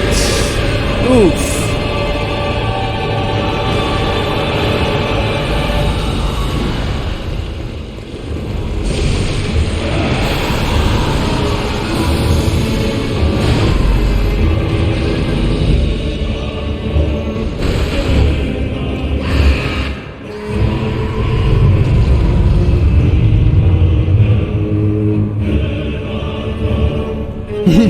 Off by 1 pixel, error in your favor. Yep.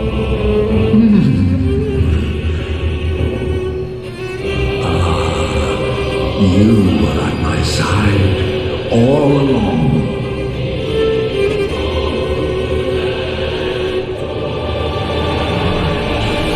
Mentor, my guiding moonlight. The Moonlight Greatsword.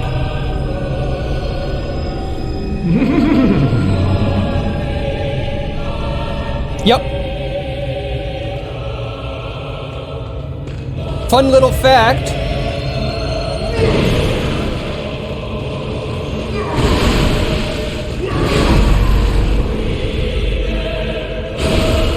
Ludwig in first phase counts as a beast, but in this phase he counts as a human.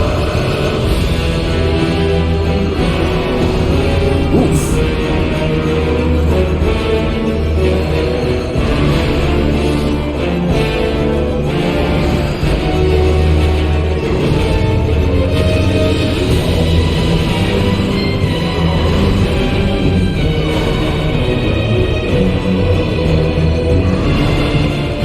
Pookie's like, you deserve to die.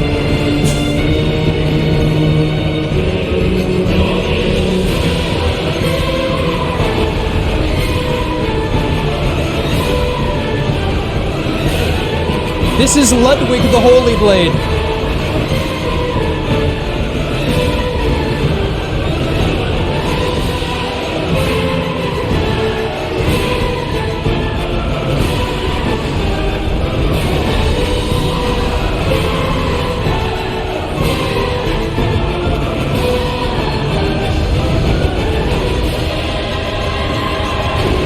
Oh, okay. Yes, the music is fantastic. Big agree.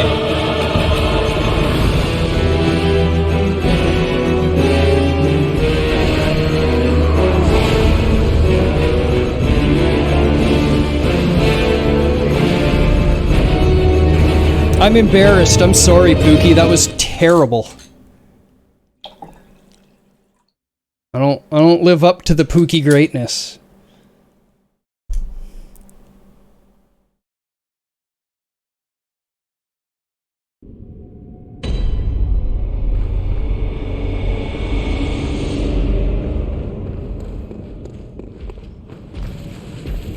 If anybody's wondering what the hell I'm talking about, Pookie killed this boss on level 4 with no buffs and without getting hit.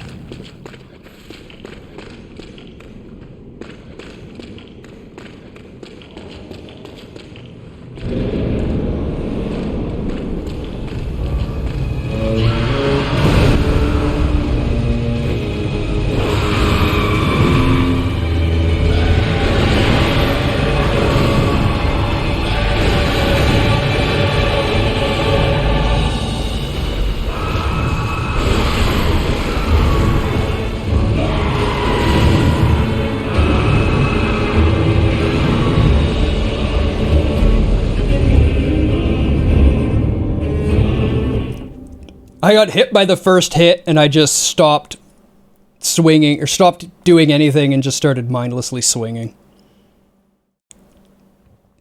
Yep, hitless at level 4. It took a while.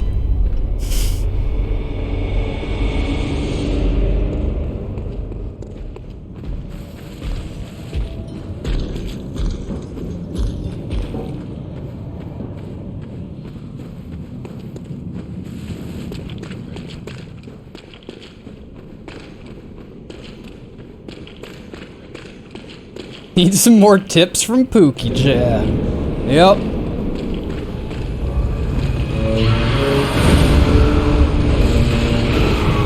I already know what my problem is. Greed. Oh, and timing.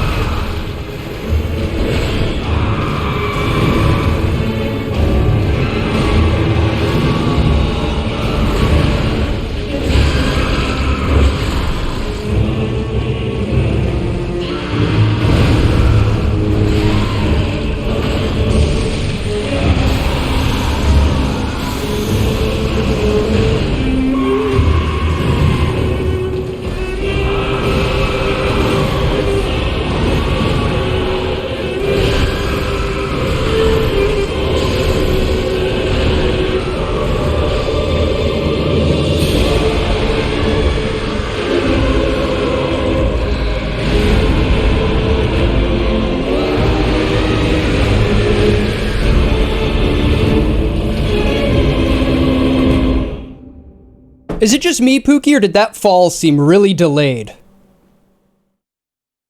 That is not true. What resets staggered limbs is phase changes.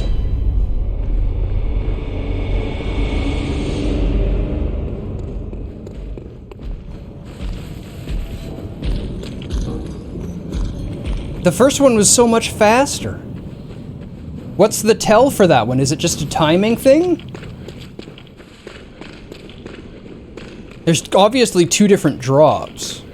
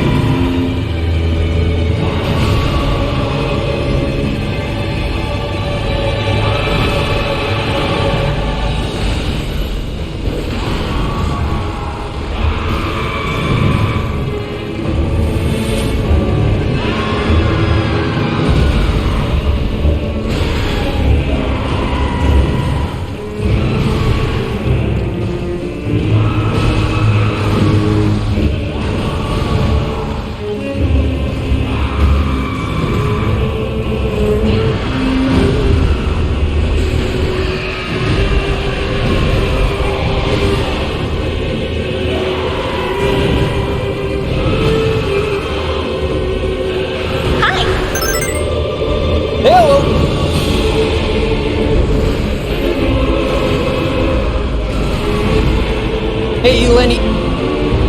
Lenny Pickles, welcome. I didn't know either, Snow. I didn't know either.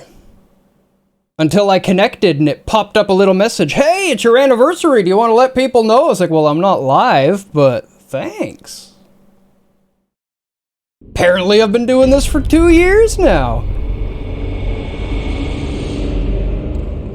I don't like this camera angle because I can't tell distance, but it sure pulls you into the fight and aids in establishing the frantic pace of fear of fighting these creatures. With the lock-on, it's not too bad for distance as well. You get used to it pretty quick. And quite often you're just in close, like basically touching them, and then you don't need to worry.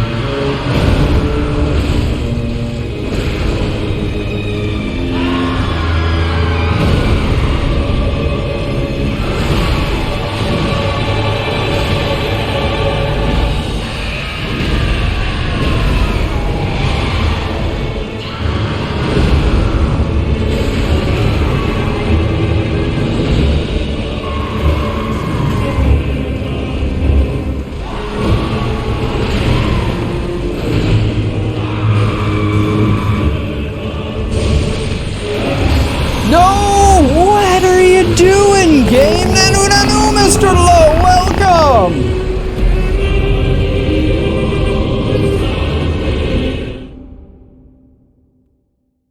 You don't know Nanu nanu, Glencon? Yeah, that's old school. That goes back. It's what made Mr. Williams famous.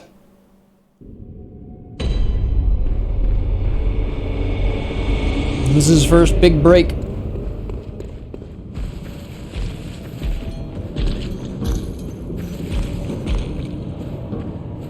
And Nanu Nanu is his greeting from his alien planet.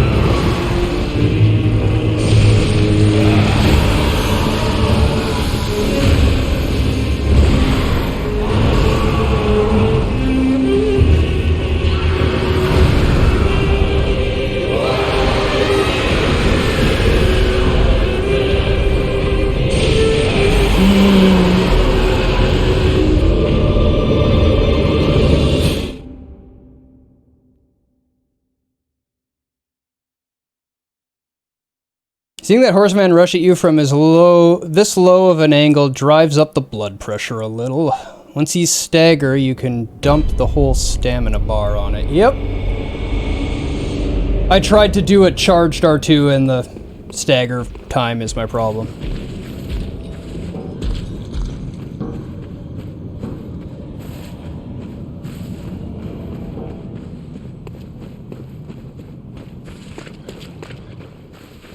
Avoiding what?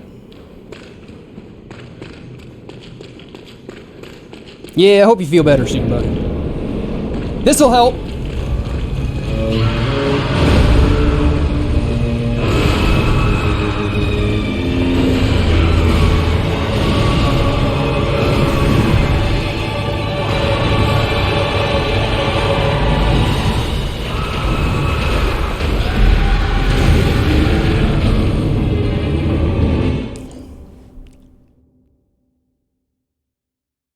I forgot how to fight this guy, Pookie.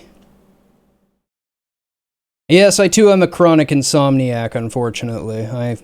I sympathize as well.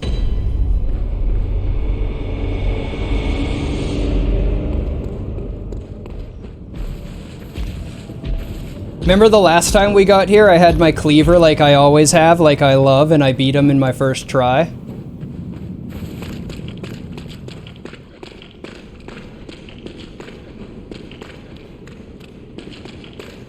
Kirkhammer changes the game.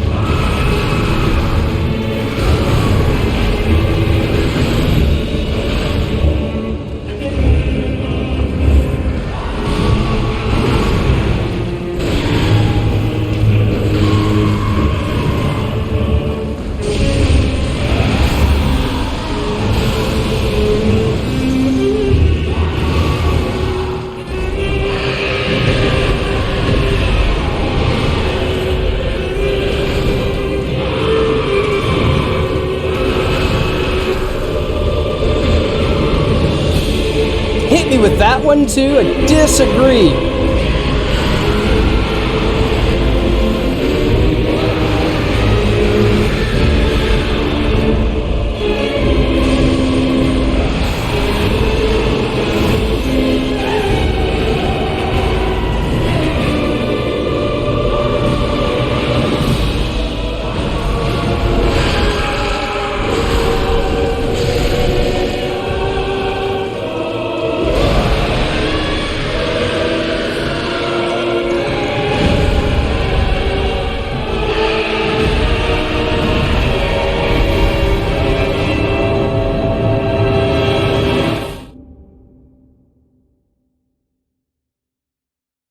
Glow weapon is never easy.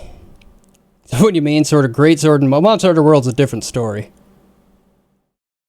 You could absolutely fist your way through Bloodborne. Lobos has done it. If you want to see a run of it, Lobos Jr. has a run up, and I'm sure others do.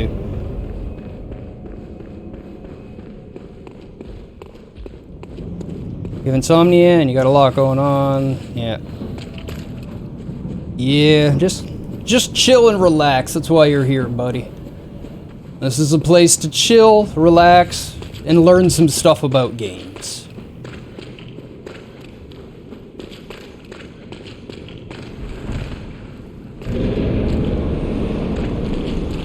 Like how bad I am at them.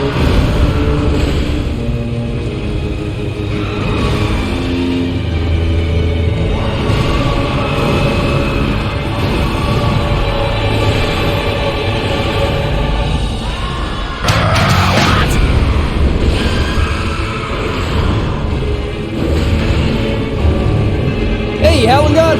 Ow!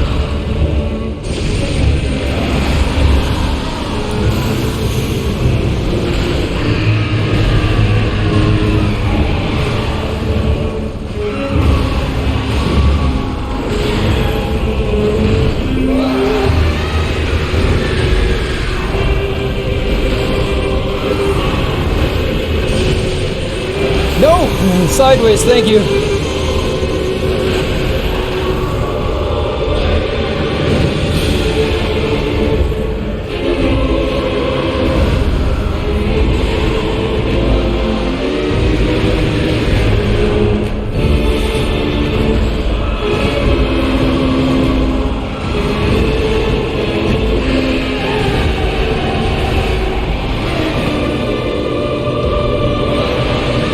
love this community and watch y'all play. Just curious. Just curious about what?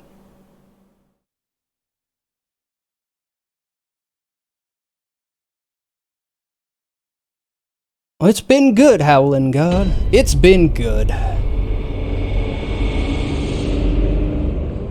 Other than, as I said, just absolutely failing hard all of a sudden on Ludwig.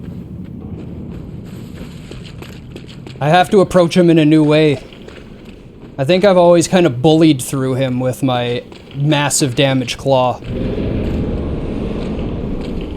Ah.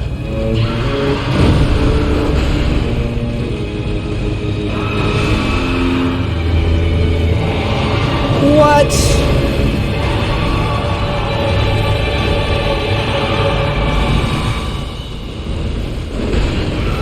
Okay, just kill me. Pain for you or pain for him? I melted him with Blades of Mercy. For you, I annihilated him first try. Blades of Mercy so strong. I got in close to him, I just tore him up. He was just stunned and stunned. Go for the limb staggers.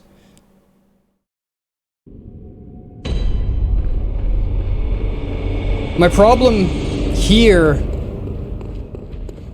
is that I'm used to having more time to attack because I usually use faster weapons. So I was doing too many attacks and getting punished heavy for it, and now he's in my head. And I can't get him out of my head now. So he's just killing me. It's like free season.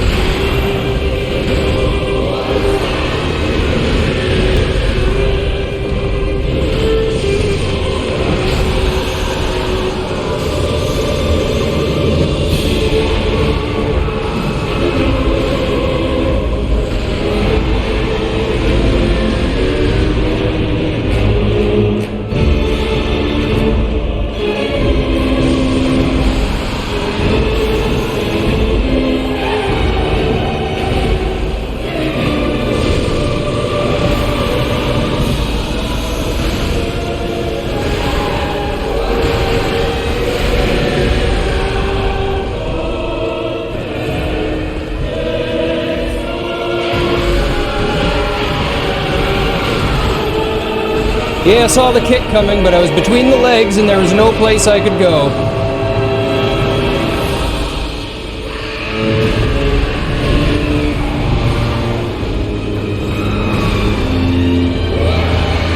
Oh, lame. I got out of the way of that.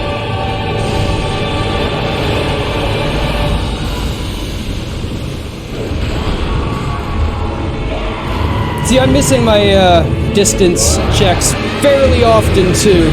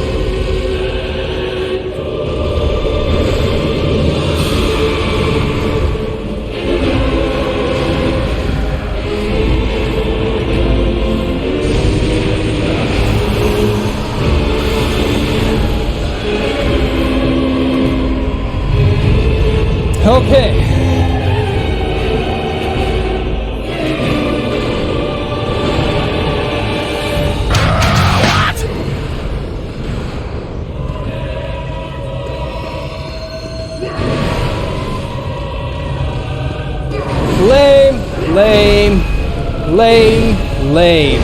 Oh, what? He hit me with the middle one, too? Dead. Oh, not dead. Now dead. Fuck.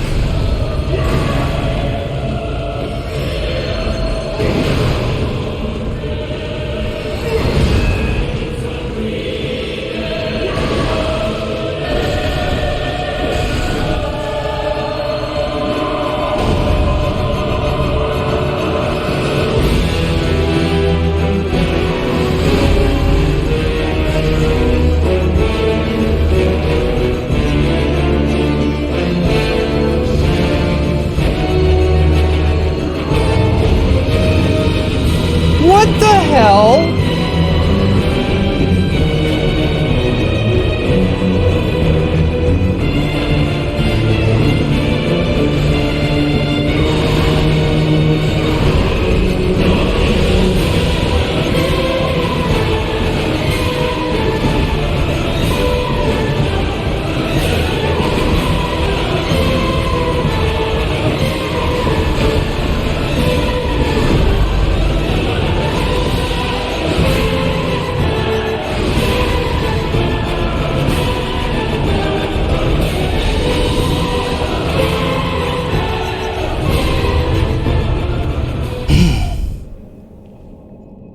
Whew.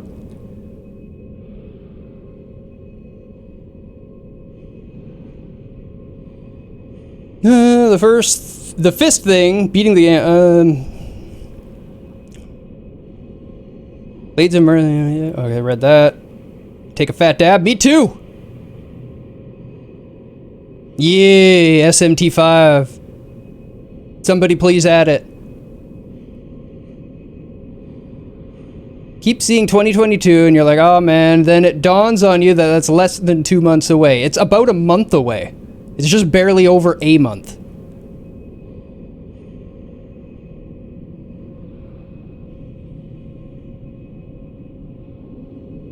Staying within your limit or whatever is involved in dabbing safely. Yep.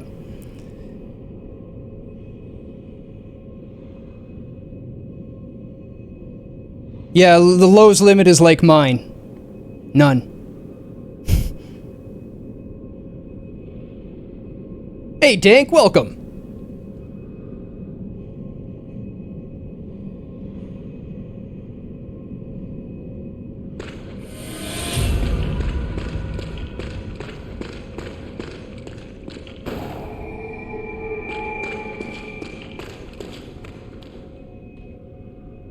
Good hunter, have you seen the thread of light?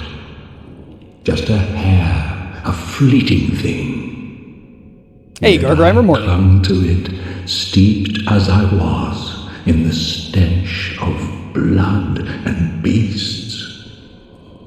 I never wanted to know what it really was. Really, I didn't.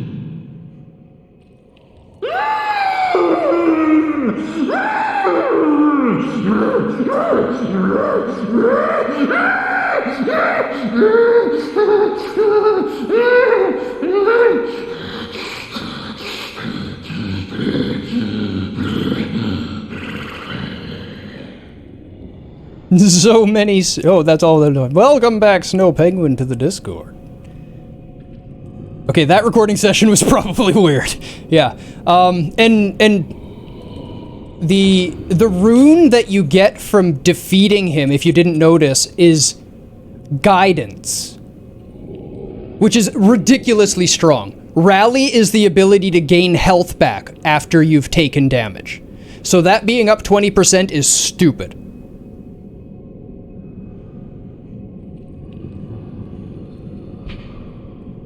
But the guidance rune is also the symbol of the little things inside the Holy Moonlight Sword that helped him re-find his humanity.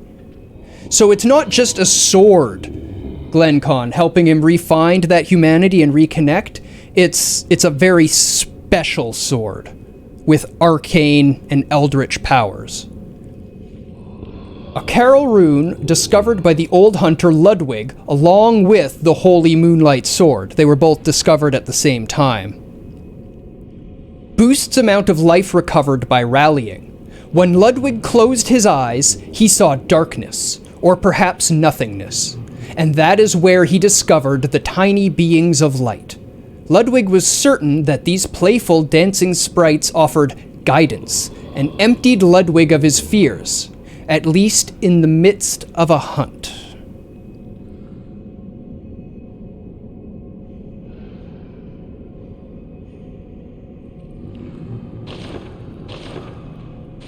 Now, if we change to a church outfit and talk to him. Tell me, good hunter of the church. It changes his dialogue based on what you're wearing. My church hunters, the honorable Spartans. I hoped they would be.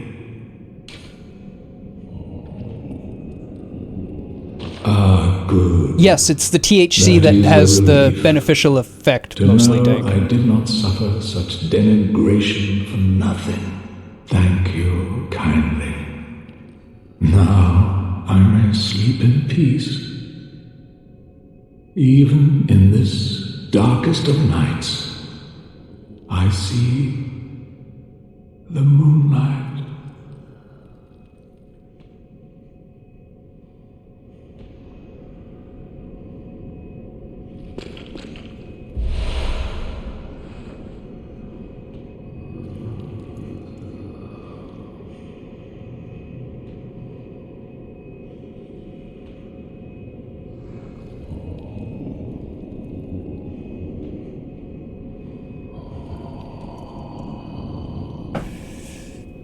The major effect that gives you that light, fuzzy feeling and slows down your thoughts is a reduction in neurotransmitter emitted by the neurons in your brain. So when those neurons are inhibited in their neurotransmitter ability to push the neurotransmitter out and communicate from neuron to neuron, it aids with epilepsy, because what epilepsy is those little neurons that are being inhibited by the THC high going crazy and spitting out too much neurotransmitter, and they trigger all the neurons around them. So when we limit its ability to send out neurotransmitter, we inhibit its ability to cause an epileptic seizure.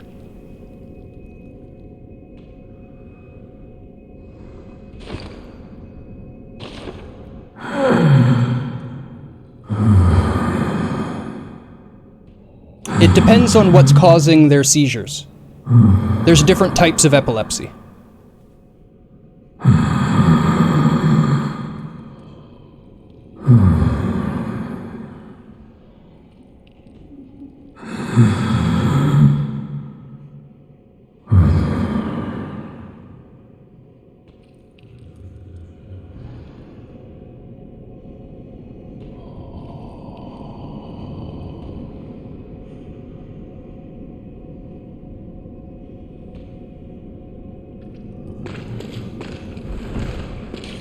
There's more than one form of epilepsy, right? So if it's the overactive neurotransmitter that's causing it, then the THC and CBD combination is going to be effective. Shrouded by night but with steady stride, coloured by blood but always clear of mind, proud unto the church. Beasts are a curse and curse is a shackle. Only ye, the true blades of the church.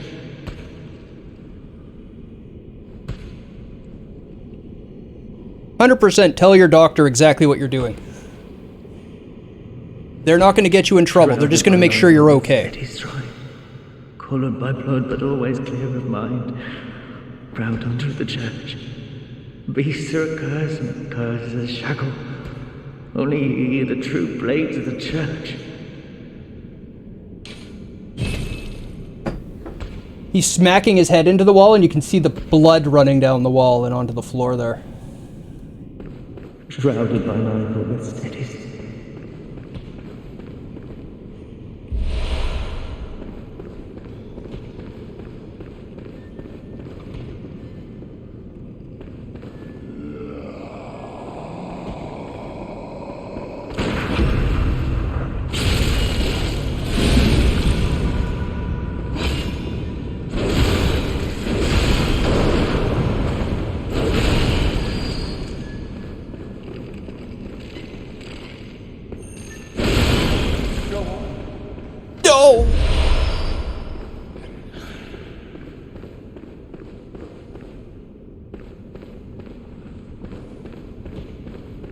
You'll be happy to know I ordered my uncle the same honeycomb that I use.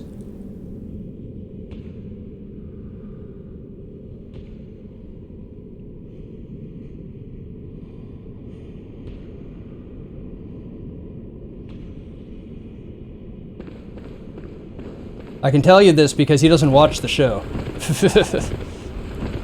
I got him a PS5 for Christmas last year. I just delivered it in October, however, because it took a while to get it. Are you a hunter? Well, that's very odd. Do you hear the toll of the bell?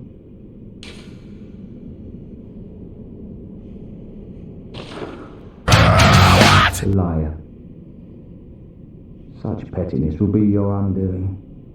The beast you seek will not be found here. Go back to your hunt. And if you have the chance, put this night behind you. Places better left untouched. Secrets better left alone. Only a fool would so brazenly roam. Bear in mind, some places are better left untouched, and some secrets are better left alone. Only fools do brazenly roam. Yeah, it took me a while, Snow, but I did eventually find my uncle one. I had mine for a long time, as you know.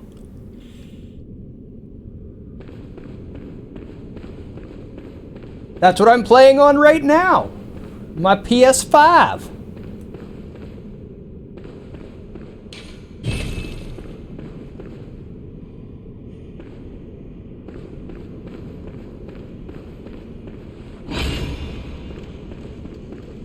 Lighting's really good in this game, by the way.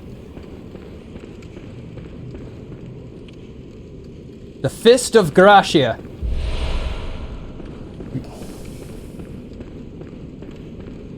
She was big, too, if you didn't notice. We can read it. It's not a great bit of lore, but she's an interesting character. Oh, right, it's an offhand. A chunk of iron fitted with finger holes.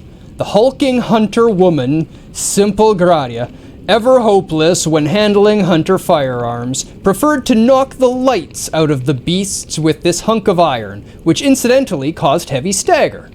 Gradia was a fearsome hunter, and to onlookers her unrelenting pummeling appeared oddly heroic. No wonder this weapon later assumed her name.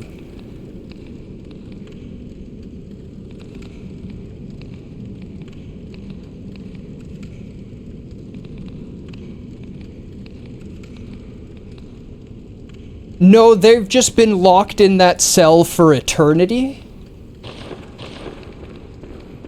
And they're not fully sane anymore.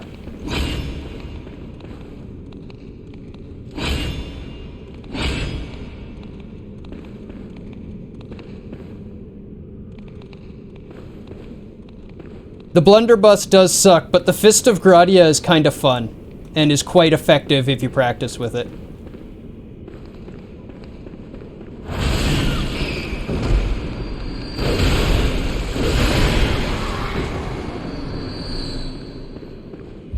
And I am quite enjoying my Kirkhammer run, if I don't say so myself.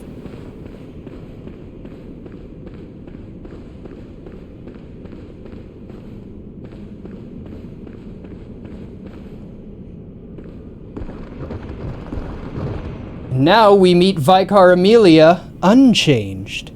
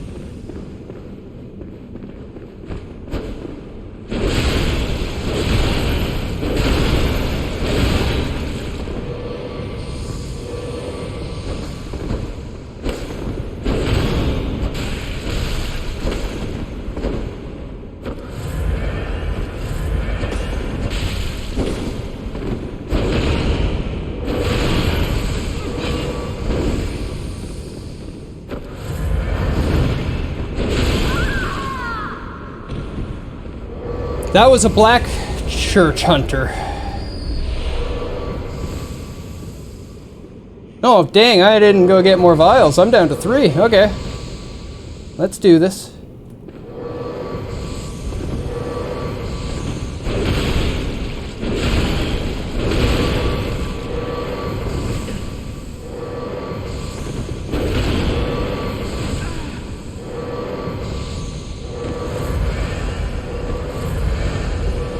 Oof.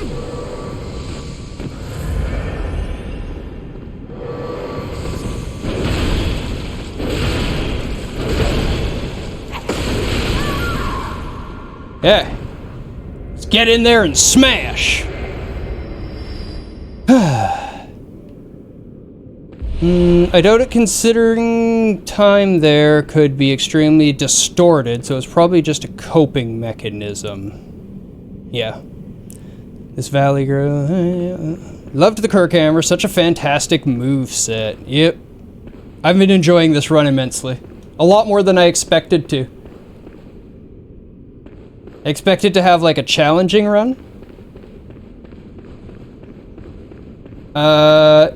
Whenever I do this, or if I'm locked on, it turns into just like a little quick step, but it's all iframes. Like a huge chunk of that is all iframe, Gargrimer. So if I time it right, I can just phase through attacks by dodging forward through them. All Souls-likes play that way. This one really encourages it, and actually, you find it's really, really easy when you're dodging forward in this game. When you're engaging the fight and coming into the fight, it's really easy, and a lot of the attacks are designed to punish running away. So whenever you try to dodge back, you just dodge into another attack and get just stomped. But when you dodge forward, and the enemy keeps moving forward, then you're just past them, and all of a sudden you're just beating on their butt while they swing wildly in the air. And it's like, why? Why would anybody find this hard? But if you're in front of them, it's a bitch.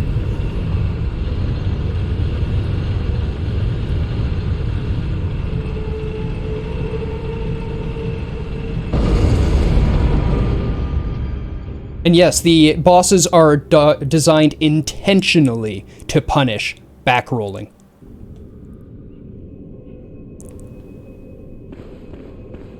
Yeah, I know they both have the same number of iframes.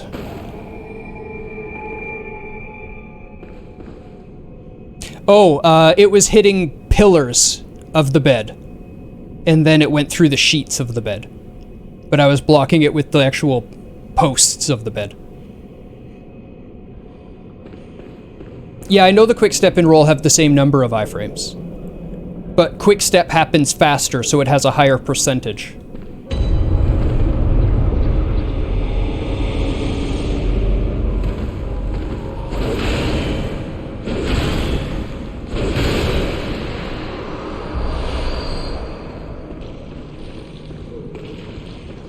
Has anyone, seen my eyes? Welcome to the research hall. I'm afraid I've dropped them in a puddle.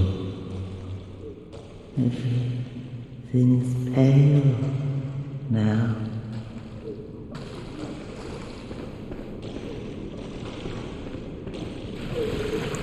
I'm about to get off anyway. It's already later than it should be. But Bloodborne does that to me.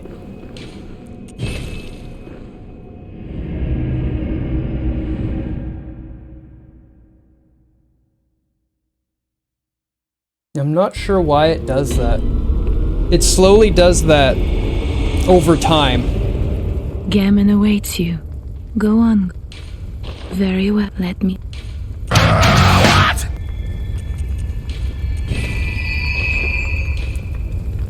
Farewell, good hunter. Not quite done. Give me a little bit. I'm not just abandoning you. I gotta use these things. Get my levelings in.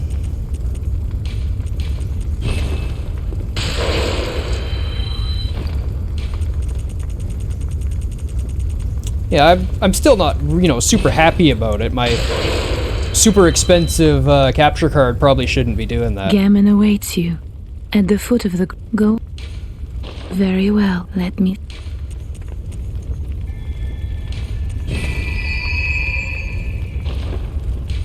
Farewell.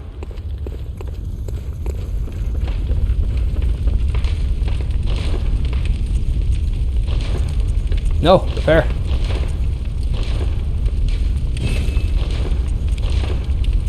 That one's not going to be good. Better. Oh! Attack 18% universal. Oh, yes! Oh my god. What have you done, game?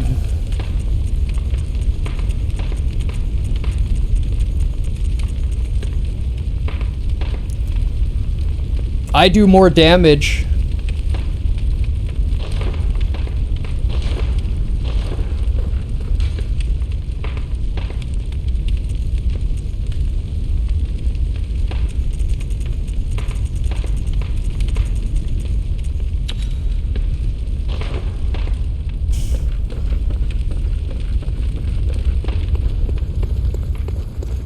Oh yeah.